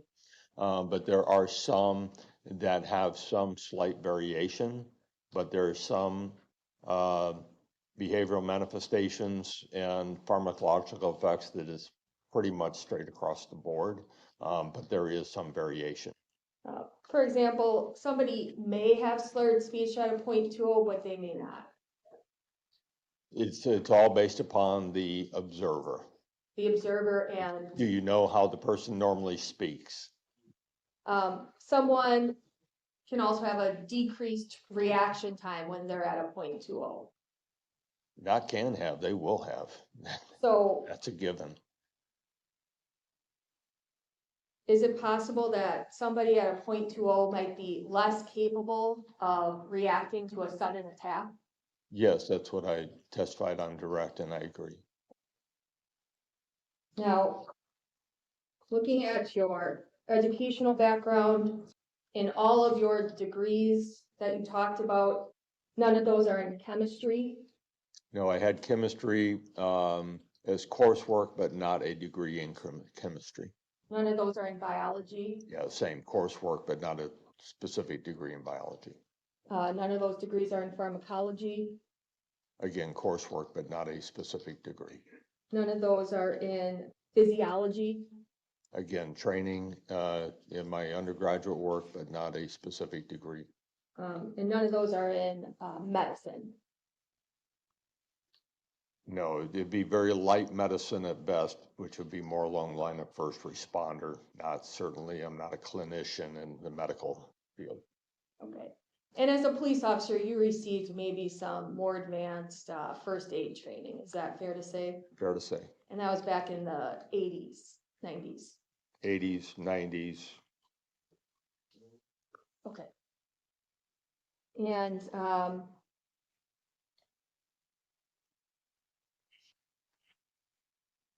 in all of your training and experience, both government and private, you never worked at some sort of lab testing blood samples? No, I did a stint at Joliet Forensic Crime Lab, but I was paid by the police agency, not by the crime lab.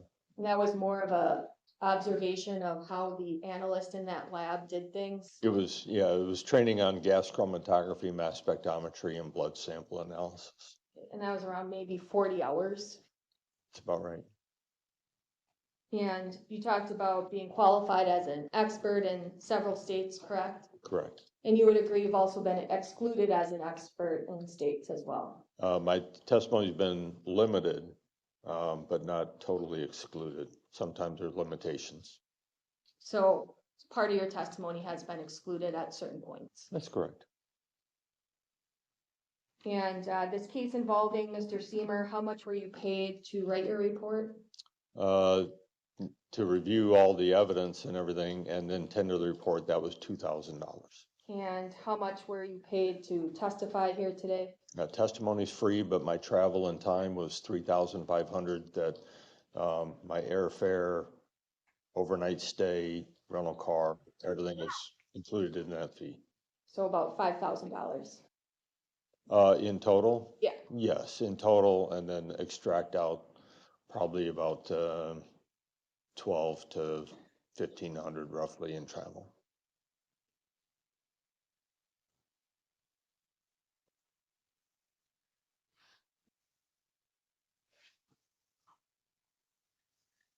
I don't have anything else, sir. Any redirect? Yes, please. Dr. Henson, you were asked about the impact of food and et cetera in terms of the BAC, Yes. and you indicated what? Well, food would impact if I'm dosing an individual or somebody's consuming alcohol. You're not going to achieve as high as a peak with food. It's going to be a little lower. So maybe if I dosed you and you had food, which I did oftentimes after a lunch, I would anticipate that would impact by about 0.02. So if I programmed you to get to a 0.15, I would expect you to actually be a 0.13. Because the food is going to slow down that absorption and you won't get quite as high. Versus an empty stomach, you're going to go up much more rapid and you're going to have a little higher point. All right. You were also talking in your responses to counsel about the fact that it is hard to determine how many drinks a person had without having a drinking history, correct? In total, we know how much based upon the blood draw and specimens tested.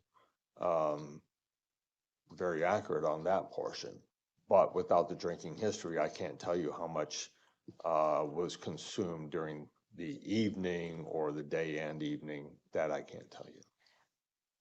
You indicated in your report that you thought that BAC 2.0 to 2.26 would be somewhere between 8.6 and 9.77 standard drinks.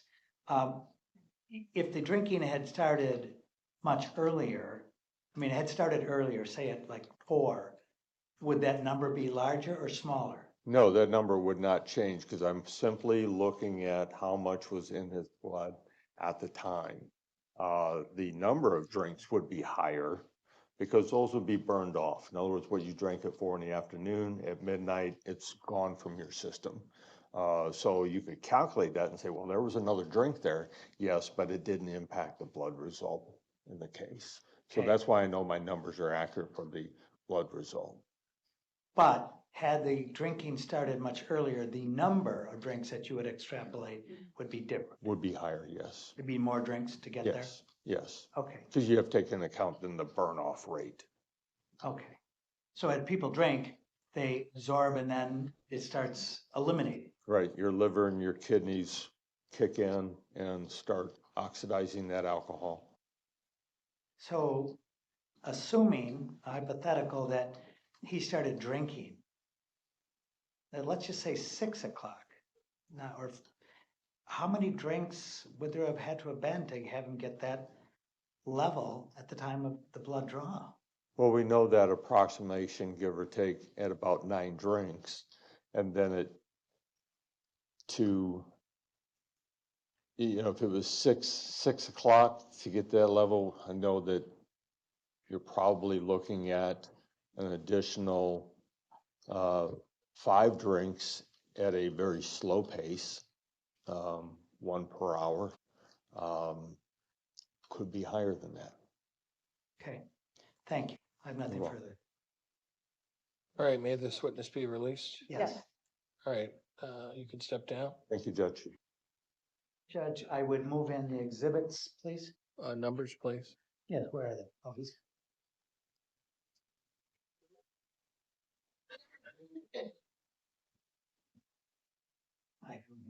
Okay, thank you. Thank you.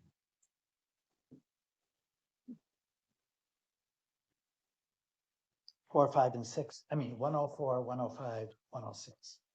Any objection to 104, 105, 106? No, Your Honor. Those will be received. We're transitioning back to the state in terms of its case. Does the state have an additional witness?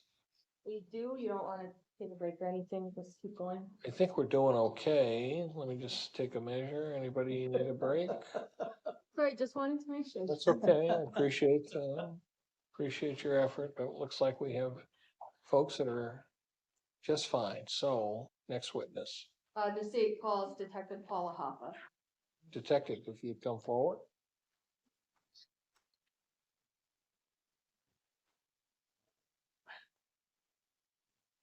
Hey, do you swear the testimony you're about to give is the truth, the whole truth, nothing but the truth, so help you God? I do. Have a seat.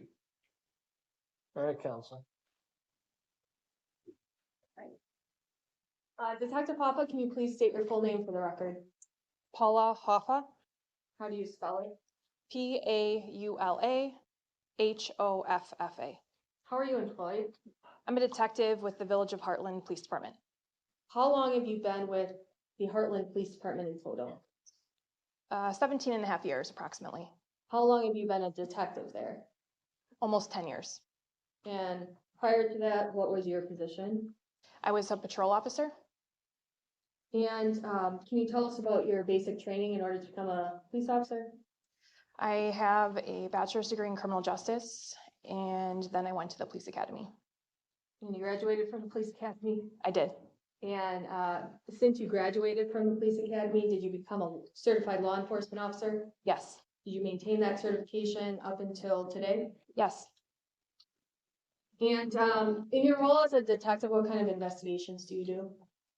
I am the only full-time detective. It's a small agency, so I do all of the investigations. However, I do specialize in sensitive crimes, crimes against children, and death investigations. And did you eventually become involved in an investigation involving Kevin Sehmer on around June 17th of 2023? Yes. How did you get involved? The morning of June 18th, 2023, at approximately 2 a.m., I was contacted by my deputy chief on my cell phone, and I was advised of this call, and he asked me to come in and to start working on it. Okay. And when you came in and worked on it, first of all, were you able to identify Kevin Sehmer? Yes. And how did you go about that process? There was a phone number that had been given during the course of the night of June 17th at the festival, and the officer had found the phone number, gave it to me, and then we put it into our in-house police computer system and got the name of Kevin Sehmer, of having prior contacts in Waukesha County at an address in Brookfield. Okay. The city of Brookfield? Correct. Okay. Did you try to call that number? Yes. Did you receive a response from calling it initially? No. After that, you learned that he lived in Brookfield, is that true? Yes. And you learned a specific address, right? Yes. Okay. And at some point, did you go to that address? I did, along with my third shift lieutenant. Did anybody else meet you there? Yes, the city of Brookfield's third shift officers met us there as it's their jurisdiction. About what time did you go over to Kevin Sehmer's address? We arrived at approximately 5:23 a.m. On what day? That would be Sunday, June 18th. And when you got there, what did you do? We knocked on the door. My lieutenant was knocking on the door rather loudly for several minutes. I noticed there was a vehicle in the driveway, so I ran the license plate. I then also started calling Kevin Sehmer's cell phone and texting. At 5:23 a.m. as you're at his residence, did you ever receive a response at the door? No. When you did anybody respond to the door? No. Okay. Did you eventually leave the house? Yes. Okay. And after that, did you ever receive phone contact from Kevin Sehmer? Yes, I believe it was around 10:56 a.m. on Sunday, June 18th. He called back my work cell phone. Okay. And did you talk with him about this incident over the phone in detail? It was very high level, very brief information. did you have Mr. Sehmer come in for an interview? So at that time, I was already responding back home to my residence, and he said that he wanted to talk, and I said, okay, I need to make some arrangements of either me going back into work or having another officer respond in to do the interview. And so then I started responding back into work and calling some of my bosses, and then Kevin called me again somewhere in between 11 a.m. and noon and wanted to know what was going to happen. And then that's when I made the arrangements that he should just come to the Heartland Police Department to speak with me. And at the Heartland Police Department, is there an interview room that's able to both video and audio record everything? Yes. And is that the room you used? Yes. So, first of all, Kevin Sehmer comes to the police department, right? Correct. And you meet with him. Correct. Do you see that Kevin Sehmer that you met with here in court today? Yes. Where is he seated? What is he wearing? He's seated in front of the blue Kleenex box, and he's wearing a dark gray suit and glasses. That's let the record reflect identification of it. Objection. No. Identification established. Next question. And then you guys go into the interview room. Correct. So now, initially, did you get just some biographical information about Mr. Sehmer? Yes. So what kinds of just basic biographical information did you get? Well, prior to him actually coming into the interview room, I had run him through our Department of Transportation. And then when he came into the interview room with me, then I got like his name, address, phone number, all of that kind of thing. And he told you he was married? Correct. And he had some kids? Yes. You got all that information? Yes. And then after you have this initial information, do you start talking to him about this day, June 17th of 2020? I did. And did you have him go through kind of a timeline of events of that day? Yes, I just asked him to tell me everything that happened, and I sat there and listened for quite some time.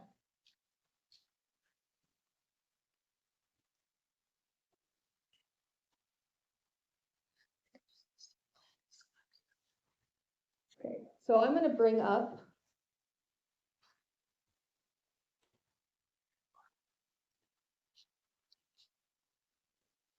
prior to bringing this up, did you ask Mr. Sehmer about if he drank any alcohol this night of June 17th, 2023? I did. And what did he tell you? First, he said he had 4 drinks, and then later in the interview, he had said 4 or 5. However, he did tell me that the last drink that he had, he'd only taken a sip out of it. So he had somewhere between 4 and 5 drinks, right? That's what he indicated. Did he tell you like a time frame from when he drank that? No, however, he did say that he got down into the Heartland area around 8:15. And did he say when he left the Heartland area? Not specifically. But you know that this incident happened around 11 p.m. Correct. So in terms of the drink history, you asked him what he had before that time frame, 11 p.m. Yes. So I'm going to ask to bring up, and you reviewed this interview that you had with Mr. Sehmer prior to today? I did. And now I'm going to bring up, should be exhibit 18.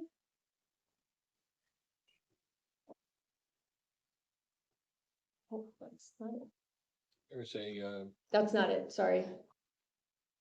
It's exhibit 24. Right. Okay, pause. And Detective Hoffa, do you see on your screen exhibit 24? I do. And do you know about how long in total your interview with Mr. Sehmer was that day? It was approximately 2 hours. The last part of it wasn't like actual question and answer. It was more just procedural, getting things prepared. Okay, and the clip on the screen, you can see it's 6 minutes and 55 seconds, right? Yes. And this looks like a fair and accurate depiction of the video interview that you did with Kevin Sehmer that day. It does. I would move exhibit number 24 into evidence, and then I'll ask to publish it to the jury. any objection? Judge, I do, but we would probably need to do it at sidebar, I'm sorry to say. Well, it's better than sending your jury out, so come on. Okay.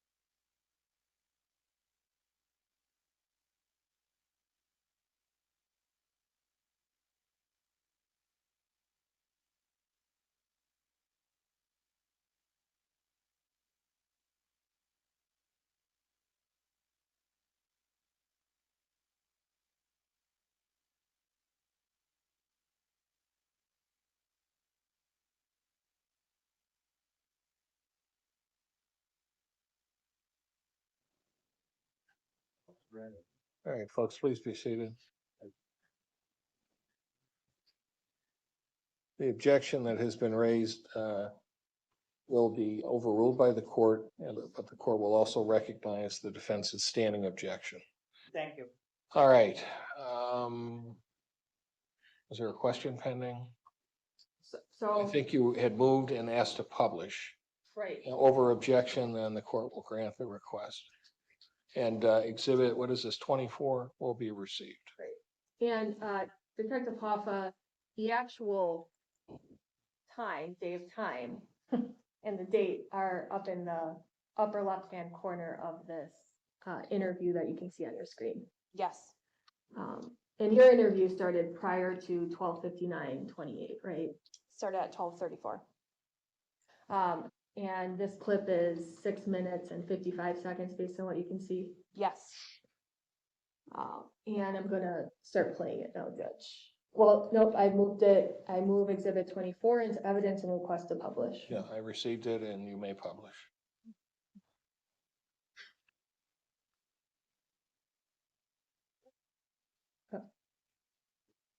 Hold on. Yep, yeah, do that. You gotta put it in. You want to restart it? Yep. Looked like you had the mic off. Go ahead.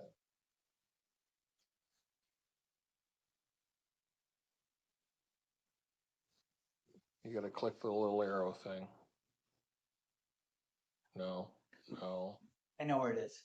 the middle. Oh my God, this is like my VCR at home.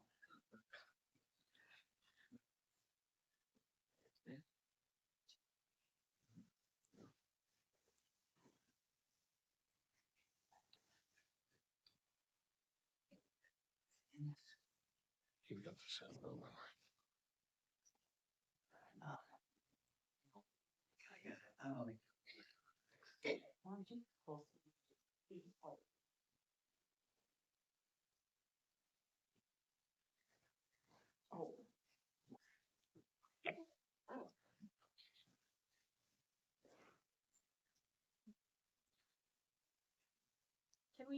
Your Honor, can we take down the publications in Sure. right now?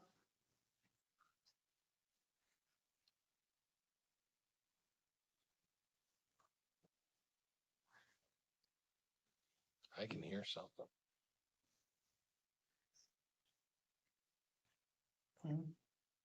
Is that coming out of your computer?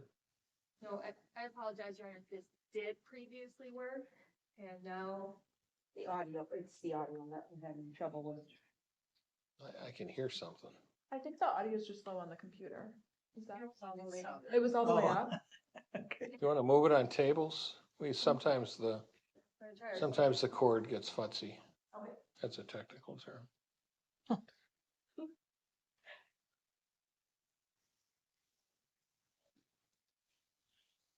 I can hear something. Where's that coming out of? There's a thing. Is there a way to turn up the sound in the courtroom?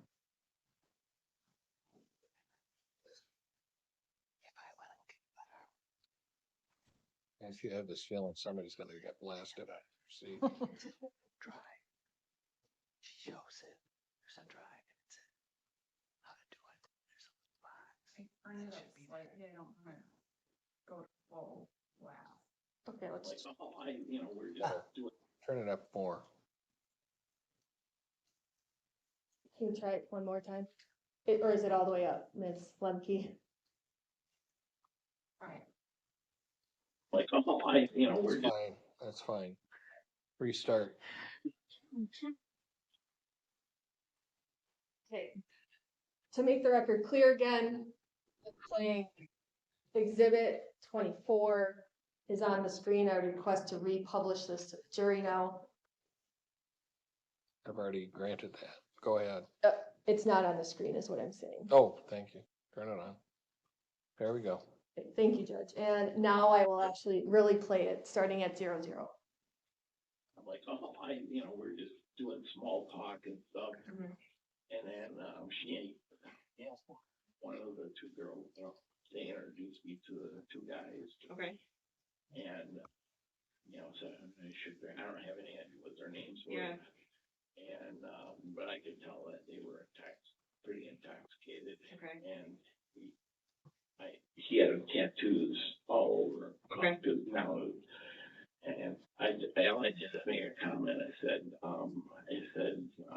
we were talking about tattoos before, which we were. Okay. And because she was saying, Tom's religious, and so is this Lori. Okay. So, and I just said, yeah, a long time somebody had said to me that if you get a tattoo, that you're marking out God's work, you know. Okay. And it's a sin. And I mentioned that to the guy, and he's like, "You must be one of those fucking Catholic boys." Okay. And I said, "No, as a matter of fact, I'm Lutheran." And I said, "But hey, you know," and he was just we instantly did not hit it off, if you will. Okay. So I got my drink. I think I had maybe one sip out of it, and that was it. I put it down, and then she introduced me again to the guys, and then her girlfriend. And then when I mentioned about the bath, he came over to me and he's like, "Yeah, look at these babies, you know." And he goes, "I got one of my wife naked, and she's got her boobs." And he's like this, going like this and pushing them together. Okay. And I'm like, I didn't say a word. I just said, "You think of me something impressive." And then again, you could tell there was tension between us and stuff. So when he called me a Catholic boy, and since that kind of didn't go real big, but you know. So were you upset by that comment that he made? Yeah. Okay. Yeah. I mean, you know, I didn't. I was just telling, you know, maybe it wasn't appropriate, but I just wasn't just making a comment about tattoos, what I learned from years ago. So when you said you were upset, then did you start yelling at him? No, I just said I'm Lutheran, and that's when things got a little blurry because it was a little loud in there, and he was saying things, and I was saying things, and I'm like, you know, why don't you two get out of here? I said, why don't you go outside, practice falling down, kind of kidding around. I'll be out there in a little bit, you know. Okay, so you guys were all like talking? Yeah, just talking shit, and you know, guys. So both talking shit to each other? Yeah. Okay. And then you said, why don't you just go down and fall down? Yeah, just why don't you practice falling down? I'll be right out there, you know. And he had said something to me, you know, like fuck you, this and that. And I don't even really recall. Now I'm being honest with you, I don't really recall using any swear words or anything like that. But I was still in control. I know, you know, going on. But I had that feeling with him. I did not like him from the get-go.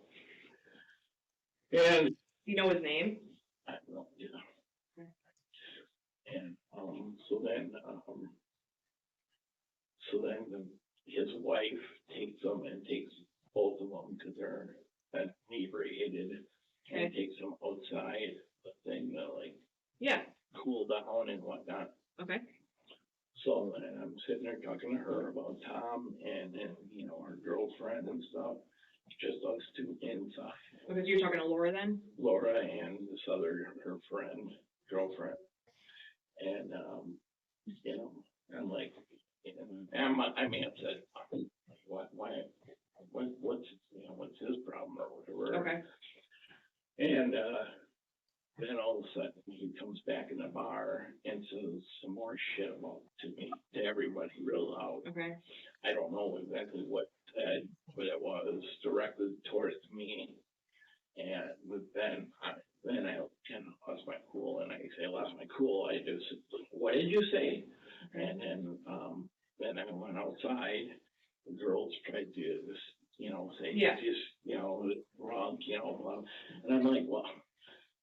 And I swear to you on my dad's grave, on my kid's life,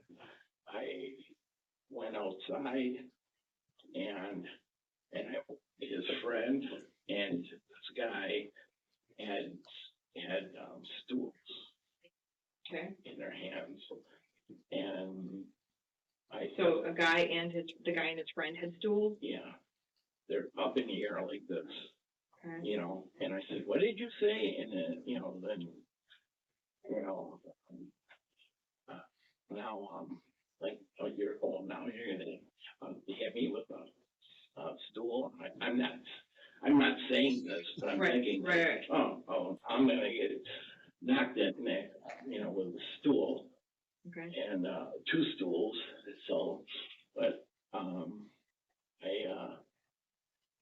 so the one friend, he tried to hit me with a stool first, and I don't know really what happened, but all I did is block it, and that was it.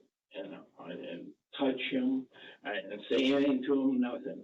Okay. Then the other guy, the husband, he comes in, he winds up and he's gonna not, and I don't know what the hell happened with me, if I had some, almost, it was like second part or something, I just held my hand there, and I just pushed him, that with the stool in his hand, and I just pushed him away. Okay. He fell over onto the ground, and then I left.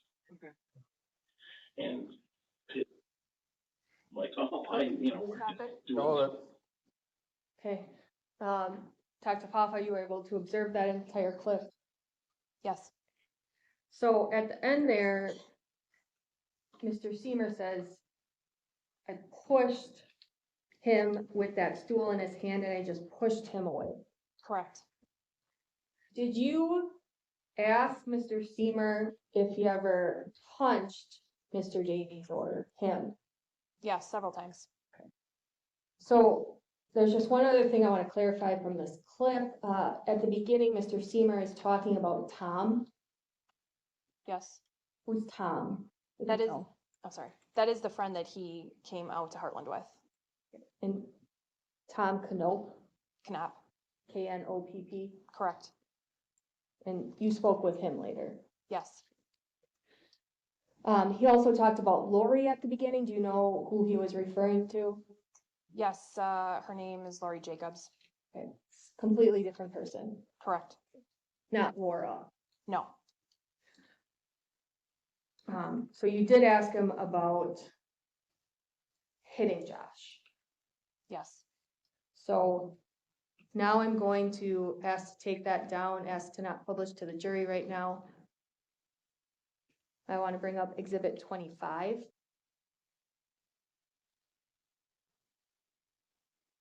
Okay, and Detective Hoffa, do you see Exhibit 25 on your screen? I do. Okay, and this is another portion of your interview with Mr. Sehmer on June 18th, 2023 at the Heartland Police Department. Yes. And this appears to be a fair and accurate copy, again, of part of this interview. Yes. I would move Exhibit 25 into evidence and request to publish. I would also note this is a short 30 seconds. Over objection, the court will grant the receipt into evidence, and you may publish.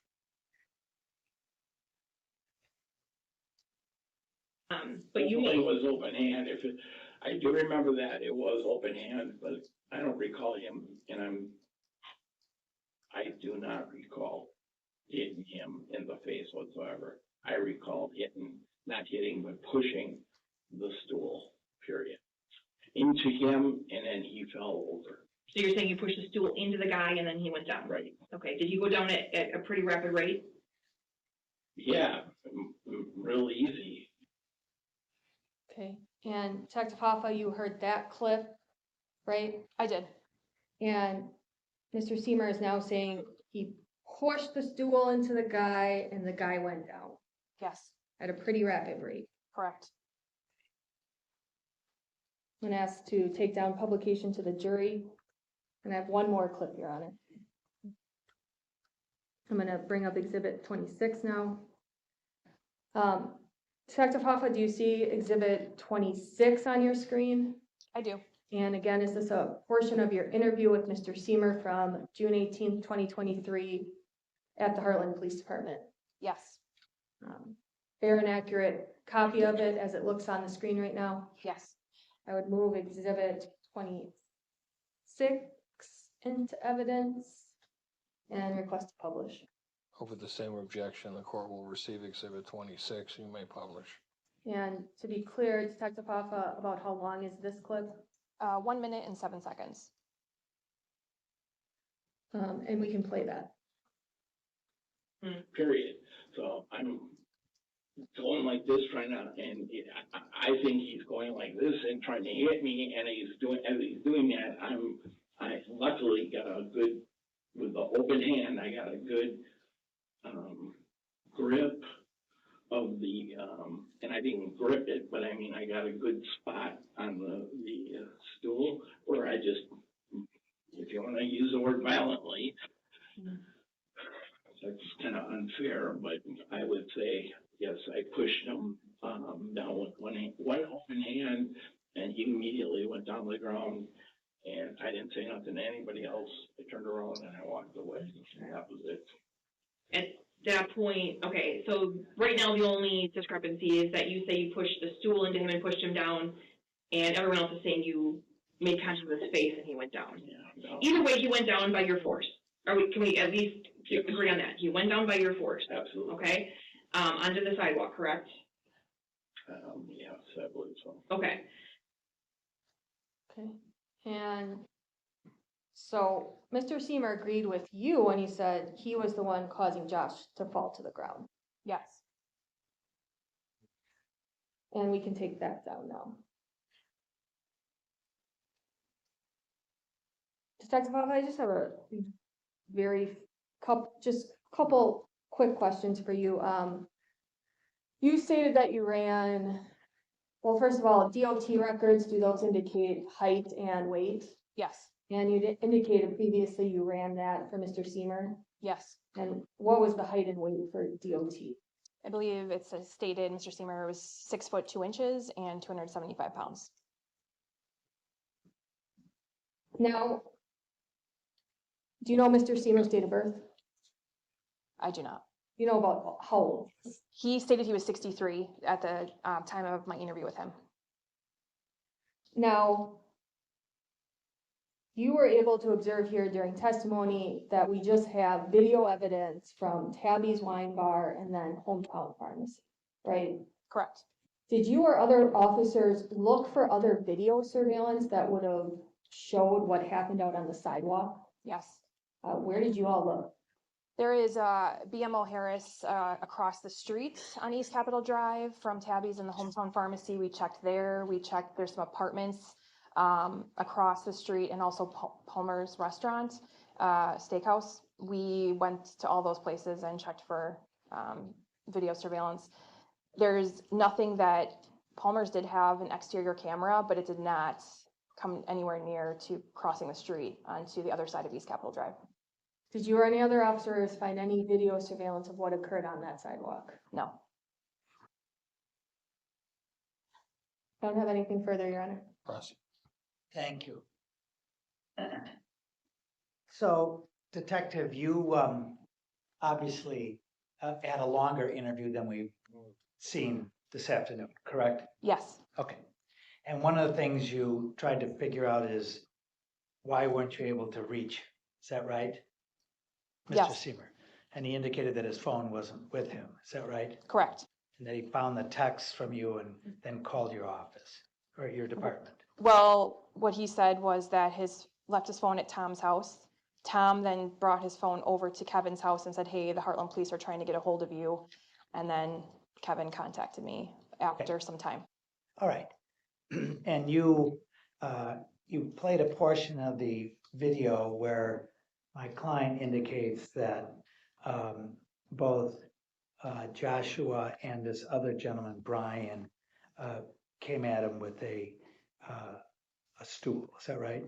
That's what he indicated. And then you, after talking to him for a while, he ultimately agreed that, yeah, that probably didn't happen. It was just Joshua. Correct. Is that true? Oh, sorry. Is that true? Yep. Okay. So While what you played is what he said initially, he ultimately agreed, no, that's not right. I didn't, he being Brian, the other guy, didn't do anything with the stool. Is that correct? After I challenged him on that, yes. Yeah. And in that last clip you played, I wanted to see if I understood your answer.